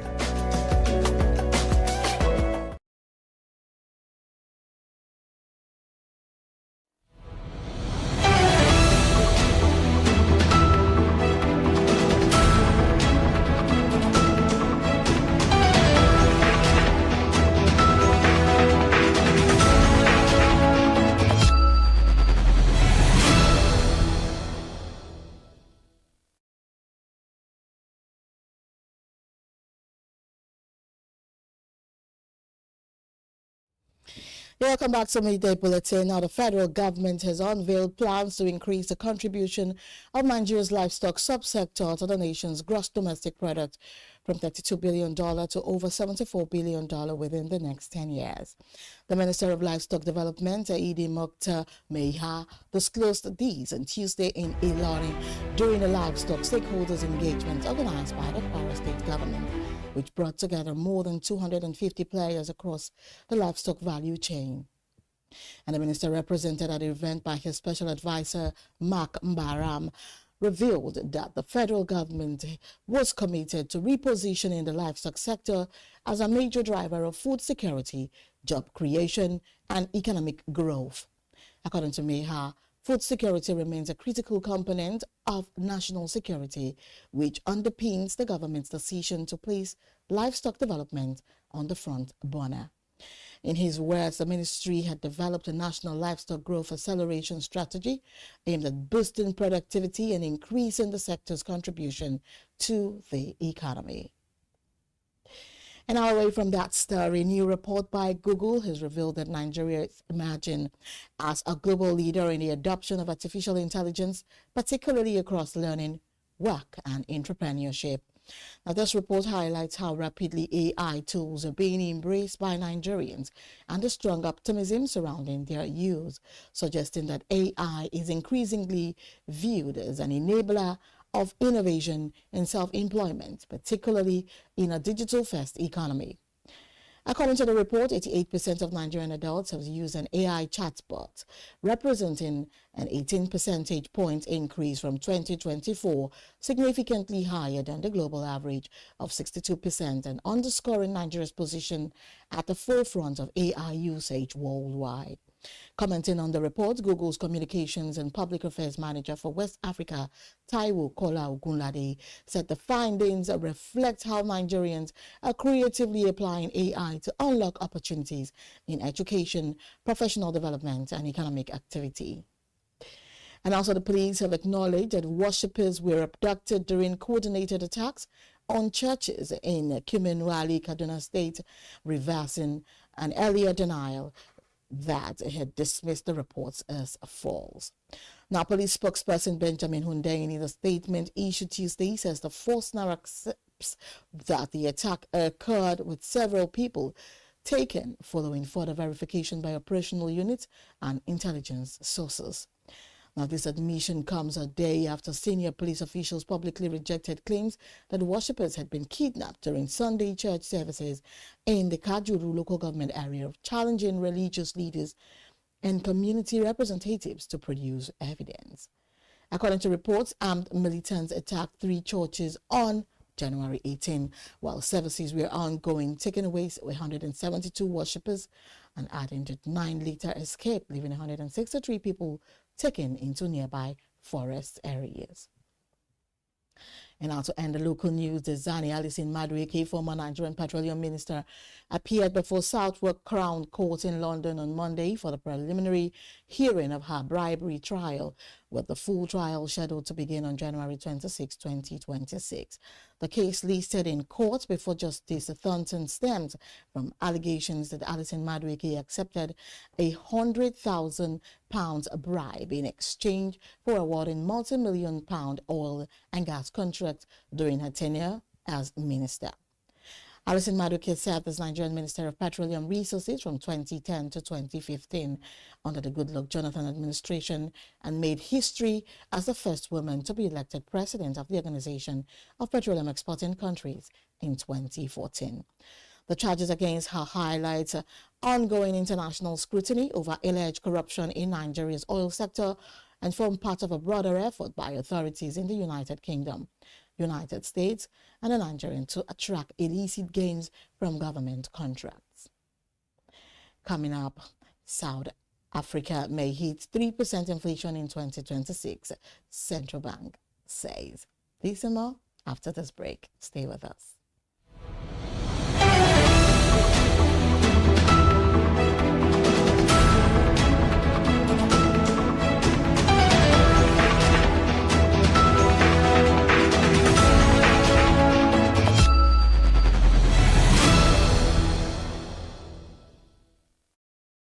Meet Monica, your all-in-one financial solution. Convert crypto to Naira at juicy rates anytime, anywhere. Enjoy fast withdrawals straight to your bank. Buy airtime, data, and pay bills in seconds. No stress, no delays. Just seamless transactions. Monica, the smarter way to move your money. Download now.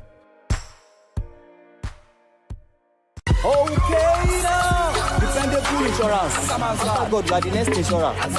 See as the boys the Allah. All the ladies the Allah. Ensure your car protection from accidents.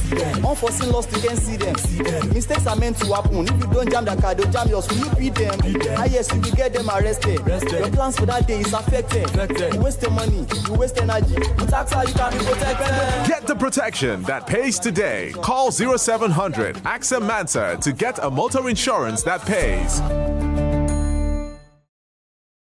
At Stanbic IBTC, we are here to help you grow with financing that helps you expand, expert knowledge across 20 African markets, trade solutions that open doors to 195 countries globally, and an online banking platform that works hard because with us, there's possible, then there's more. Visit www.stanbicibtcbank.com/business for more. Stanbic IBTC. True strength. What defines it? The brilliance of a player? Or when a team comes together to win? A solo beat?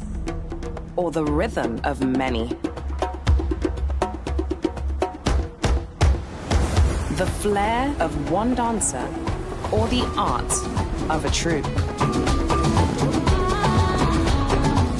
one distinct voice or the beauty of the symphony. At FCMB Group, we build ecosystems, empower communities, and create the future. Because we believe it's not just one, but the power of the group that delivers the future we all desire. FCMB, the power of the group.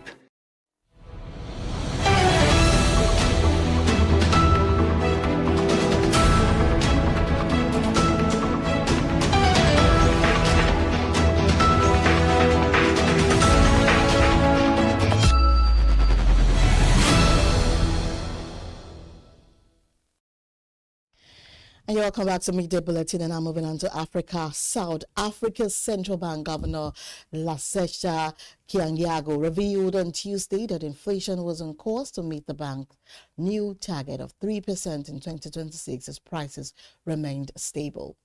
With annual inflation for 2025 due to be released on Wednesday, Kyanyago says the South African Reserve Bank expected it between 3.2% and 3.4%.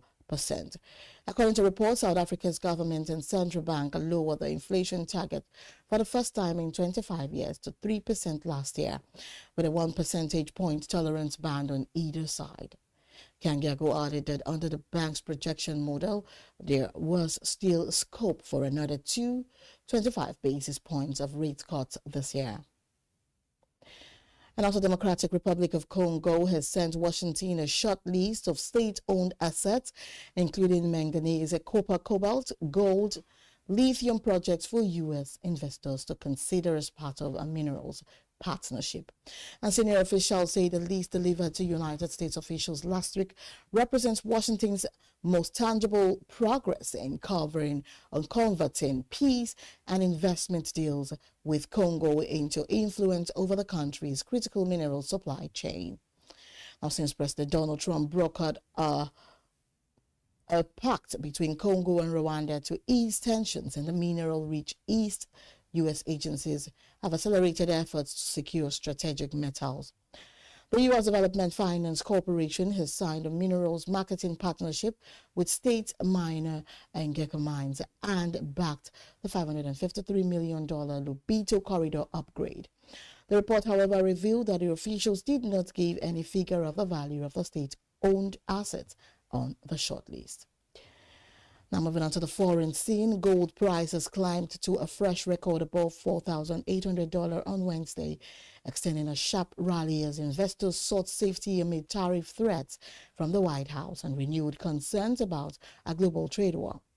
The surge reportedly reignited debate among investors over how much prices can rise after a blockbuster year for the bullion. Now, following a record-breaking 2025, gold entered 2026 and momentum intact as geopolitical tensions, falling real interest rates, and efforts by investors and central banks to diversify away from the dollar reinforce its role as the world's ultimate haven. Analysts surveyed by the London Bullion Market Association expect prices to rise above $5,000 this year, citing expectations of lower U.S. real rates, continued Federal Reserve easing, and sustained central bank diversification away from the dollar. And still on the foreign scene, the United Kingdom government has defended a deal to give the Chagos Island to Mauritius leasing and back a key military base following criticism from the U.S. President Donald Trump over its handling. Trump labeled the move as an act of great stupidity months after he and senior U.S. officials endorsed it, confirming he was against the deal. The United Kingdom government revealed it would never compromise on national security, while the Prime Minister's official spokesperson insisted the U.S. still supported the move. The United Kingdom reportedly signed a £3.4 billion agreement in May, under which it would retain control of a UK-US military base on the largest of the islands, Diego Garcia. We will bring you the sports news after this break. Stay with us.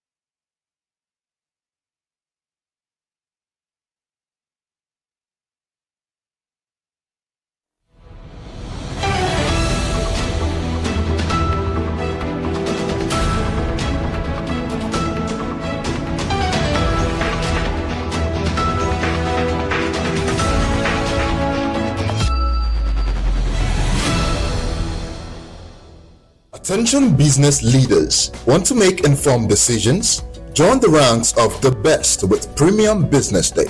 Access in-depth analysis and expert opinions to stay ahead.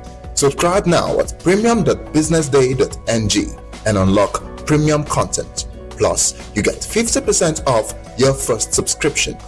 Don't miss out. Make smarter choices and seize new opportunities. Sign up now and elevate your business game. Visit premium.businessday.ng today.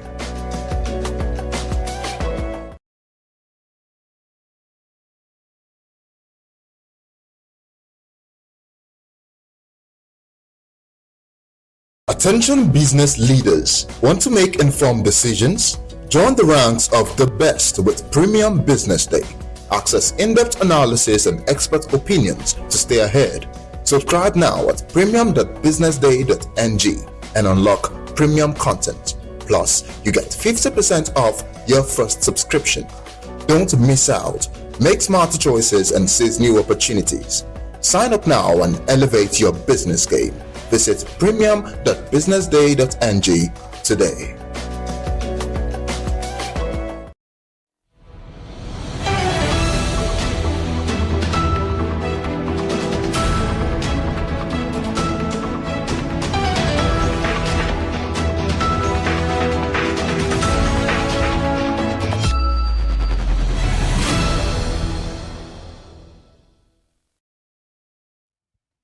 You're still watching the last lap of Business Day Television midday bulletin, and now still on sports news.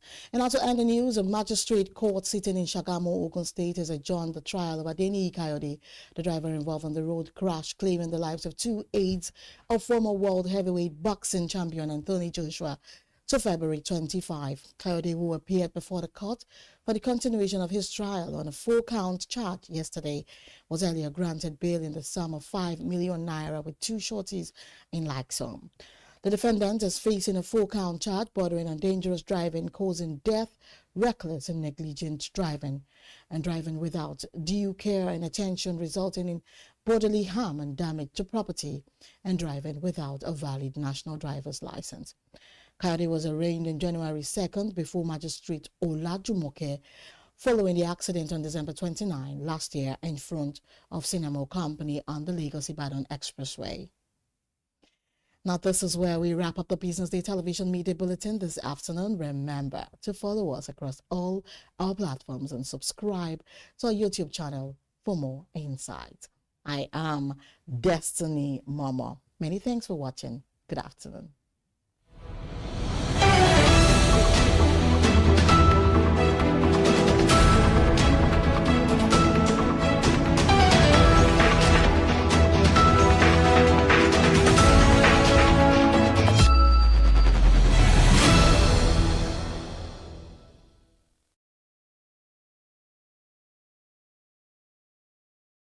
Information is everywhere, but insights, that is rare. Business Day Premium gives you analysis, data, and context that keep you ahead.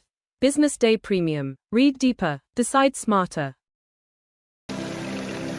They say money never sleeps. Wake up to clarity, insights, and the stories driving business in Nigeria and beyond. From the heartbeat of small and medium enterprises to the pulse of national economic policy, this is where business meets perspective. With expert guests, real-time analysis, and stories that matter to you, we go beyond headlines to bring you the full picture. Join us every morning as we break down the numbers, decode the policies, and spotlight the people shaping our economy. This is Business Money. We are not just showing off businesses. We're telling the stories behind them. The hustle, the art, the orders, and the wins. Startup Spotlight, showing every Monday on Business Day Television. Welcome to the Triumph Against Odd podcast. Most people go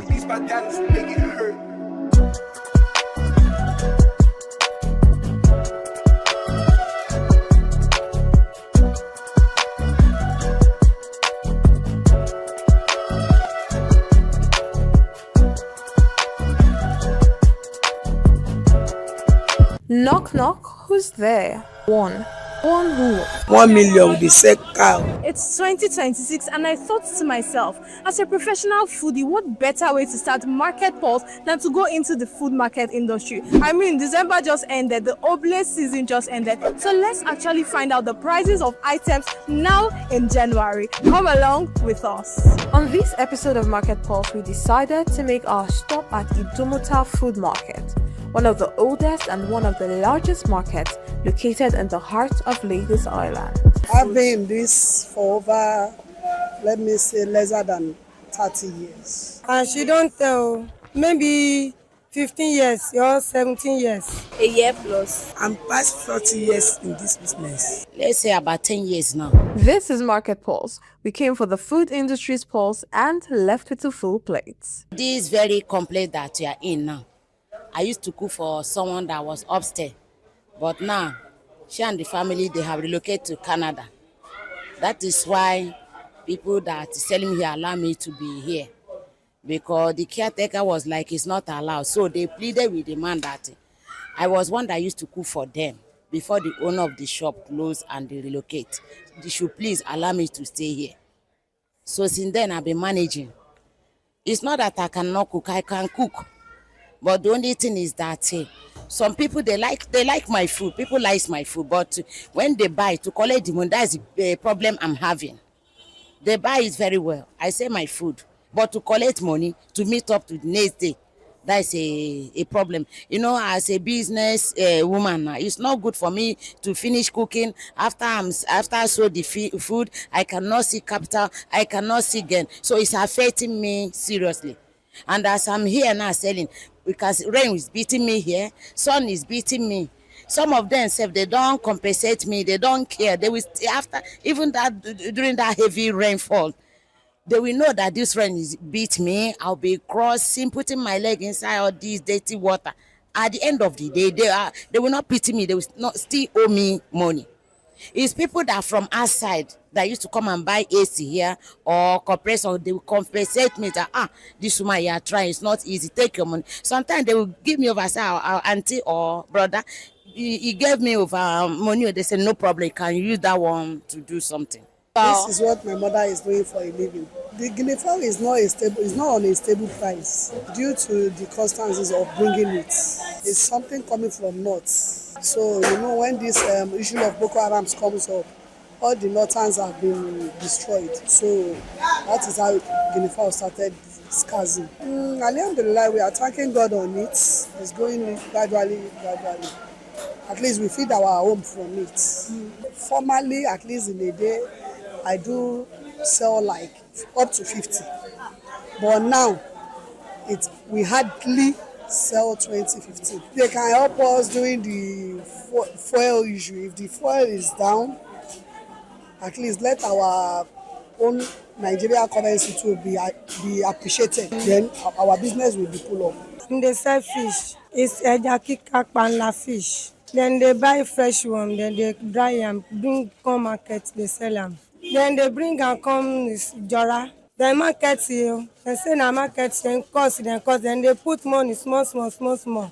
Every food then good for Indomie, spaghetti, concussion, amni ekro, ogbono soup. Then they buy them very well. Ororo and rice. We sell granola in December. Some are 6,000, while some are 4-5. When we are selling in December, it's too expensive. But this now, it never come down. We still the manage and small. Make government help us. Any power we can take first. Because of our meat, it's too much expensive. I know people know they buy as we buy. From people come to buy everywhere with our customer side, somewhere then come. But when we are enter January now, dry season is coming. Never see anybody to come. But we take a small.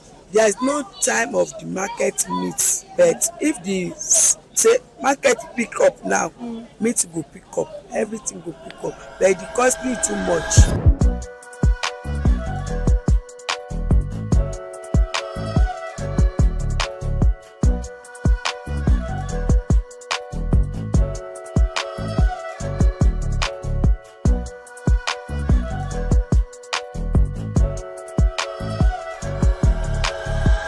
It's some weeks after the festive season. What does the food market say? Have the prices reduced or do they remain constant? And more importantly, why the increase? Because of Christmas and New Year celebrations, people may buy some foodstuffs to their house, and some are giving out goods to people to celebrate Christmas in their house. That is why we have to add money. To answer your heart's desires, follow us on this journey as we keep you updated on the current prices of some of the perishable items. The time of this December, it cost, but now it don't come down. 16,000 for basket, but now it don't come down. Like 12,000, 14. Basket of pepper now, small one, 4, 5. Towards December was 12,000. As of now, we give 12, 11. By then was 9,000, 10,000. Then they buy 49, 48, 50,000. Now the money when they buy now 50,000, 52,000, 54. December 48, 47. Now so then they sell them. 2 years ago, they buy 30,000, 32,000. 2 years ago, but now they buy 48, 50, and they sell them 25, 2,000, 15, 1,000. During December, we sell rice of 80,000 per bag, 75, 76. During December, one semo per one is 16. Now we still 16, but let's say maybe next week the price is going to reduce. When we're doing Christmas, sell sugar per bag 16,000, but now the price have come down 15.5. Spaghetti during December per bag is 19.5, but now it's already 19,000. The kingdom is still the same price, 9.5. It does not reduce. Macaroni per carton 19.5 also, but now it has reduced to 19. They are selling it before like 50. They buy one big of cow shaki. They buy 35, 45 before. Nowadays, they buy one of cow 90,000, 120, 100. As they said before, we no sell am like that before again, because they take as before they said this one 2,015 naira, but now we are selling it 3,000, 5,000, 4,000. That's why the price wey we buy, we see our market, the money from there. If one buy each of this one is 3,000 now. Small meat now we buy 5,000. 3,000 small meat. Full cow now she's not be 800,000, 8 million pass 1 million with the same cow. As Tinubu dey enter, it's too much. Too cost too much. Too much. Before we are buying cow of milk 700, 500 for cow, and we are still selling it better. But now it's too much. No be small money we dey take buy cow. I started this business with 25,000. I will not tell her it has been helping me, because it's from here my children feed. It's from here I also feed.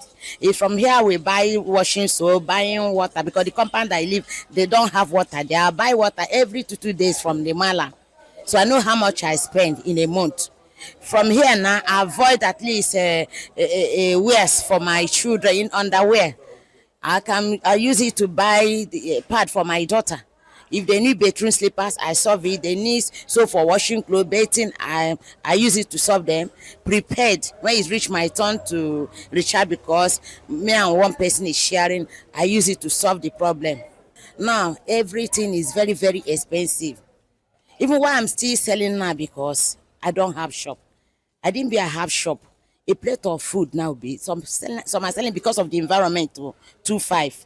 But all the people that live in this Victoria land, when some of them when they come and used to tell me that this place is cheap, but over there is 5,000. So my neighbor used to tell them that if I should place it 5,000, who is going to buy? Even some people themselves, they cannot avoid the 1,000. Sometimes the woman will sell the food so that will not carry it to go home. At the end of the day, she will not even collect the money. Let's say if someone that want to start this business now, let's say the person can hold 100,000 naira. Because if you should go to market now, carry this backo bag, you tell somebody it's 100,000 market, they will not believe you. Because meat, everything is that very, very expensive. And now we are filling gas now. Some are filling 2,000 per kg, some are filling 1,008. Before it was like 350, something like that, or 500, but now it's a rent of 2,018. So from there now, that's why even I'm even adding something. Like if they say okay, they cannot buy 1, 2, okay, I will say okay, come. I know how to measure it. I will say for them for 1,000. But if those business people that used to come and say 1,500, they don't mind. They'll buy it. Even leave the change for me. That is it. And the environment matters a lot. It's not a matter of you're having shop. If you rent shop, are they coming to buy that food? How are you going to be able to pay the shop rent? That is what matters. Even I thank God for my own, because at the end of the day, I say finish, despite that I don't see the cash immediately. But some people that have the shop, they used to tell me that when they could finish, they will now frozen it for the following day so they can warm it. At the end of the day, they'll be looking for money to pay for shop rent. I don't buy that kind of idea.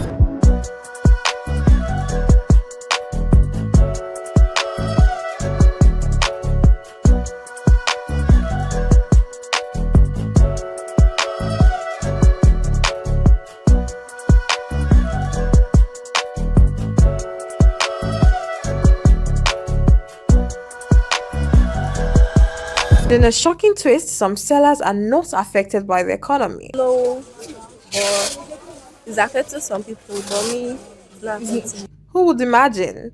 The reduction in prices is not so noticeable, but according to reports, there will be a gradual reduction.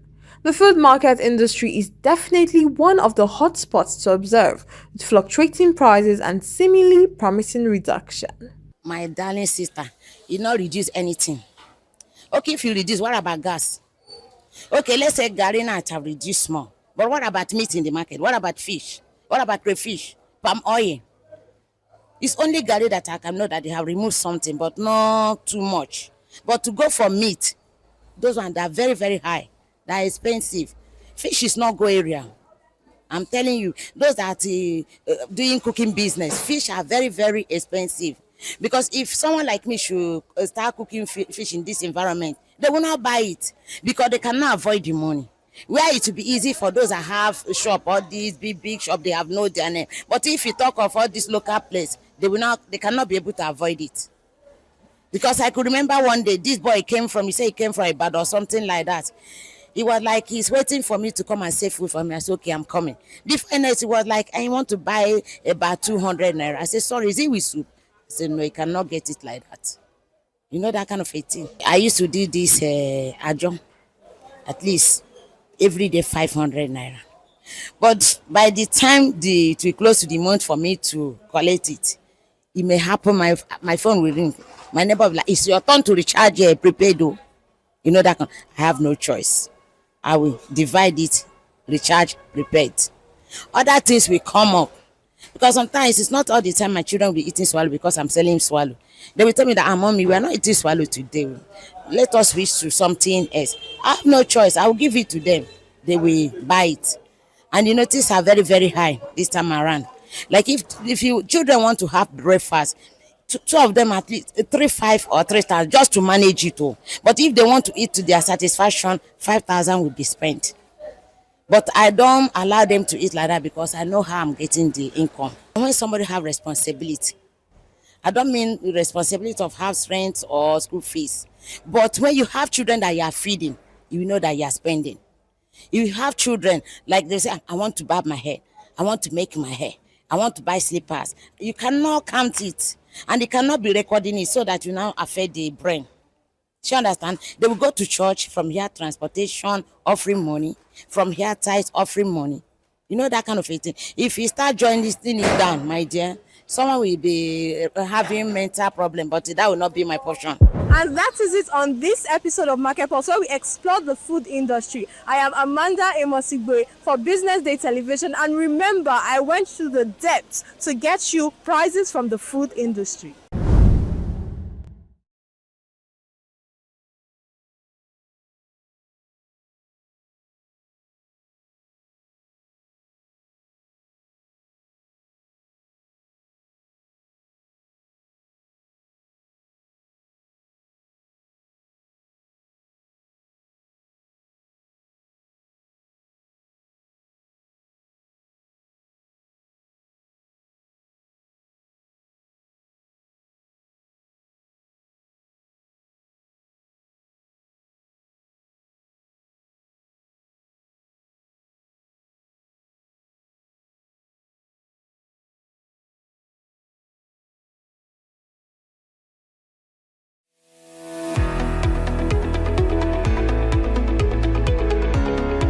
This is Business Week, a weekly program brought to you by Business Day Television.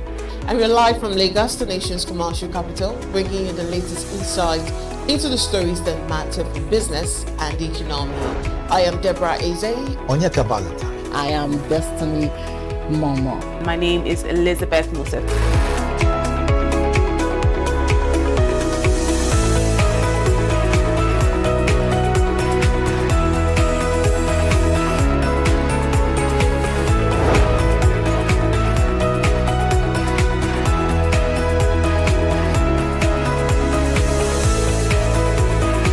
When you think of business, think no more, think Business Day.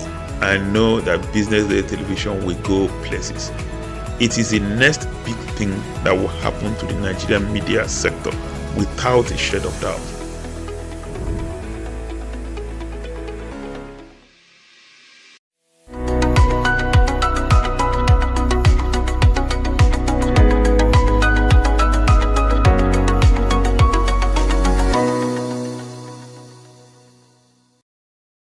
Take it from me, there is no expiration date on womanhood, but biology does keep time. The question is no longer can women get pregnant later in life, but how safely this can happen.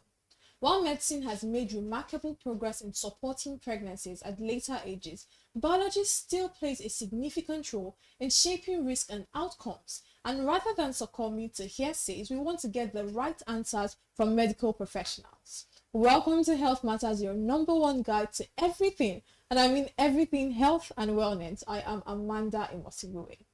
Statistics put this into perspective. The median age at first birth in Nigeria is around 21 years, yet recent hospital-based studies show that about 22% of pregnant women aged 35 and above.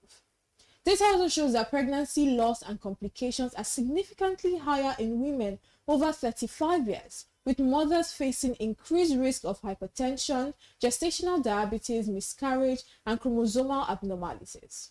Today, we are examining pregnancy after a certain age, understanding the real risk and exploring care.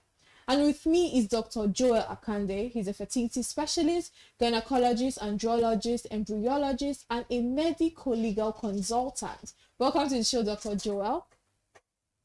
Thank you very much for having me. Good afternoon. Good afternoon to you. So let's dive in quickly. We are usually told that a woman's fertility declines with age, and this is excluding the menopausal phase. So at what age does this decline in fertility begin, and why does it happen with women?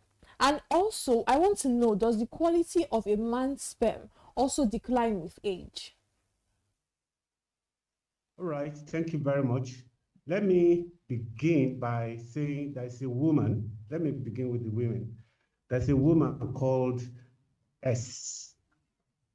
When S was conceived in the mother's womb, and at about 4 months, when she was just 4 months old, the count of her eggs, the number of eggs she had at that time, at 4 months old in her mother's womb, was merely 7 million.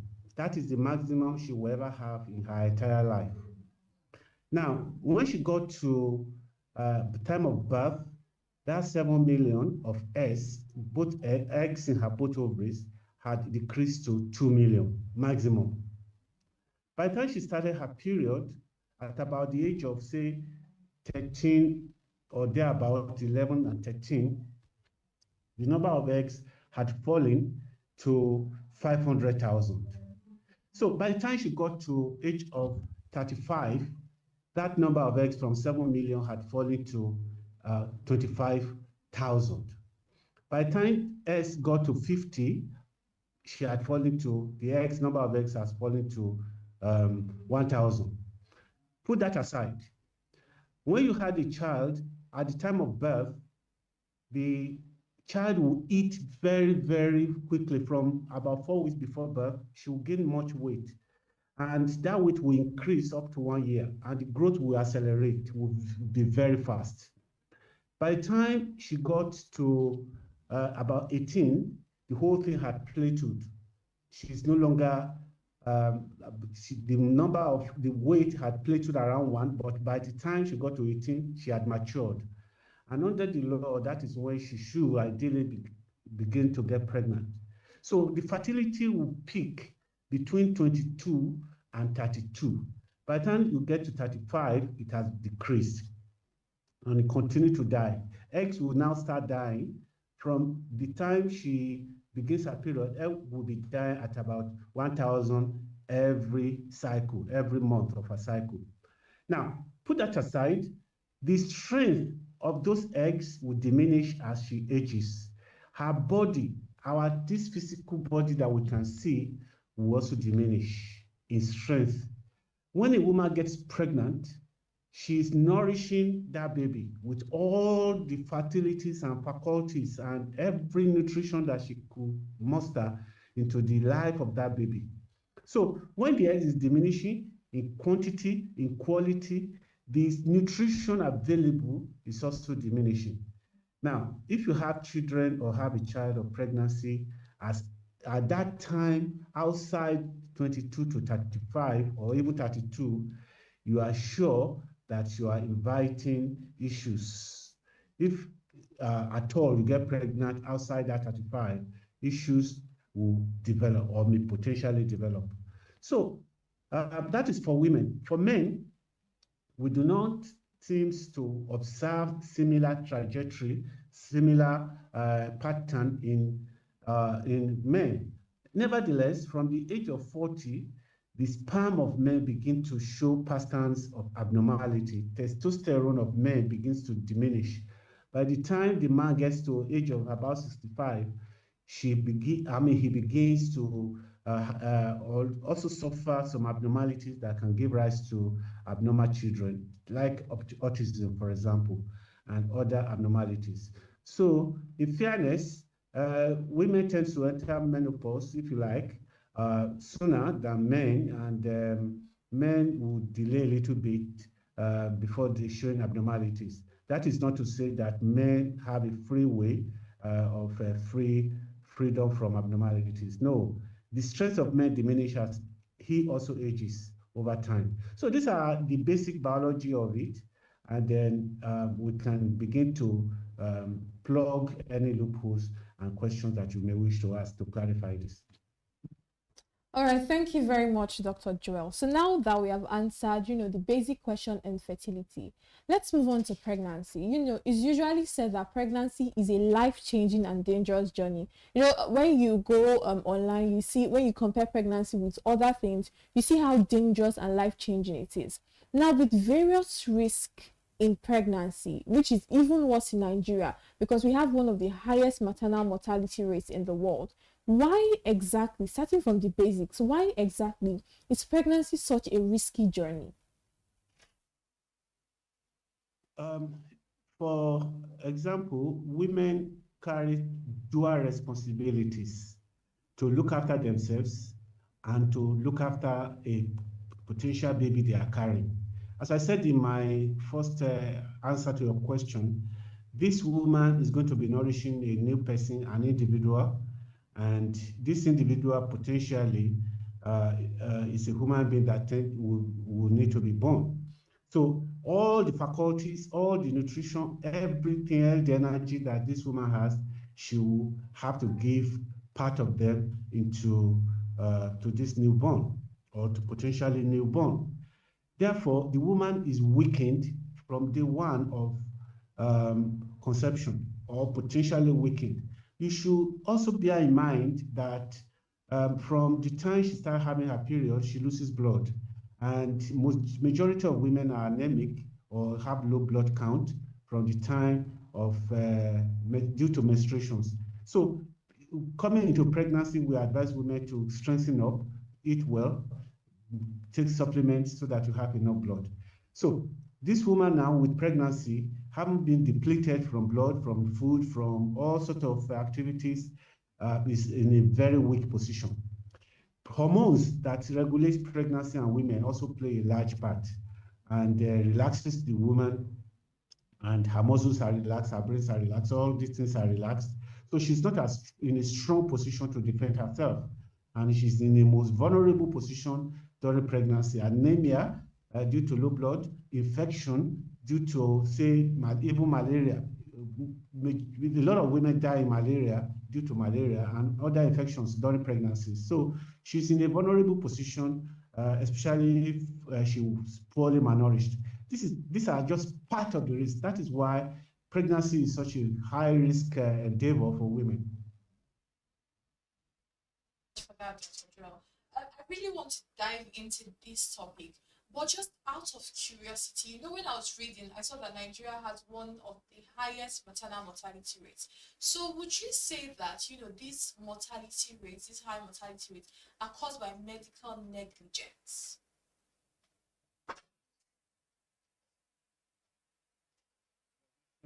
United Nations and UNDP and all the other UN agencies, the human capital development in Nigeria is very low. And if you look at our per capita GDP, is very low. It's extremely low. We have about 60 to 62% poverty rate in Nigeria.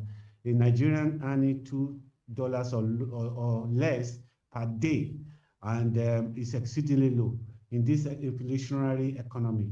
So women also constitute a majority of the population, as well as those who are looking after other members of the family. And if you look at the market, women constitute a large part of the economic force. Now, with all this poor support, poor healthcare facilities, poor nutrition, poor finances, poor, a ravaging ignorance, not well educated, and poor finances, and lack of awareness to look after yourself. All of this going into pregnancies constitutes extreme danger for the woman and the child. Nigeria has about 900 and I think it's about 900 and over 960 per 100,000 live births of pregnancies in the world, just behind Afghanistan, behind Somalia, Pakistan, all these poor associations that we find ourselves, and the human capital. So yes, there could be potentially medical issues, but it's not even close to blame doctors and nurses for the healthcare facilities in Nigeria, for the high mortality in Nigeria. There are over 100 issues that is playing. I mean, poverty, ignorance, lack of structure to our healthcare facilities, and lack of accountability here and there, infection, malaria, and as some poor transport, poor accessibility, professional accessibility, poor financial accessibility, poor geographic. Few the many questions that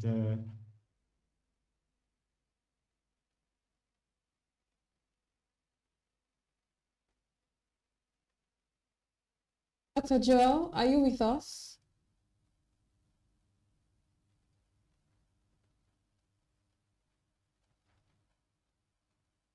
Such an enlightening and impactful perspective. But we'll go on a break, and when we're back, the conversation continues. Welcome back. This is still Health Matters, and we are pressing important topics, talking about pregnancy risk at certain age, looking at the myths and care. So Dr. Joel, we're with you. So I want to know, you said from ages 22 to 32, that's a woman's peak fertility. So now, at what age is considered advanced, like a maternal advanced age, and what changes actually make pregnancy riskier as women get older and more life-threatening?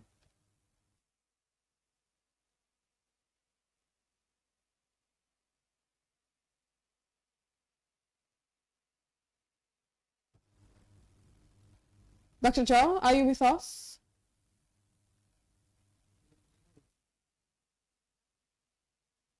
All right, we're still looking at pregnancy risk in women of the older ages, and it seems there might be a slight glitch, so still stay with us. Welcome back. This is still Health Matters. So we are with Dr. Joel Akande, a gynecologist, And we want to know, because she said, Dr. Joel, you said between the ages 22 to 32, that is a woman's fertility peak. So at what age do we consider advanced? Okay. The extremes of age is dangerous for women. In other words, we advise, don't get pregnant before 18 or 20, because the physical structures, the pelvis, the body structures of the woman is not matured enough to withstand pregnancy. She's still a baby under 18. And by definition of the law, 18 is above. But we advise don't get pregnant before 20 because your body is not strong enough. Now, when you begin to approach 40 and above, you are also getting weaker. Just as your eggs are getting weaker, so is your physical structure getting weaker. And your blood vessels are stiffening. Your bones, except you have prepared for pregnancy, your bone may not be as strong. Don't forget, this is the time when a woman is also beginning to enter into premenopause. So the bones are fragile, the physical structures are fragile, and all the other body structures are fragile. So we advise don't get pregnant towards, that is the natural way of things. But science have shown us that things can be modified in fertility world.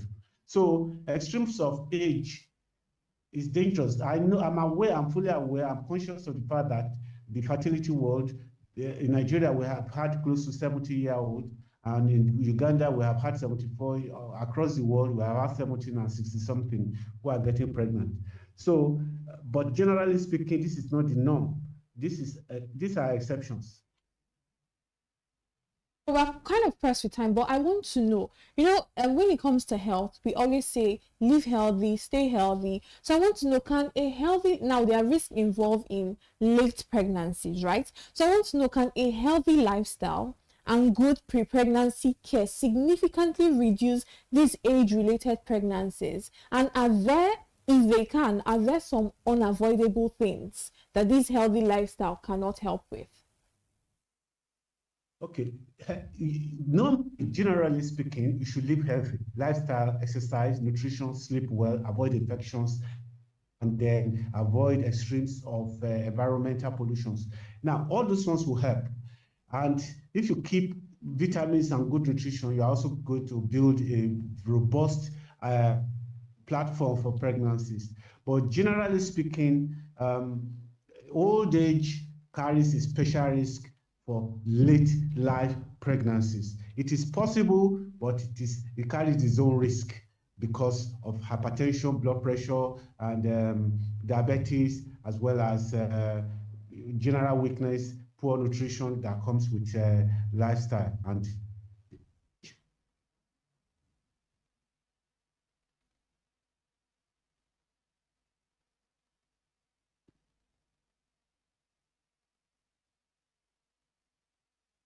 Okay, so Dr. Joel, I want to know something now. The final question, because we're pressed with time.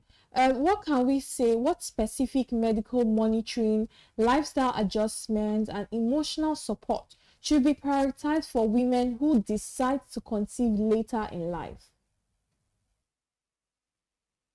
As I will advise women not to delay. Generally speaking, don't delay. If there is a possibility, don't delay. But if there is, we know that our social and biological is not fair, it's not equal everywhere. But exercise, 150 minutes every week, strengthening cardio, as well as stretching exercises. Supplements, don't overdo it, be reasonable, eat well, avoid infections, as well as good sleep.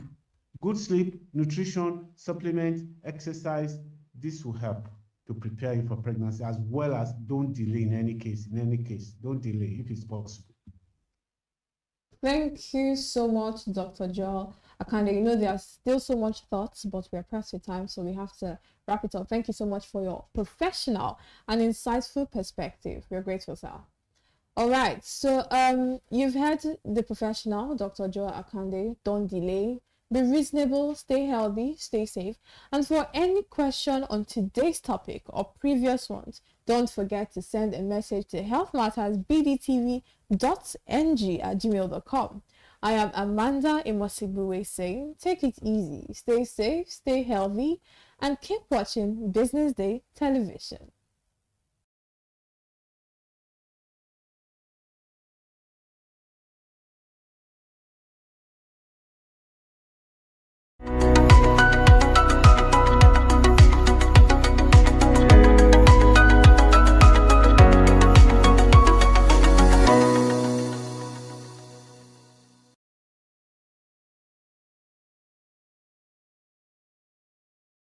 Information is everywhere, but insights, that is rare. Business Day Premium gives you analysis, data, and context that keep you ahead.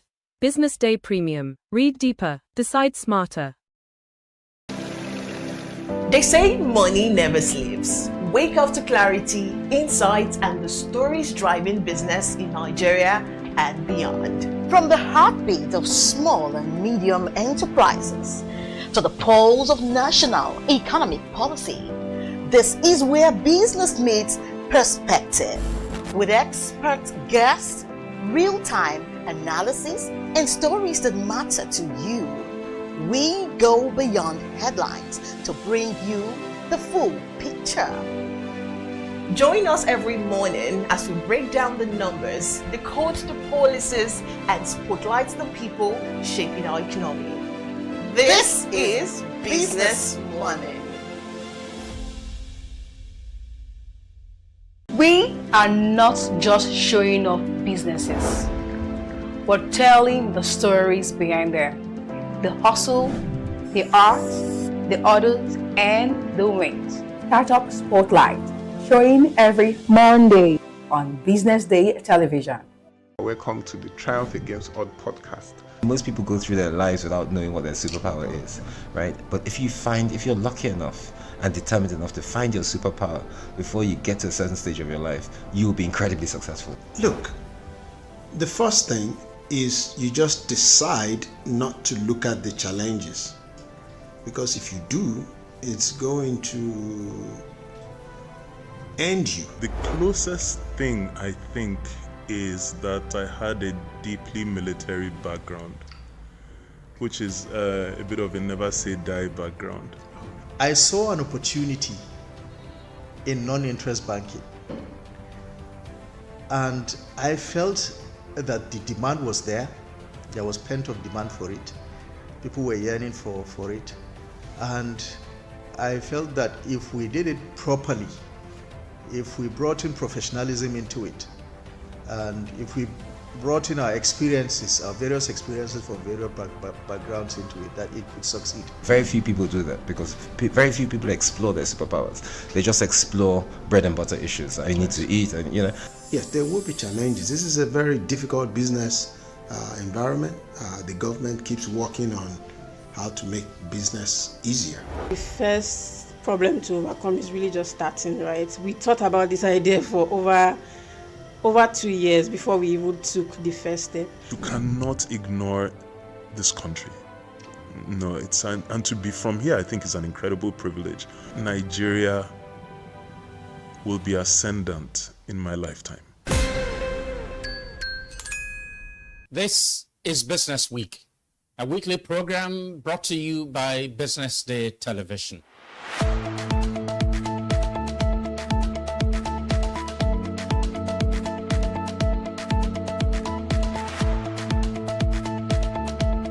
For many years, we've talked about the need to, essentially diversify our revenue stream away from, the huge dependence on oil revenues. It looks like that is happening now. So that means that we're better protected when, you have these wide fluctuations in oil prices and all of that. So But as you say, and I agree, that we should commend the government. At least revenues are not falling. There have been times in the past when we recorded drops in revenue. That's not the case today. We're seeing revenues actually going up. Increasingly, we can see the developed countries focusing on renewable energy and so on and so forth, which means that in the long run, we must look for alternative sources to funding. So, the government says that crude oil theft has essentially come to an end.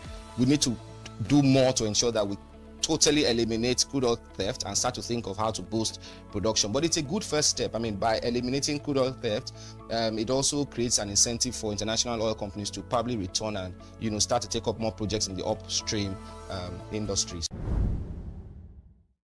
Stay ahead with Business Day Mobile, your gateway to Nigeria's most trusted business news, market insights, and expert analysis. With a Business Day Mobile app, you enjoy more than just news. You gain a seamless, intuitive platform designed to keep you informed and empowered. From exclusive articles to in-depth market trends, the app delivers the stories that matter most. Why Business Day Mobile? For premium access, for a clean, responsive design, for smarter navigation, for customizable alerts, and for all-in-one business hub. Whether you're a business leader, investor, policymaker, or enthusiast, Business Day Mobile brings you closer to the insights shaping Nigeria's business landscape. Download today and put authoritative business journalism right at your fingertips, anytime, anywhere. We're currently live here at the Balogun Market in Marina, where apparently some structures were brought down. Join us as we talk to some of these traders and know the reason for these demolishments. I traveled down to East anyway. I traveled down to my village to see my parents. So unfortunately, I received a call that my space had been demolished. So I was like, what is the problem? What happened that they demolished my shop? They said that there's some, is it government task force or what, that come inside the premises and demolish the place without even a quick notice. How can they demolish someone's place without even a quick notice? Okay, let's assume that my people is not here to help me. I could have started this. They could have destroyed both my goods and my shop. I have stayed here more than 10 years. There is no issue here. We don't have the only issue that we have here is that once Loma come, they will give us information that maybe they are coming on so day to collect money for Loma. We'll contribute money for Loma and pay them. I call most of my colleagues here. They said they have met His Excellency Mr. Somolu. Then he now came down here, but they didn't really get things from him because he was driving. When they meet him in this secretariat, as in this government house, he drove down back. Then I don't think they meet him because they just say that he visited here. They now go back to where the fire incident occurred. So before they come back here, he left already. So they didn't really get actual strong word from him. But you can see now they are fencing all this place. Yes. It takes a lot of time. Once this place closed, I don't think we still have stand here again. So what they want us to do? Is it not street? They are sending us to street. If somebody that couldn't be able to hold himself, they can do otherwise. So they should. We are pleading. They should try and know what to do for us, please. At least we pay. Nobody that is staying here that is not paying. Actually, it's a car park, but there's a lot of shops they created here. Then we pay a very good sum of money. And some of us just paid, some paid in November, some paid this December that just ended. So they should come to our rescue, please. On the 31st of December 2025, the Lagos State Building and Control Agency came and they started demolishing our shop. They did not give us any notice. They did not present any order for the demolition. They just said it's order from above. That is what they told us. They give us, it was maybe hours, and not that they even give us hours, that they are destroying it from one end. So we are packing. Everybody was packing their goods. We went to the State House at Marina on I think that was Friday. That Friday should be on the 2nd of January 2026. We went there for peaceful protest, and luckily for us, we saw the governor on his way going out, and he stopped and attended to us, and he asked that what is the issue. We explained to him, and the governor assured us that we should be going. He's going to come down here. So I think as he was coming, he came here direct that day. So before we could come from the State House, the governor is already here. We did not know what the governor discussed with the LAPSCA agency working here on that very day, because before we came back here, the governor have already left. Although we submit our allocation and all our documents to the representative at the State House that we are legal here, we are not illegal. We were moved to here since 1999 when they wanted to build the halfway land at William Street, and they give us allocation. In fact, we just renewed our allocation with the local government. They give us 15 years allocation about 2 months ago. So we submitted the copy of everything to their representative at the State House. But till today, which is on the 8th of January, we have not had any feedback from the governor and from the agency. So as you can see, they have demolished everything. They sell all our container as they are building. They are demolishing it. People that are buying it are here already. So they sell everything. We are not allowed to even take our container that we did by ourselves. They said they cannot release it to us. So since then they have been doing the fence. You can see the fence. These are the fence. They are still working. But as we have no option, because most of us here we are just hustling, so we have no option. We have nowhere to go. That is why we are still inside the sun. We are selling inside the sun. As they are doing the fence, we are still selling to manage ourselves. What we expect from the government is that they should reinstall us here. Let them go through the documents we submit to them. When they go through, they will say everything are genuine. We are taxpayers. We pay dues. We don't violate any rules. So you get, let the government have mercy and pity us. And even till now, as I'm talking to you, they have not given us any reason for the demolition. Till now, there's no reason for the demolition. The chairman of the Nigeria Legion, who is in charge of the car park, came, and he was asking that where is the demolition order that you people bring. They did not provide anything. We are not notified. They didn't notice us like they are coming, but they are just saying it's from the government, and I didn't even understand it. They just come just like that. Nobody noticed us of anything. They just come one of a sudden and destroy all our containers, and even most of my goods, everything we are damaged. At least now I'm losing a lot. If I should calculate what I'm losing, over 5 million naira. Yes, over 5 million naira. Nobody compensates us. Nobody compensates us. Please, I'm begging the government, they should look into this. This is Lagos Marina, beside UBA head office. We are facing a lot here. You can see them. Look at our goods here. Look at my market here. Look at it. It was damaged. Even my containers, I cannot even get access to the container myself. They just come and demolish everything and just pack everything. So we really lose a lot here.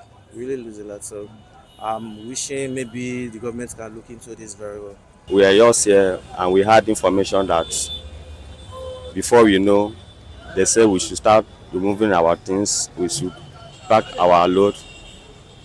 We were watching and waiting. It was a surprise because they didn't even give us notice. So unfortunately, we start packing our load.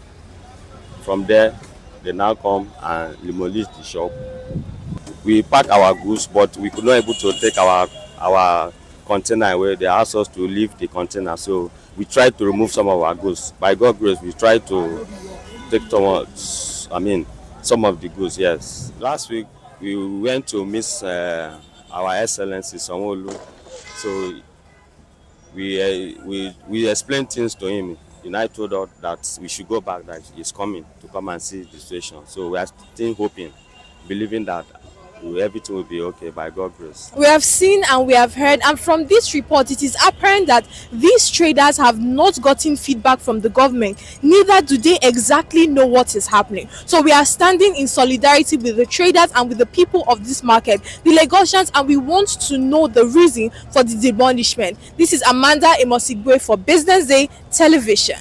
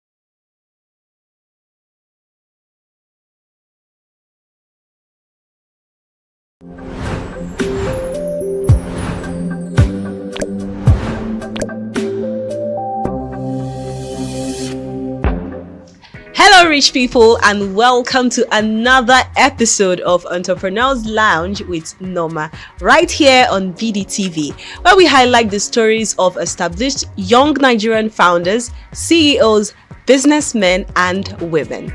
I'm your host, Norma Obodna, and today joining me on the lounge is Olatunde. Olatunde Alayaki is the founder of Jeun, a food tech company delivering wholesome, convenient Nigerian and fused meals made just how people like them. An innovation-driven approach to reimagining Nigerian and African cuisine for the modern world. With a degree in civil engineering from the University of Bath, England, Olatunde's professional journey has included working with renowned firms such as Arup & Curtains in the UK, as well as Sahara Group in Lagos, Nigeria. His experiences also include supporting the interests and execution of investment projects across Nigeria and Africa, such as the Africa Collective, an initiative relating to the World Economic Forum and the AFCFTA, which ultimately sparked his desire to pursue entrepreneurship. He's a believer in the power of purpose and innovation. Olatunde also harbors a big love for space and rocket development. Welcome to the show, Olatunde. Thank you very much. Okay, so we're going to jump right into today's questions because we have a lot for you. Right. We've seen you do so many things, go from corporate to having your own business. So yeah. I can imagine what's that like, moving from that kind of structure and then starting your own stuff? It's a different experience, firstly, but I think it's one thing. The corporate structure obviously helps you to be able to understand how to work and serve, right? And so when you're setting up your own business, when I was setting up Jeun, it was very important that I took certain things that I had learned and seen, maybe my managers do, or just implementing the whole vision for the company as well. So I think, yeah, it was there was obviously a difference, but I think it was worth it to have that corporate experience and then start my own thing. Yes. So would you say it's easier running a business or working for a business? Which one do you think is easier? I think my own opinion is that it's easier to work for another person, because carrying the vision and carrying the weight of the vision and trying to implement it and share it with so many people is a task on its own. And I think that any entrepreneur faces that every day. So it's not just about you and the product and the customer, it's about you, the systems, the structures, the people, and then that goes to the customer, right? So I think every day you're thinking constantly, how do I pass across this message, this vision of what we're trying to build to everyone that I'm employing so that they can also do the same to the customer. So I think it's definitely harder to do your own thing. Yeah, there's a lot more responsibility and weight on your shoulder. Yes. So where did you first receive the vision for Jeon? Because there's a consistency with the taste of the jollof rice in particular. Like, I've not had anything close to it. So where did you get the vision that, okay, this is how we're going to structure this particular recipe, this is how we're going to do this? Like, how did you birth this entire idea? I think firstly it's important to track back a little bit, right? So I'm from a civil engineering background. Uni was civil engineering, and then I moved back and I was really interested in the food and agricultural space, right?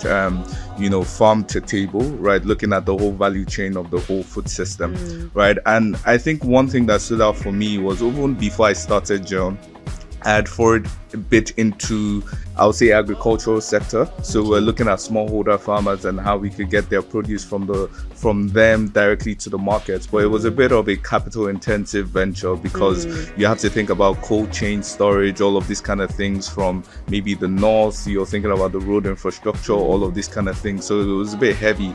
And so because I was looking at all the different aspects, whether it was distribution or the farm aspect or processing, or the table aspect, which is like in the form of restaurants and food businesses, right? For me, it was then like, okay, if I can't start here, then maybe I should just go and start with selling food, right? And for me, I couldn't comprehend, wow, Latine, what have you going to say? You're selling food now? I think that was the first fear that I had. But for me, it was important to stay true to myself and stay true to, what I believed about the food and agricultural sector and how I felt like it's such a critical part to Nigeria's development, right? And I thought also as well that, if I understand the issues at the table side, then I'll be able to backwards integrate into the other things that I had an interest in, right? The farming aspect of things. So with Jeon, I just remember there was a day where I was thinking about, okay, how do we do a table side of things, right? My most experience with food before that was cooking at uni, right? So there wasn't Nigerian food readily available, and so I would cook from time to time. My first jollof rice was not the best, but by the time I left uni, people were calling me to come and make, like my friends. It was just a thing. It wasn't anything I thought about selling. It was just like people would come to me and say, Latine, your jollof, Latine, your fried rice. Do you understand? And I kept on doing that because I love to do that, right? I haven't had a page called He Cooks, right? So I used to, cook and, just post pictures of my food. Yeah, the page is actually still up. It can come up, right? And so I would just post and things like that. So 3 years later, I was just thinking about it and the word Jeon just came to mind, right? But I didn't know what I wanted Jeon to be. I just knew that, I wanted it to be something and something impactful. And in terms of marketing, I think I was very much like, we had to do this in a different way because what I saw in Nigeria was people were speaking a lot about like, okay, they'll show the food, they'll say you can buy this, you can buy that, but nobody was speaking about like, showing the people. It was almost like the food marketing space was a bit different, right? And I think with Jeon, we really wanted to do something different. So to your question, it was really just about like this journey I'd had through the food and agricultural sector, and the word Jeon just came to mind, and I knew it was God inspired, and I decided to just run with that and just see. So we didn't even, with the Mighty Jollof, for example, I always say this to people, like, it wasn't something we didn't sit down and start doing. No, because I didn't even have that experience, right? There are certain things I'm learning about the food industry now that I didn't know before, but there was a leap of faith that I took to just say, you know what, we're going to call it Mighty Jollof, and that Mighty is going to be, in a sense, what it will be. And now Mighty Jollof is our bestseller at Jeon. Mighty Jollof. People should try it. Yeah, it was just really just going along the process and trusting that there was something Latine can give to this industry, and 1 year and a couple more, some months in, we're doing just that, I believe, and we can do more. Yes. So let's calm down small, because now, like, we are going all business, So, like, what is the vibe of your workplace? Yeah. What's like the vibe? If you could describe it with a song, what would be the name of the song? With a song, I would say a song, like, it's actually my favorite song at the moment. Okay. So maybe like Za is by An Endless Ocean. And I would say the reason why I say that, it's a bit like, fun, and there are stressful days in our workplace but I think that one thing that always happens when people come and interview is they say, you know what, like, I really like how you guys seem like a family. Do you understand? So there are fun days, but there are also days where we're just like really excited about what we're doing, and everyone is keyed into everything. So I'll say that because it's a bit upbeat, but obviously the lyrics are still quite serious. I'll say that. Okay, so we hear a lot about wins and entrepreneurship. Some people, they'll say, I made my first 1 million naira, I made my first $1 billion from all of that. But food business happens to be, yes, one of the most profitable, but I do think that there are downsides. Do you agree with this? Yeah, certainly. I think with any venture that you have in Nigeria, across the world, there will always be downsides, right? I think, it's a ripe industry for sure, because the demand is very high across Lagos, across Nigeria for food, right? But there are downsides because at the end of the day, you have a vision to set something up, right? And it's just like civil engineering. It was really about buildings and structures, right? So they're setting up the foundation. There's now the pillars and the columns and the beams and all of these kind of things. So I think that, at every stage you encounter difficulties. So yeah, there are downsides to, building anything, I believe. Yeah. Okay. So if you had 1 hour with one of the top business men or women in the world, who would that be? In the world, I would say Elon Musk. Ooh, yeah. Why Elon? Like, Elon is just like, I mean, I disagree with certain things sometimes, but I think that Elon is, I've really just been inspired by his, desire to go after things, right? And I'm a big fan of space and rocket development. So I've seen SpaceX build. I wasn't there from the start, but seeing their development, over the last 10 years or so has been quite inspiring to see. And seeing the other things that he does, is he's doing like Tesla, SpaceX, and all of these kind of things. And the guy is just a machine. Like, so it's just like, how do you balance all of these things? It's, he doesn't limit himself. So yeah, I would say 1 hour with Elon would be good. Yeah. I don't know if you know you've heard about the news where they sent Egusi to space. Would Jeon be sending jollof rice? I will just know in case they are sending people to Mars anytime soon. So if you're going there, I would like to be in space as well. Yeah, definitely. I want to go to Mars as well. I want to go to the moon. So if they're sending jollof, like, they should choose. Please choose Jeon Mighty Jollof. Please. Yeah, and the founder as well. Call me and I'll be there. Okay, so it's been a very beautiful journey, and way before that, before it became Jeon, it became a thing, where was the moment where you sat down and you were like, Omo, I'm really doing this thing, like this Jeon thing, I'm really doing it? What was that moment for you? Before it started? So in 2023, I had left a job that I was doing within the investment space, right? And as at the time where I left the job, I didn't have any plan B. Like, I didn't know what I was going to do. I just know that I upped and left, right? And I just told myself that, look, Latine, you have to get something. Because the reason why I left was because I felt like there was something more, but I couldn't put my hands on it. Like, it was an amazing job. It was giving me a lot of exposure. But at the same time, you know, where there's that tussle in your heart saying, okay, I could go down this road and it'll be nice and it'll be good.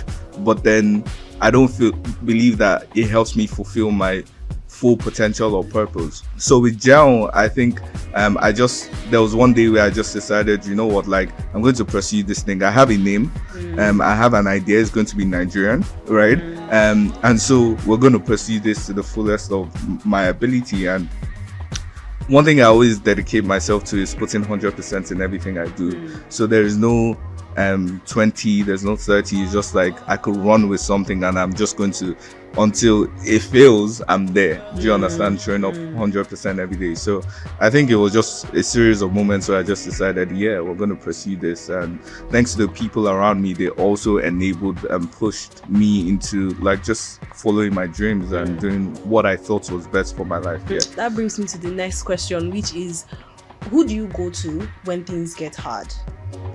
I go to God. I think that's the most important thing.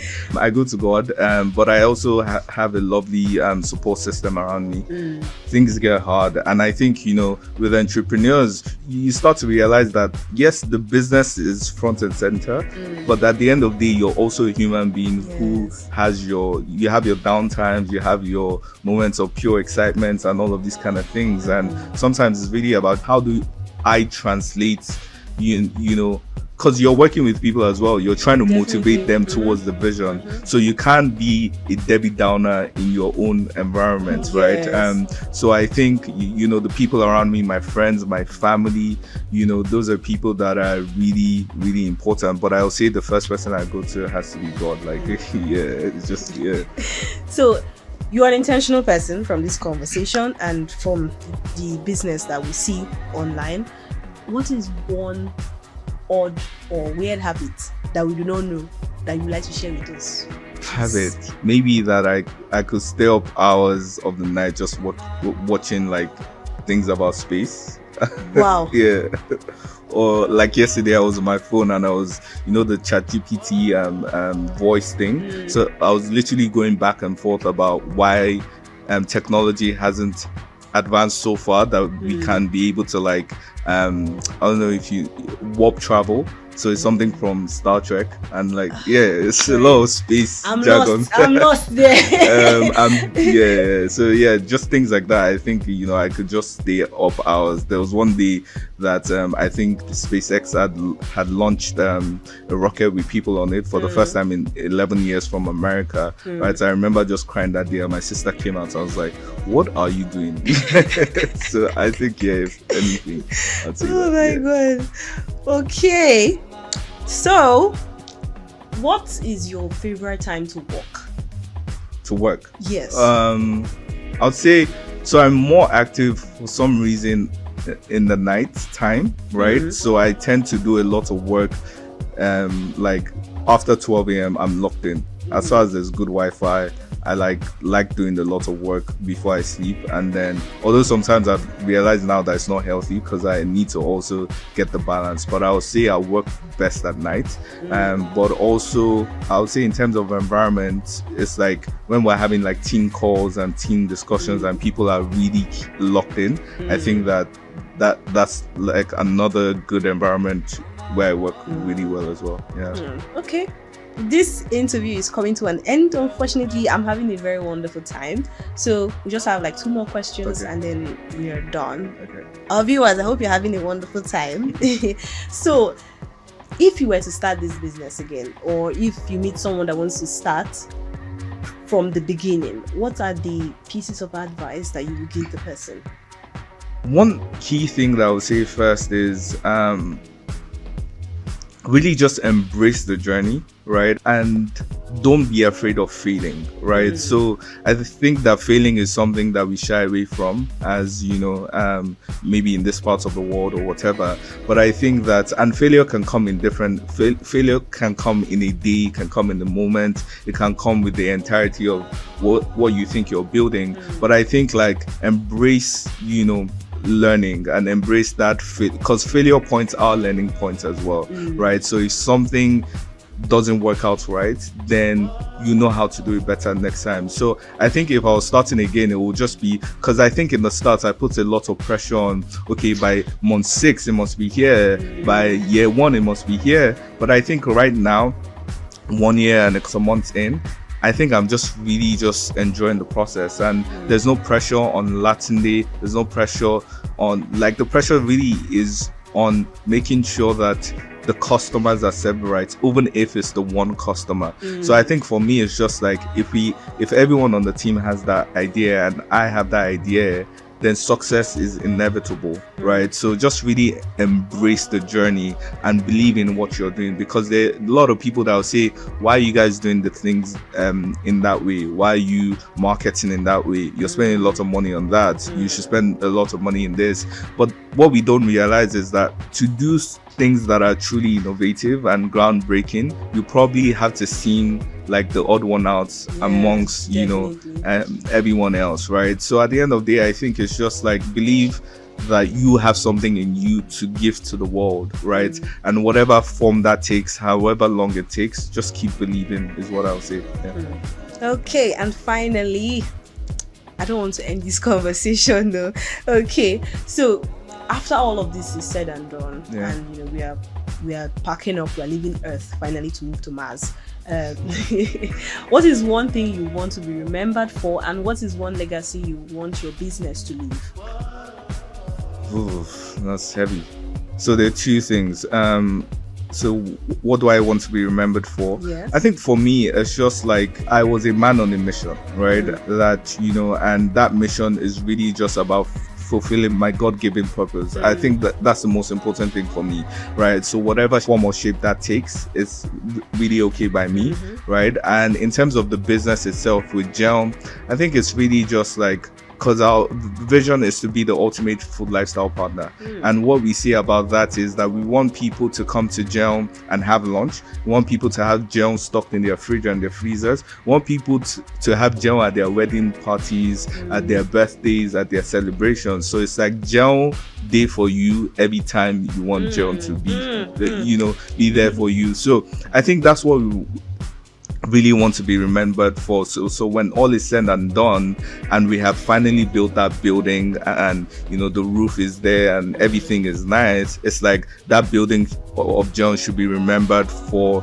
just doing what it said it would do in the first place, which is to be there for you every time that you want it to be there for you. And that's why we're heavy on customization, because you might come to John and say, oh, I don't eat fish, so don't add any crayfish to anything that you're making for me, and we'll do that, right? And so it's really important for us that we're listening to our customers and that we are growing with our customers as well. Thank you so much. Thank you very much. To our viewers, I'm sure that you've learned a lot from this conversation. I wish I had my pen and paper, but I will definitely be rewatching to get all the nuggets and gems that are lying in this conversation. Until next time, I am Norma Obona, your host, and today we had Latunde, the CEO, and Chief Steward at Gel. Thank you so much. Thank you.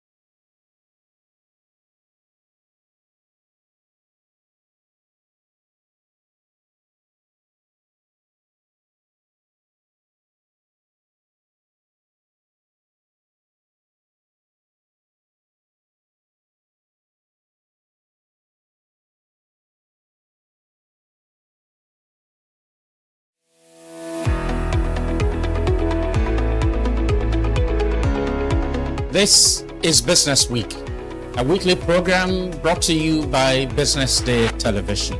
And we're live from Lagos, the nation's commercial capital, bringing you the latest insight into the stories that matter for business and the economy. I am Deborah Eze. Onyeka Valentine. I am Destiny Momo. My name is Elizabeth Moses.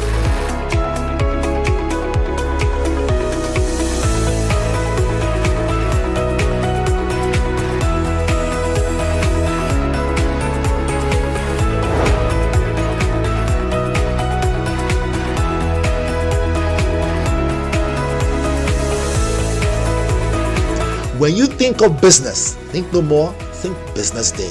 I know that Business Day television will go places. It is the next big thing that will happen to the Nigerian media sector without a shade of doubt.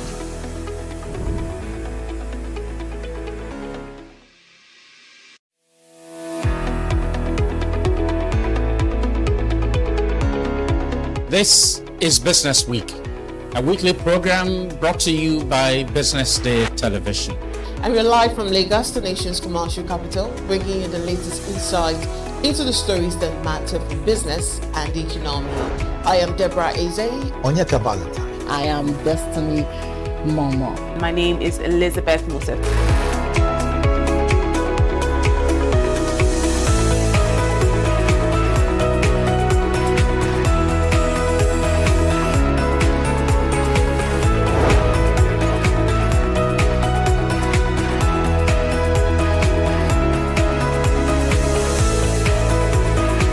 When you think of business, think no more, think Business Day.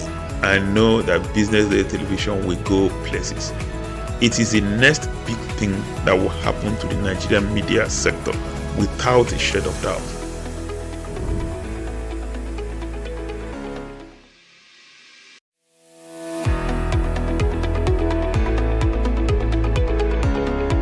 This is Business Week, a weekly program brought to you by BusinessDay television.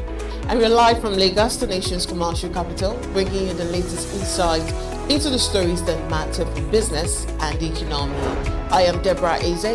Onyeka Valentine. I am Destiny Momo. My name is Elizabeth Moses.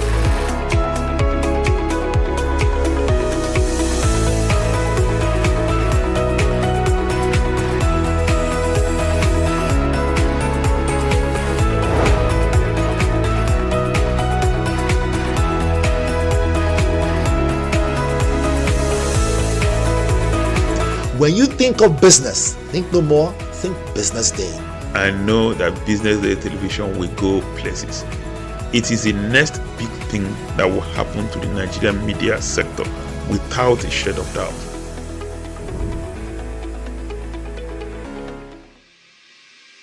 Information is everywhere, but insights, that is rare. Business Day Premium gives you analysis, data, and context that keep you ahead. Business Day Premium. Read deeper, decide smarter.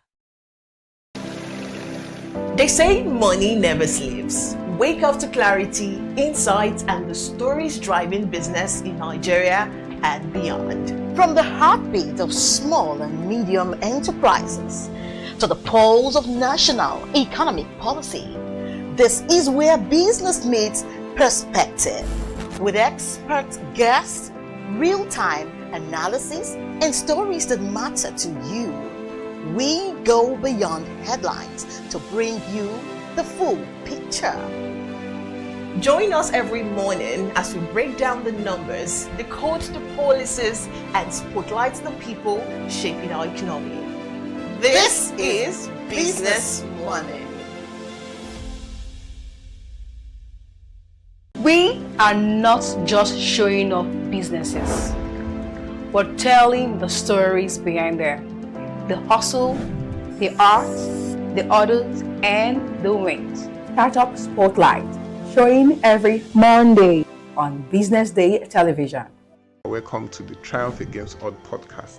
Most people go through their lives without knowing what their superpower is, right? But if you're lucky enough and determined enough to find your superpower before you get to a certain stage of your life, you will be incredibly successful. Look, the first thing is you just decide not to look at the challenges, because if you do, it's going to end you. The closest thing I think is that I had a deeply military background, which is a bit of a never say die background. I saw an opportunity in non-interest banking, and I felt that the demand was there. There was pent-up demand for it. People were yearning for it, and I felt that if we did it properly, if we brought in professionalism into it, and if we brought in our experiences, our various experiences from various backgrounds into it, that it could succeed. Very few people do that because very few people explore their superpowers. They just explore bread and butter issues. I need to eat, and Yes, there will be challenges. This is a very difficult business environment. The government keeps working on how to make business easier. The first problem to overcome is really just starting, right? We thought about this idea for over 2 years before we even took the first step. You cannot ignore this country. No, and to be from here, I think is an incredible privilege. Nigeria will be ascendant in my lifetime. This is Business Week, a weekly program brought to you by Business Day Television.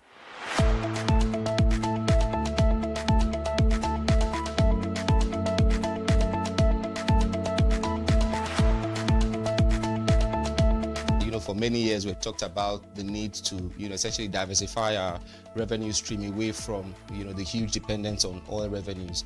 It looks like that is happening now. So that means that we're better protected when, you have these wide fluctuations in oil prices and all of that. So it's as you say, and I agree, that we should commend the government. At least revenues are not falling. There have been times in the past when we recorded drops in revenue. That's not the case today. We're seeing revenues actually going up. Increasingly, we can see the developed countries focusing on renewable energy and so on and so forth, which means that in the long run, we must look for alternative sources to funding. So, the government says that crude oil theft has essentially come to an end.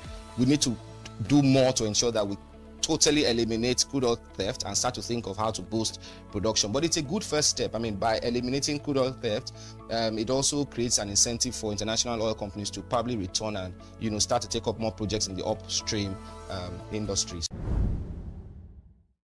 Stay ahead with Business Day Mobile, your gateway to Nigeria's most trusted business news, market insights, and expert analysis.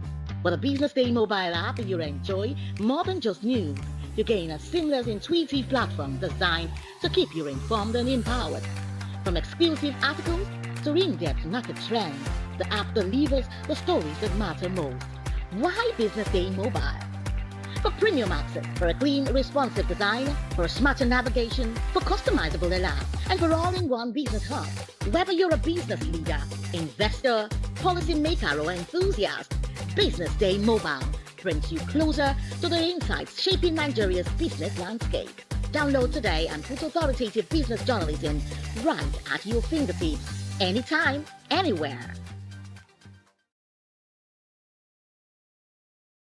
We're currently live here at the Balogun Market in Marina, where apparently some structures were brought down. Join us as we talk to some of these traders and know the reason for these demolishments. I traveled down to East anyway. I traveled down to my village to see my parents. So unfortunately, I received a call that my space had been demolished. So I was like, what is the problem? What happened that they demolished my shop? They said that there's some government task force or what that come inside the premises and demolish the place without even a quick notice. How can they demolish someone's place without even a quick notice? Okay, let's assume that my people is not here to help me. I could have started this. They could have destroyed both my goods and my shop. I have stayed here more than 10 years. There is no issue here. We don't have the only issue that we have here is that once Loma come, they will give us information that maybe they are coming on so day to collect money for Loma. We'll contribute money for Loma and pay them. I call most of my colleagues here. They said they have met His Excellency Mr. Somolu. Then he now came down here, but they didn't really get things from him because he was driving. When they meet him in this secretariat, as in this government house, he drove down back. Then I don't think they meet him because they just say that he visited here. They now go back to where the fire incident occurred. So before they come back here, he left already. So they didn't really get actual strong word from him. But you can see now they are fencing all this place. Yes. Like It take a lot of time. Once this place closed, I don't think we still have stand here again. So what they want us to do, is it not street? They are sending us to street. This, if somebody that couldn't be able to hold himself, they can do otherwise. So they should. We are pleading. They should try and know what to do for us, please. At least we pay. Well, nobody that's staying here that is not paying. Actually, it's a car park, but there's a lot of shops they created here. Then we pay a very good sum of money, and some of us just paid. Some paid in November, some paid this December that just ended. So they should come to our rescue, please. On the 31st of December 2025, the Lagos State Building and Control Agency came and they started demolishing our shop. They did not give us any notice. They did not present any order for the demolition. They just said it's order from above. That is what they told us. They give us, it was maybe hours, and not that they even give us hours, as they are destroying it from one end. So we are packing. Everybody was packing their goods.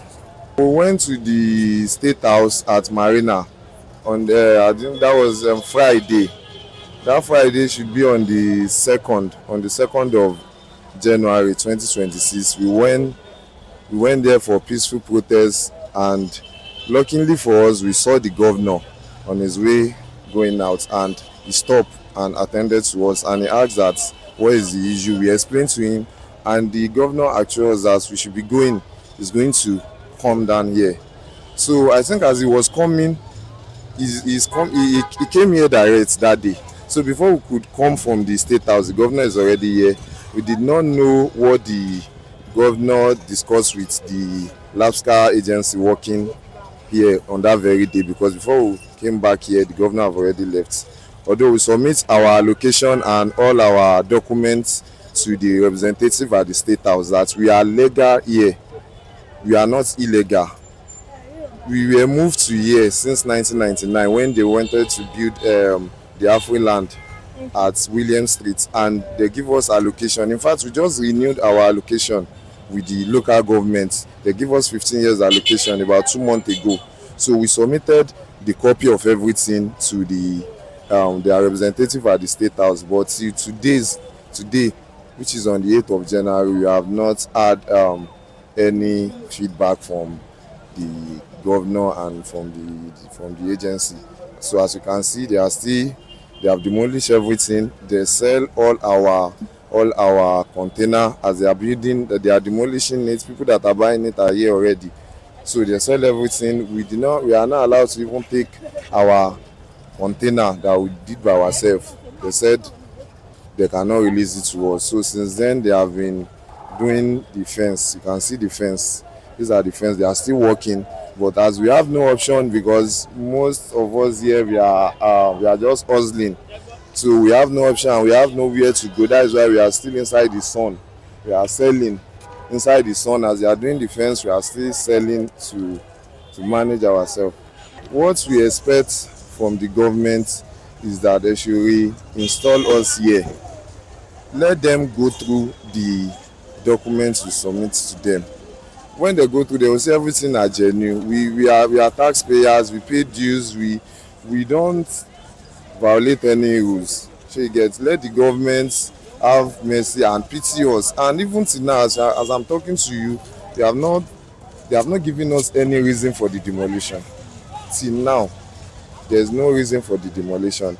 The chairman of the Nigeria Legion, who is in charge of the car park, came and he was asking that where is the demolition order that you people bring. They did not provide anything.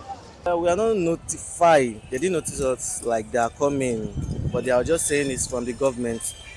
And I didn't even understand it. They just come just like that. We didn't even, nobody noticed us of anything. They just come one of a sudden and destroy all our containers. And even most of my goods, everything we are damaged. At least now I'm losing a lot. If I should calculate what I'm losing, over 5 million naira. Yes, over 5 million naira. Nobody compensates us. Nobody compensates us. Please, I'm begging the government, they should look into this. This is Lagos Marina, beside UBA head office. We are facing a lot here. You can see them. Look at our goods here. Look at my market here. Look at it. It was damaged. Even my containers, I cannot even get access to the container myself. They just come and demolish everything and just pack everything.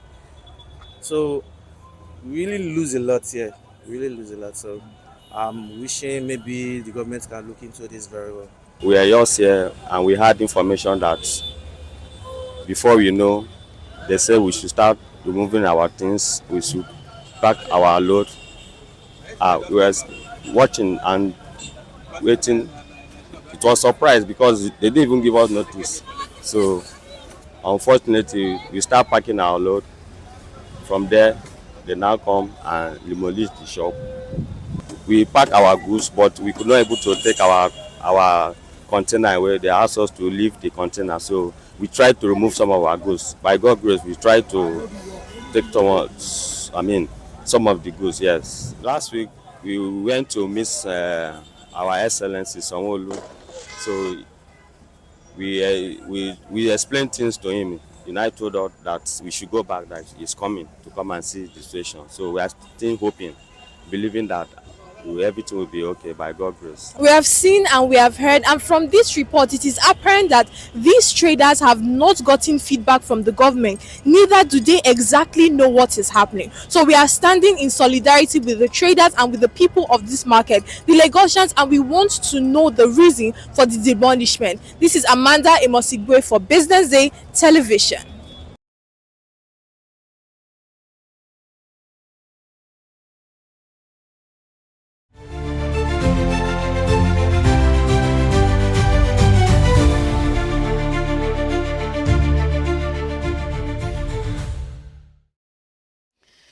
Now, this is a Business Day TV news update, reaching you live from our studio here in Lagos, Nigeria. Coming up,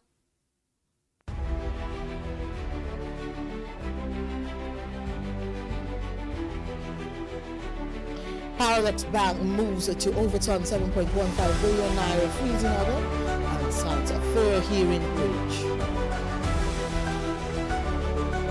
As it agro leaves 600 million units in NGX at 1.81 naira per share. And also NCC licenses 6 new ISPs as competition intensifies with Starlink MNOs. And lastly, Nigeria leads global AI adoption for learning and work. Thank you for joining us this afternoon. I am Destiny Momo. Parallax Bank has asked the Federal Capital Territory High Court in Abuja to set aside a 7.15 billion naira order freezing its funds, saying the decision breached its constitutional right to a fair hearing.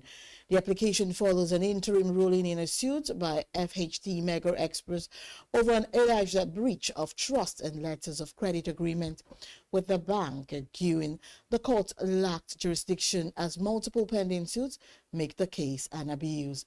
Lawyers say the December 18th ex parte order was granted without urgency or evidence of dissipation, directing the central bank to sequester the funds and should be vacated and proceedings suspended. Justice Hawa Gumi adjourned the case to February 4th to hear arguments, noting expert orders are temporary remedies only. And moving on, Nzik's agro-allied industries has entered Nigeria's public equities market, listing 600 million ordinary shares by introduction on the growth board of the Nigerian Exchange on January 20th, 2026. And priced at 1 naira 81 kobo, the listing values the firm at 1.19 billion naira, trading as Nzik's shares closed at 1 naira 90 kobo. Now, for the 9 months to September 30th, 2025, revenue rose 121% to 464 million naira, while profit before tax reached 201 million. Now, founded in 2012 and renamed in 2024, and it just operates palm oil, poultry, fish, feed, and crops, with assets standing at 1.06 billion naira, with pledges of transparency. And still on, the Nigerian Communications Commission has licensed 6 new internet service providers to operate in Nigeria effective January 1, 2026, deepening competition in a market already under pressure from mobile network operators. The development was confirmed through the NCC's updated licensing database, showing a rise in the number of authorized ISPs despite a growing market concentration and shrinking customers. According to reports, the new licenses come at a time when traditional ISPs are grappling with cheaper retail data offerings from MTN, Airtel, Globacom, and 9Mobile, as well as disruption from Elon Musk's Starlink. NCC licensing data shows that the addition of 6 companies has pushed the total number of licensed internet service providers in Nigeria to 231 from 225 in December 2025, highlighting a strong geographic concentration of ISP operations in a few urban centers and persistent gaps in broadband distribution across the country. And now coming up, Nigeria leads global AI adoption for learning and work. This and more after this short break. Stay with us.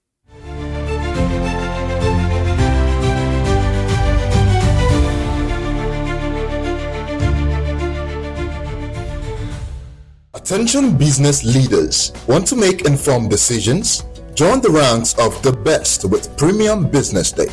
Access in-depth analysis and expert opinions to stay ahead. Subscribe now at premium.businessday.ng and unlock premium content. Plus, you get 50% off your first subscription. Don't miss out. Make smarter choices and seize new opportunities. Sign up now and elevate your business game.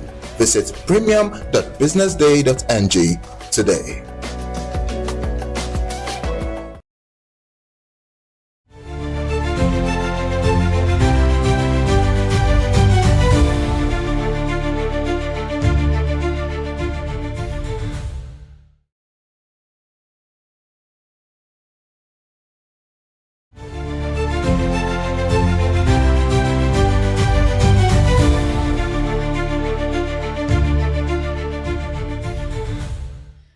You're still watching a news update from Business Day Television. A new Google report says Nigeria is emerging as a global leader in artificial intelligence adoption, especially in learning, work, and entrepreneurship, with findings released Tuesday in partnership with Ipsos.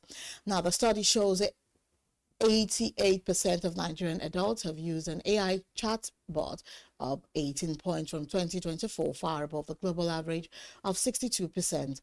AI use remains widespread, with 93% relying on it for learning and 91% using it at work and 80% exploring business ideas, nearly double the global rate.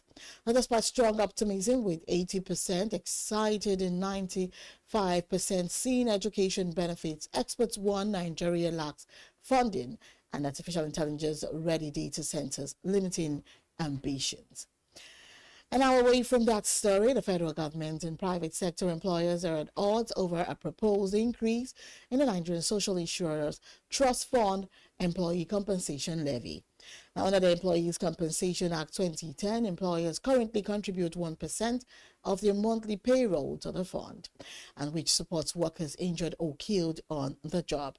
A Minister of State for Labor, Nkiruka Onyejocha, argued that the compensation paid to affected families is inadequate, said safety is a legal obligation while calling for a review of the scheme. And Seplat Energy's Steve Oje, represented by Ken Okoro, warned that increasing the levy could force companies to cut jobs or shut down, as businesses are already struggling with multiple levies and economic pressure, as firms already pay over 75 different taxes and charges. Labor unions and the Ministry of Labor are moving to merge existing labor insurance laws into a single framework. And also, Seplat Energy PLC has commenced gas production from its 300 million standard cubic feet per day gas project, marking a major milestone for Nigeria's domestic gas supply. And 4 upstream wells have been brought online, with wet gas outputs currently stabilizing at between 40 and 52 million standard cubic feet per day, with condensate production reaching about 2.0 to 2.5 thousand barrels of oil equivalent per day. The ANOH gas plant is a joint venture between Seplat Energy and the Nigerian Gas Infrastructure Company, featuring 2 150 mmCFD processing units, LPG recovery and condensate stabilization systems, a 16 megawatt power plant, and operates with 0 routine flaring. Chief Executive Roger Brown says the project lifts the company's onshore gas processing capacity to over 850 mmCFD, playing a key role in achieving its 2030 production target of 200,000 barrels of oil per day. And now to end the local news, the International Monetary Fund has urged governments to rebuild fiscal buffers and rein in public debt as global spending pressures continue to rise. The fund, in its World Economic Outlook update, called for medium-term fiscal consolidation, stronger debt management, and more efficient public spending. The IMF projected that Nigeria's economy would grow by 4.4% in 2025 before easing to 4.1% in 2027, and placing Africa's largest economy above the global growth forecast of 3.3%. The fund advised countries to broaden revenue sources, rationalize spending, and also warned that fiscal support should be tightly targeted, as untargeted subsidies and open-ended interventions can strain budgets. And now, on monetary policy, the IMF revealed that the central banks must prioritize price stability, noting that rate cuts should only be considered where inflation is near target. Coming up, Caledonia secures $150 million for Zimbabwe gold mine. This and more after this commercial break. Stay with us.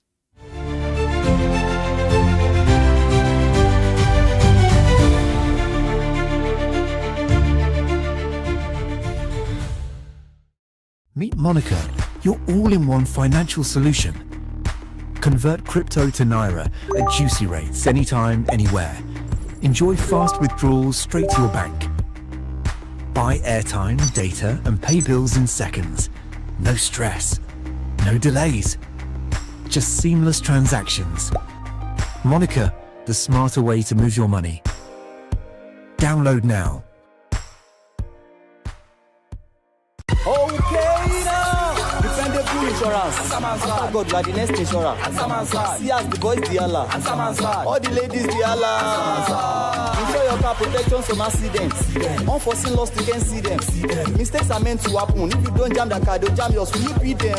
Ah yes, you will get them arrested. Your plans for that day is affected. You waste your money, you waste energy. With AXA, you can be protected. Get the protection that pays today. Call 0700 AXA Mansa to get a motor insurance that pays. At Stanbic IBTC, we are here to help you grow with financing that helps you expand, expert knowledge across 20 African markets, trade solutions that open doors to 195 countries globally, and an online banking platform that works hard, because with us, there's possible, then there's more. Visit www.stanbicibtcbank.com/business for more. Stanbic IBTC. True strength. What defines it? The brilliance of a player? Or when a team comes together to win? A solo beat? Or the rhythm of many? The flair of one dancer? Or the art of a troupe? One distinct voice, or the beauty of the symphony. At FCMB Group, we build ecosystems, empower communities, and create the future. Because we believe it's not just one, but the power of the group that delivers the future we all desire. FCMB, the power of the group.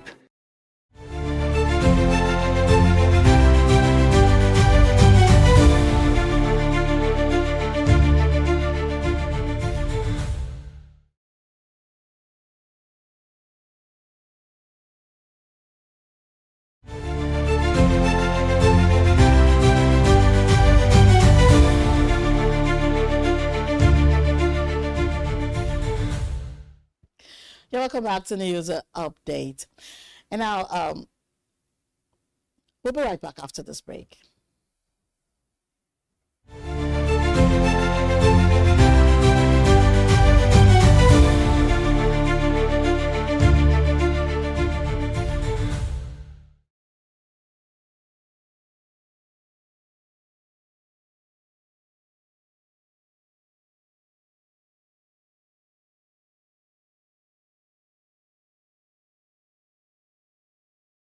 Information is everywhere, but insights, that is rare. Business Day Premium gives you analysis, data, and context that keep you ahead.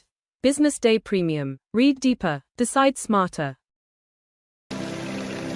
They say money never sleeps. Wake up to clarity, insights, and the stories driving business in Nigeria and beyond. From the heartbeat of small and medium enterprises to the pulse of national economic policy, this is where business meets perspective. With expert guests, real-time analysis, and stories that matter to you, we go beyond headlines to bring you the full picture. Join us every morning as we break down the numbers, decode the policies, and spotlight the people shaping our economy. This is Business Money.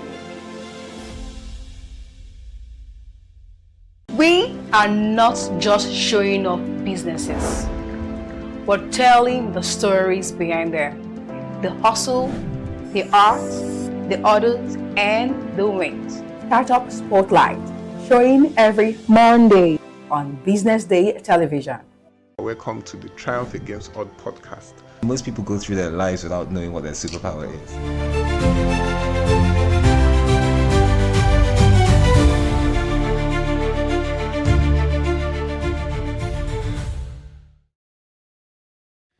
You're welcome back to News Update, and I'm moving on to Africa now. Zimbabwe focused Caledonia Mining Corporation has raised $150 million through a 7-year convertible bond to fund its Bilboes gold project, which is set to become the country's largest gold mine once operational, marking the biggest international capital raise in over a decade for Zimbabwe.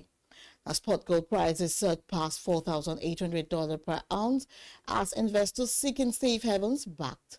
According to reports, the move comes after President Alassane Ouattara raised the fixed farm gate price for the 2025 to 2026 main crop to a record 2,800 CFA francs per kilogram. The price increase has kept cocoa that would normally be exported to neighboring Liberia and Ghana in Ivory Coast, while some production from those countries has also flowed into the country, contributing to the surplus, as there are roughly 123,000 tons of cocoa in stock with producers. Declining cocoa prices have slowed purchases by exporters, causing congestion at ports such as San Pedro, where trucks carrying cocoa beans have struggled to unload. Germany added that the new mechanism will cover only the main crop season, and noting that the CCC had already sold 85% of its production before the main harvest began. And I'm moving on to the foreign scene. The European Parliament has plans to suspend approval of a U.S. trade deal agreed in July, with a move due to be announced in Strasbourg on Wednesday. Now, according to reports, the decision escalates tensions between the United States and Europe after President Donald Trump renewed efforts to acquire Greenland, threatening fresh tariffs on settling markets and reviving fears of a transatlantic trade war. Now, shares fell across Europe and Wall Street. Asia was mixed. Gold climbed above $4,800 an ounce. Silver eased, and the dollar steadied after its biggest daily drop since December. And the EU lawmakers cite U.S. threats to sovereignty, with retaliation possible from February 7th, while Washington urges restraint. Warning responses will follow as the Supreme Court weighs the legality of Trump's tariffs. And also higher tobacco prices and airfares pushed the UK inflation up to 3.4% in the year to December, marking the first rise in 5 months and above economists' expectations. The increase reportedly comes ahead of the Bank of England's February 5th rate meeting after it cut the borrowing cost to 3.75%, with policymakers viewing the jump as driven by temporary factors. The ONSA Christmas travel pushed airfares higher as tobacco duty rose after November's budget, with food prices, while rent eased with transport inflation reaching 4%. Critics blamed mismanagement as economists expect inflation to fall in January, but the UK forecast to see the biggest G7 decline, while bank watchers anticipate gradual rate cuts later this year. We will bring you the sports news after this break. Stay with us.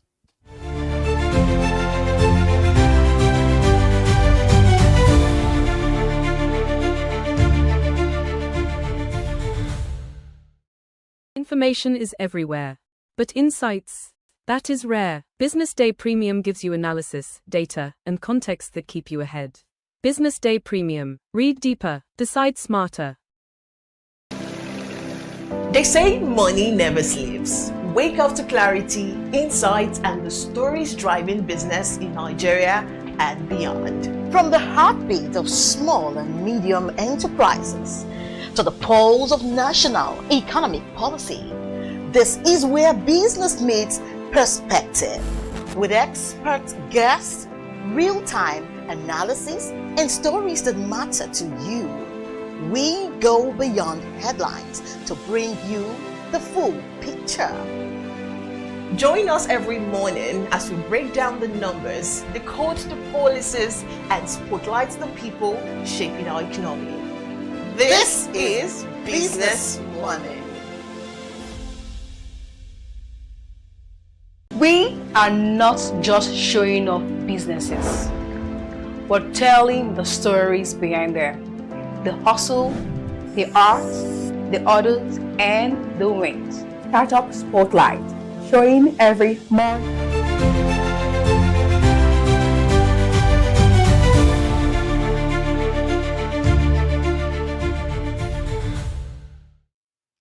Welcome back to News Update, and now moving on to sports news. Real Madrid midfielder Jude Bellingham has had the fans to show support to Vinicius Jr. and the rest of the squad following Los Blancos' 6-1 Champions League win over Monaco on Tuesday.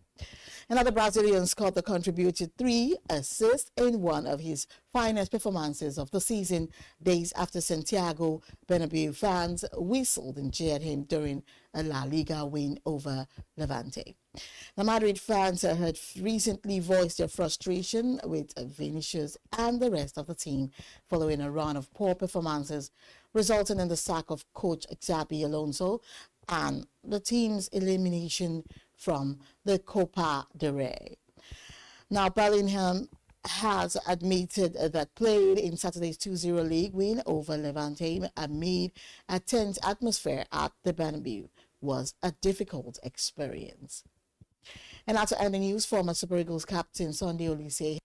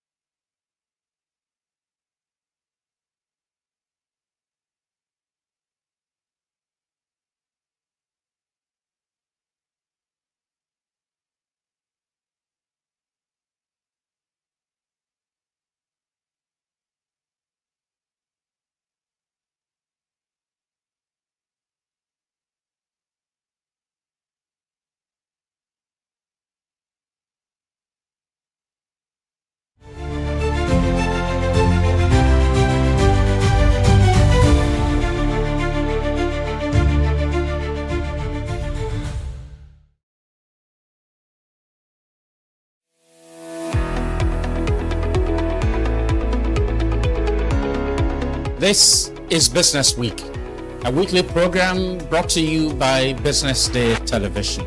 And we're live from Lagos, the nation's commercial capital, bringing you the latest insight into the stories that matter for business and the economy. I am Deborah Eze. Onyeka Valentine. I am Destiny Momo. My name is Elizabeth Mosef.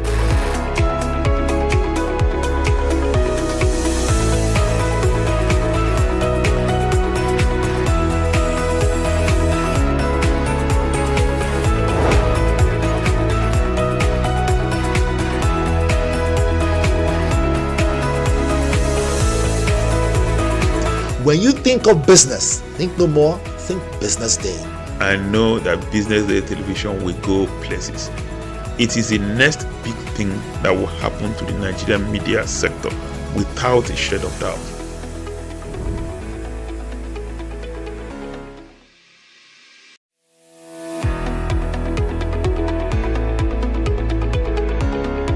This is Business Week, a weekly program brought to you by BusinessDay Television. And we're live from Lagos, the nation's commercial capital, bringing you the latest insight into the stories that matter for business and the economy. I am Deborah Eze. Onyeka Valentine. I am Destiny Momo. My name is Elizabeth Mosef.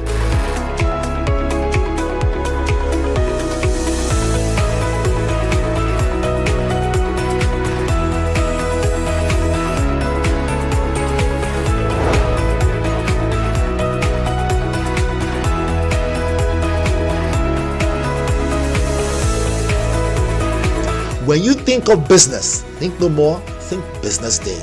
I know that Business Day television will go places. It is the next big thing that will happen to the Nigerian media sector without a shade of doubt.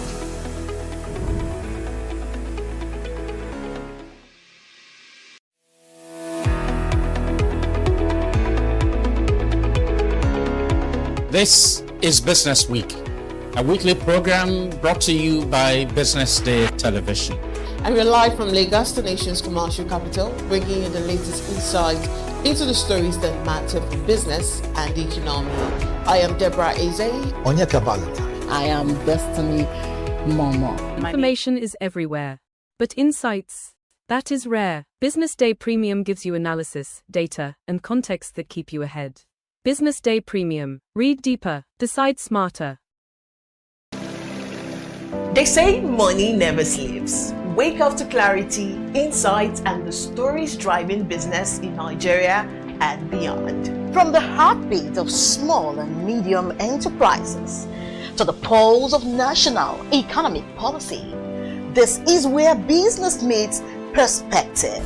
With expert guests, real-time analysis, and stories that matter to you. We go beyond headlines to bring you the full picture. Join us every morning as we break down the numbers, decode the policies, and spotlight the people shaping our economy. This is Business Morning. We are not just showing off businesses, but telling the stories behind them. The hustle, the art, the orders, and the wins. Startup Spotlight, showing every Monday on Business Day Television.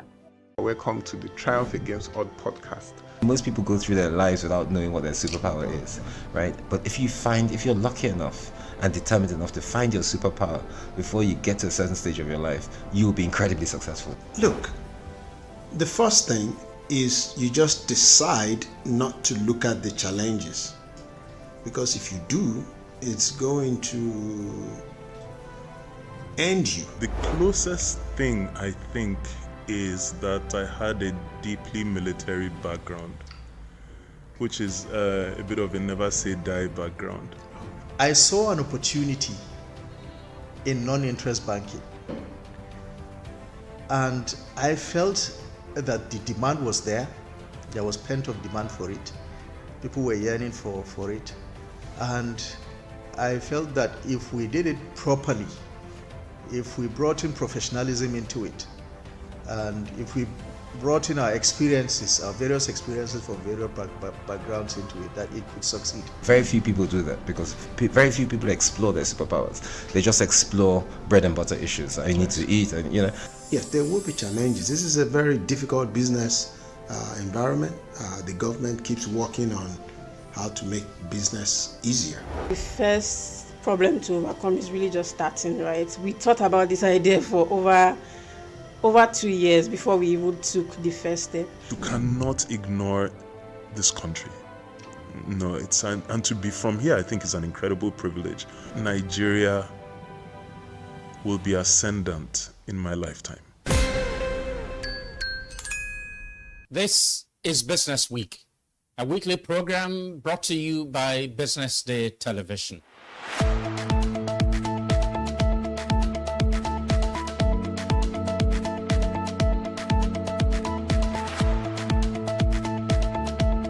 For many years, we've talked about the need to, essentially diversify our revenue stream away from, the huge dependence on oil revenues. It looks like that is happening now. So that means that we're better protected when, you have these wide fluctuations in oil prices and all of that. So it's as you say, and I agree, that we should commend the government. At least revenues are not falling. There have been times in the past when we recorded drops in revenue. That's not the case today. We're seeing revenues actually going up. Increasingly, we can see the developed countries focusing on renewable energy and so on and so forth, which means that in the long run, we must look for alternative sources to funding. So, the government says that crude oil theft has essentially come to an end. We need to do more to ensure that we totally eliminate crude oil theft and start to think of how to boost production. But it's a good first step. I mean, by eliminating crude oil theft, it also creates an incentive for international oil companies to probably return and, start to take up more projects in the upstream industries. Stay ahead with Business Day Mobile, your gateway to Nigeria's most trusted business news, market insights, and expert analysis. With a Business Day mobile app, you enjoy more than just news. You gain a seamless, intuitive platform designed to keep you informed and empowered. From exclusive articles to in-depth market trends, the app delivers the stories that matter most. Why Business Day Mobile? For premium access, for a clean, responsive design, for a smarter navigation, for customizable alarm, and for all-in-one business hub. Whether you're a business leader, investor, policymaker, or enthusiast, Business Day Mobile brings you closer to the insights shaping Nigeria's business landscape. Download today and put authoritative business journalism right at your fingertips, anytime, anywhere.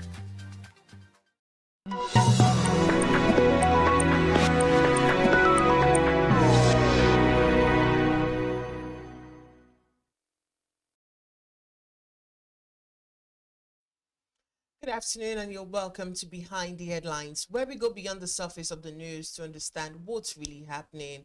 And we also move past what happened to explore why it happened and what it means, and also what comes next. I am Deborah Eze. The conversation we're going to be centering on this afternoon is insurers seek capital buffer as merger path narrows. And do stay with us as we go behind the headlines.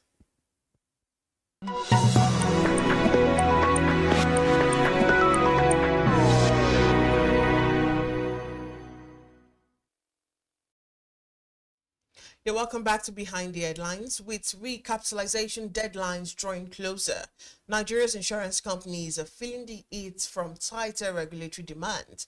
But unlike the banking sector, where large lenders moved early to raise funds and reinforce balance sheets, insurers face a narrowing path to consolidation as mergers become harder to execute. Today, we examine why insurers are turning to capital buffers as a survival strategy and what this shift signals for the future of the industry. And joining us is Modestus Anesoroye, is the assistant editor here at Business Day. Good afternoon, Modestus. Good to have you. Yeah, good afternoon, Thank you Deborah. for gracing us with your presence. Thank you so much. All right, let's dig into your article. Now, it reads that Nigeria's insurance industry is facing or is under pressure as insurers seek stronger capital buffers while merger option narrows. Now tell us what this means for the market stability, the investors, and also the policymakers, and just help us unpack the story. All right, thank you very much, Deborah. It's about the ongoing recapitalization in the insurance industry. You will recall that following the signing into law of the Nigerian Insurance Industry Reform Act 2025 last year, that was the kickoff of the recapitalization exercise for insurance companies, and they were given end of July, that's July 2026, just about 6 months from now, to recapitalize to meet the new minimum capital requirement to remain in business.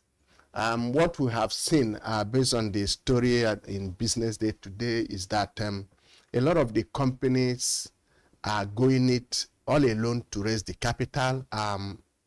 Many of them are approaching the capital market with either public offer, private placement, rights issues, rather than, looking at that consolidation, merger or acquisition that would have been an option. What this means is that they have that internal capability, they are seeing the future, they don't want to let go, they want to remain independent. But I don't think that is the larger picture the industry is looking at, maybe from the regulatory perspective. They wanted a consolidated insurance industry where the fringe, players could probably come together, merge, and become stronger. But what we are seeing is a different thing altogether. Yeah. So talk to us about the factors that these insurers, pursue. Why are they pursuing these buffers at this time? Why? Talk to us about the factors. Yeah, it's a regulatory induced capital requirement, which, the NIRA 2025 has introduced. And the regulator, the National Insurance Commission, is pursuing this as a strategy because there was this need to make the insurance industry big to be able to contribute to the $1 trillion economy being pursued by the current administration in Nigeria. So insurance, like the banks, the pension sector, the capital market, every sector, every arm of the financial services sector is recapitalizing. And this is the turn of the insurance industry to recapitalize. So what we are expecting is that investors should come in to put money in the insurance industry. Some of the companies that are owned by foreign owners are bringing money. Those that are owned by local investors also have to raise money. And this, at the end of the day, we're expecting we make the insurance industry bigger and to be able to deliver on their promise of paying claims, when it arises. They should be able to take on larger risk, insure more aviation, insure more oil and gas sector, provide the needed support for businesses to thrive in Nigeria. And that is the real essence of insurance. So speak to us about why the merger and the acquisition routes is becoming narrower for this insurance firms. Yeah, just like I said earlier, it was expected that this should drive consolidation where mergers and acquisitions will happen. But we have seen that a lot of the individual companies want to be on their own. They are seeing a big future for the insurance industry. They are seeing an industry that will make more money in the near future. So they want to be on their own. They want to retain their brand identities. That is why they are going independently. So I think that is why we've not seen the mergers and acquisition. But I think at the end of the day, it's not likely that all will be able to make it. They may have to be forced by the regulator to merge or lose their licenses. So speak to us about the stricter capital requirement. How would you think it's going to affect the smaller and the mid-size insurers? Yeah, what this means is that the higher the capital, the higher the risk you are going to take as a company. If an insurance company limits themselves to the minimum capital, they will also be limited to the value of risk they carry.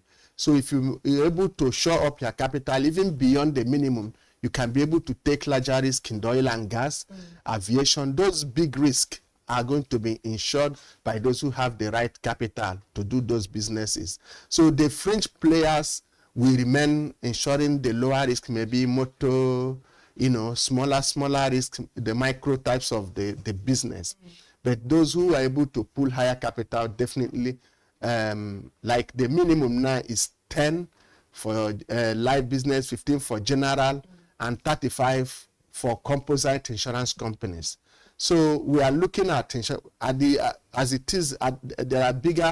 There are quite big insurance companies that have the right capital at the moment, but they are not stopping there. They're also trying to get more capital to remain in business and do higher business. So it's a game changer for the industry and for the insurance companies. Yeah. So what role is NICOM playing in shaping this new capital strategy? Yes, NICOM is the regulatory authority supervising the insurance company. They are the ones monitoring that this exercise is properly conducted to ensure that the right funding comes into the insurance industry. And what they have done is to engage what we call the big four, the big audit firms, the KPMG,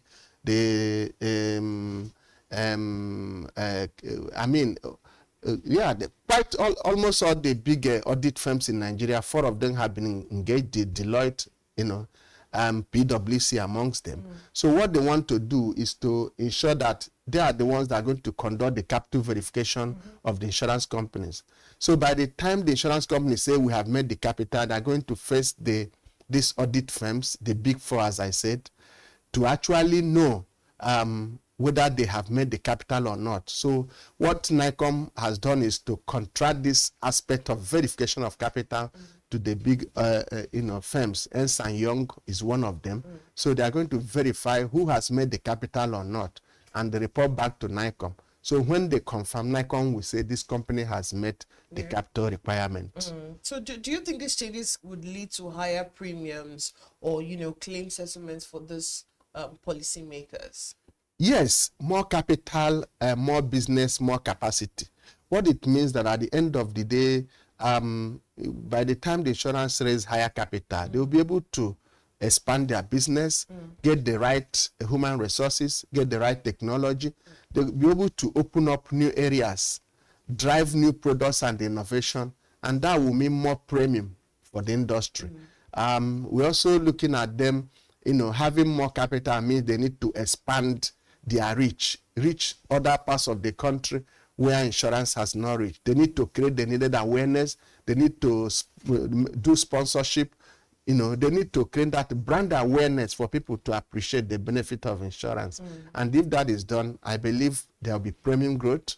I also believe that they will have the capacity to settle claims, when they materialize. So more money in their coffers, more capacity to do business, more capacity to pay claims. All right, speak to us about the long-term implication for competition and also the consolidation in the Nigeria's insurance market.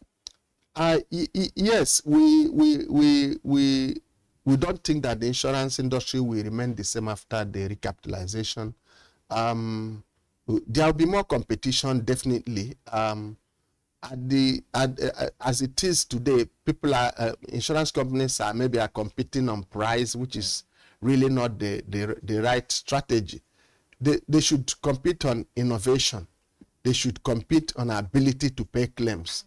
By the time there is competition and companies now have enough money, they can hire the right, human resources. They can be able to get the right technology and drive their products into the deeper part of this country, increase market penetration. So we see competition happening, and at the end of the day, it will redefine those who should be in the business and those who should lead the business. Right. So before I let you go, do you see the insurance industry contributing to the $1 trillion economy?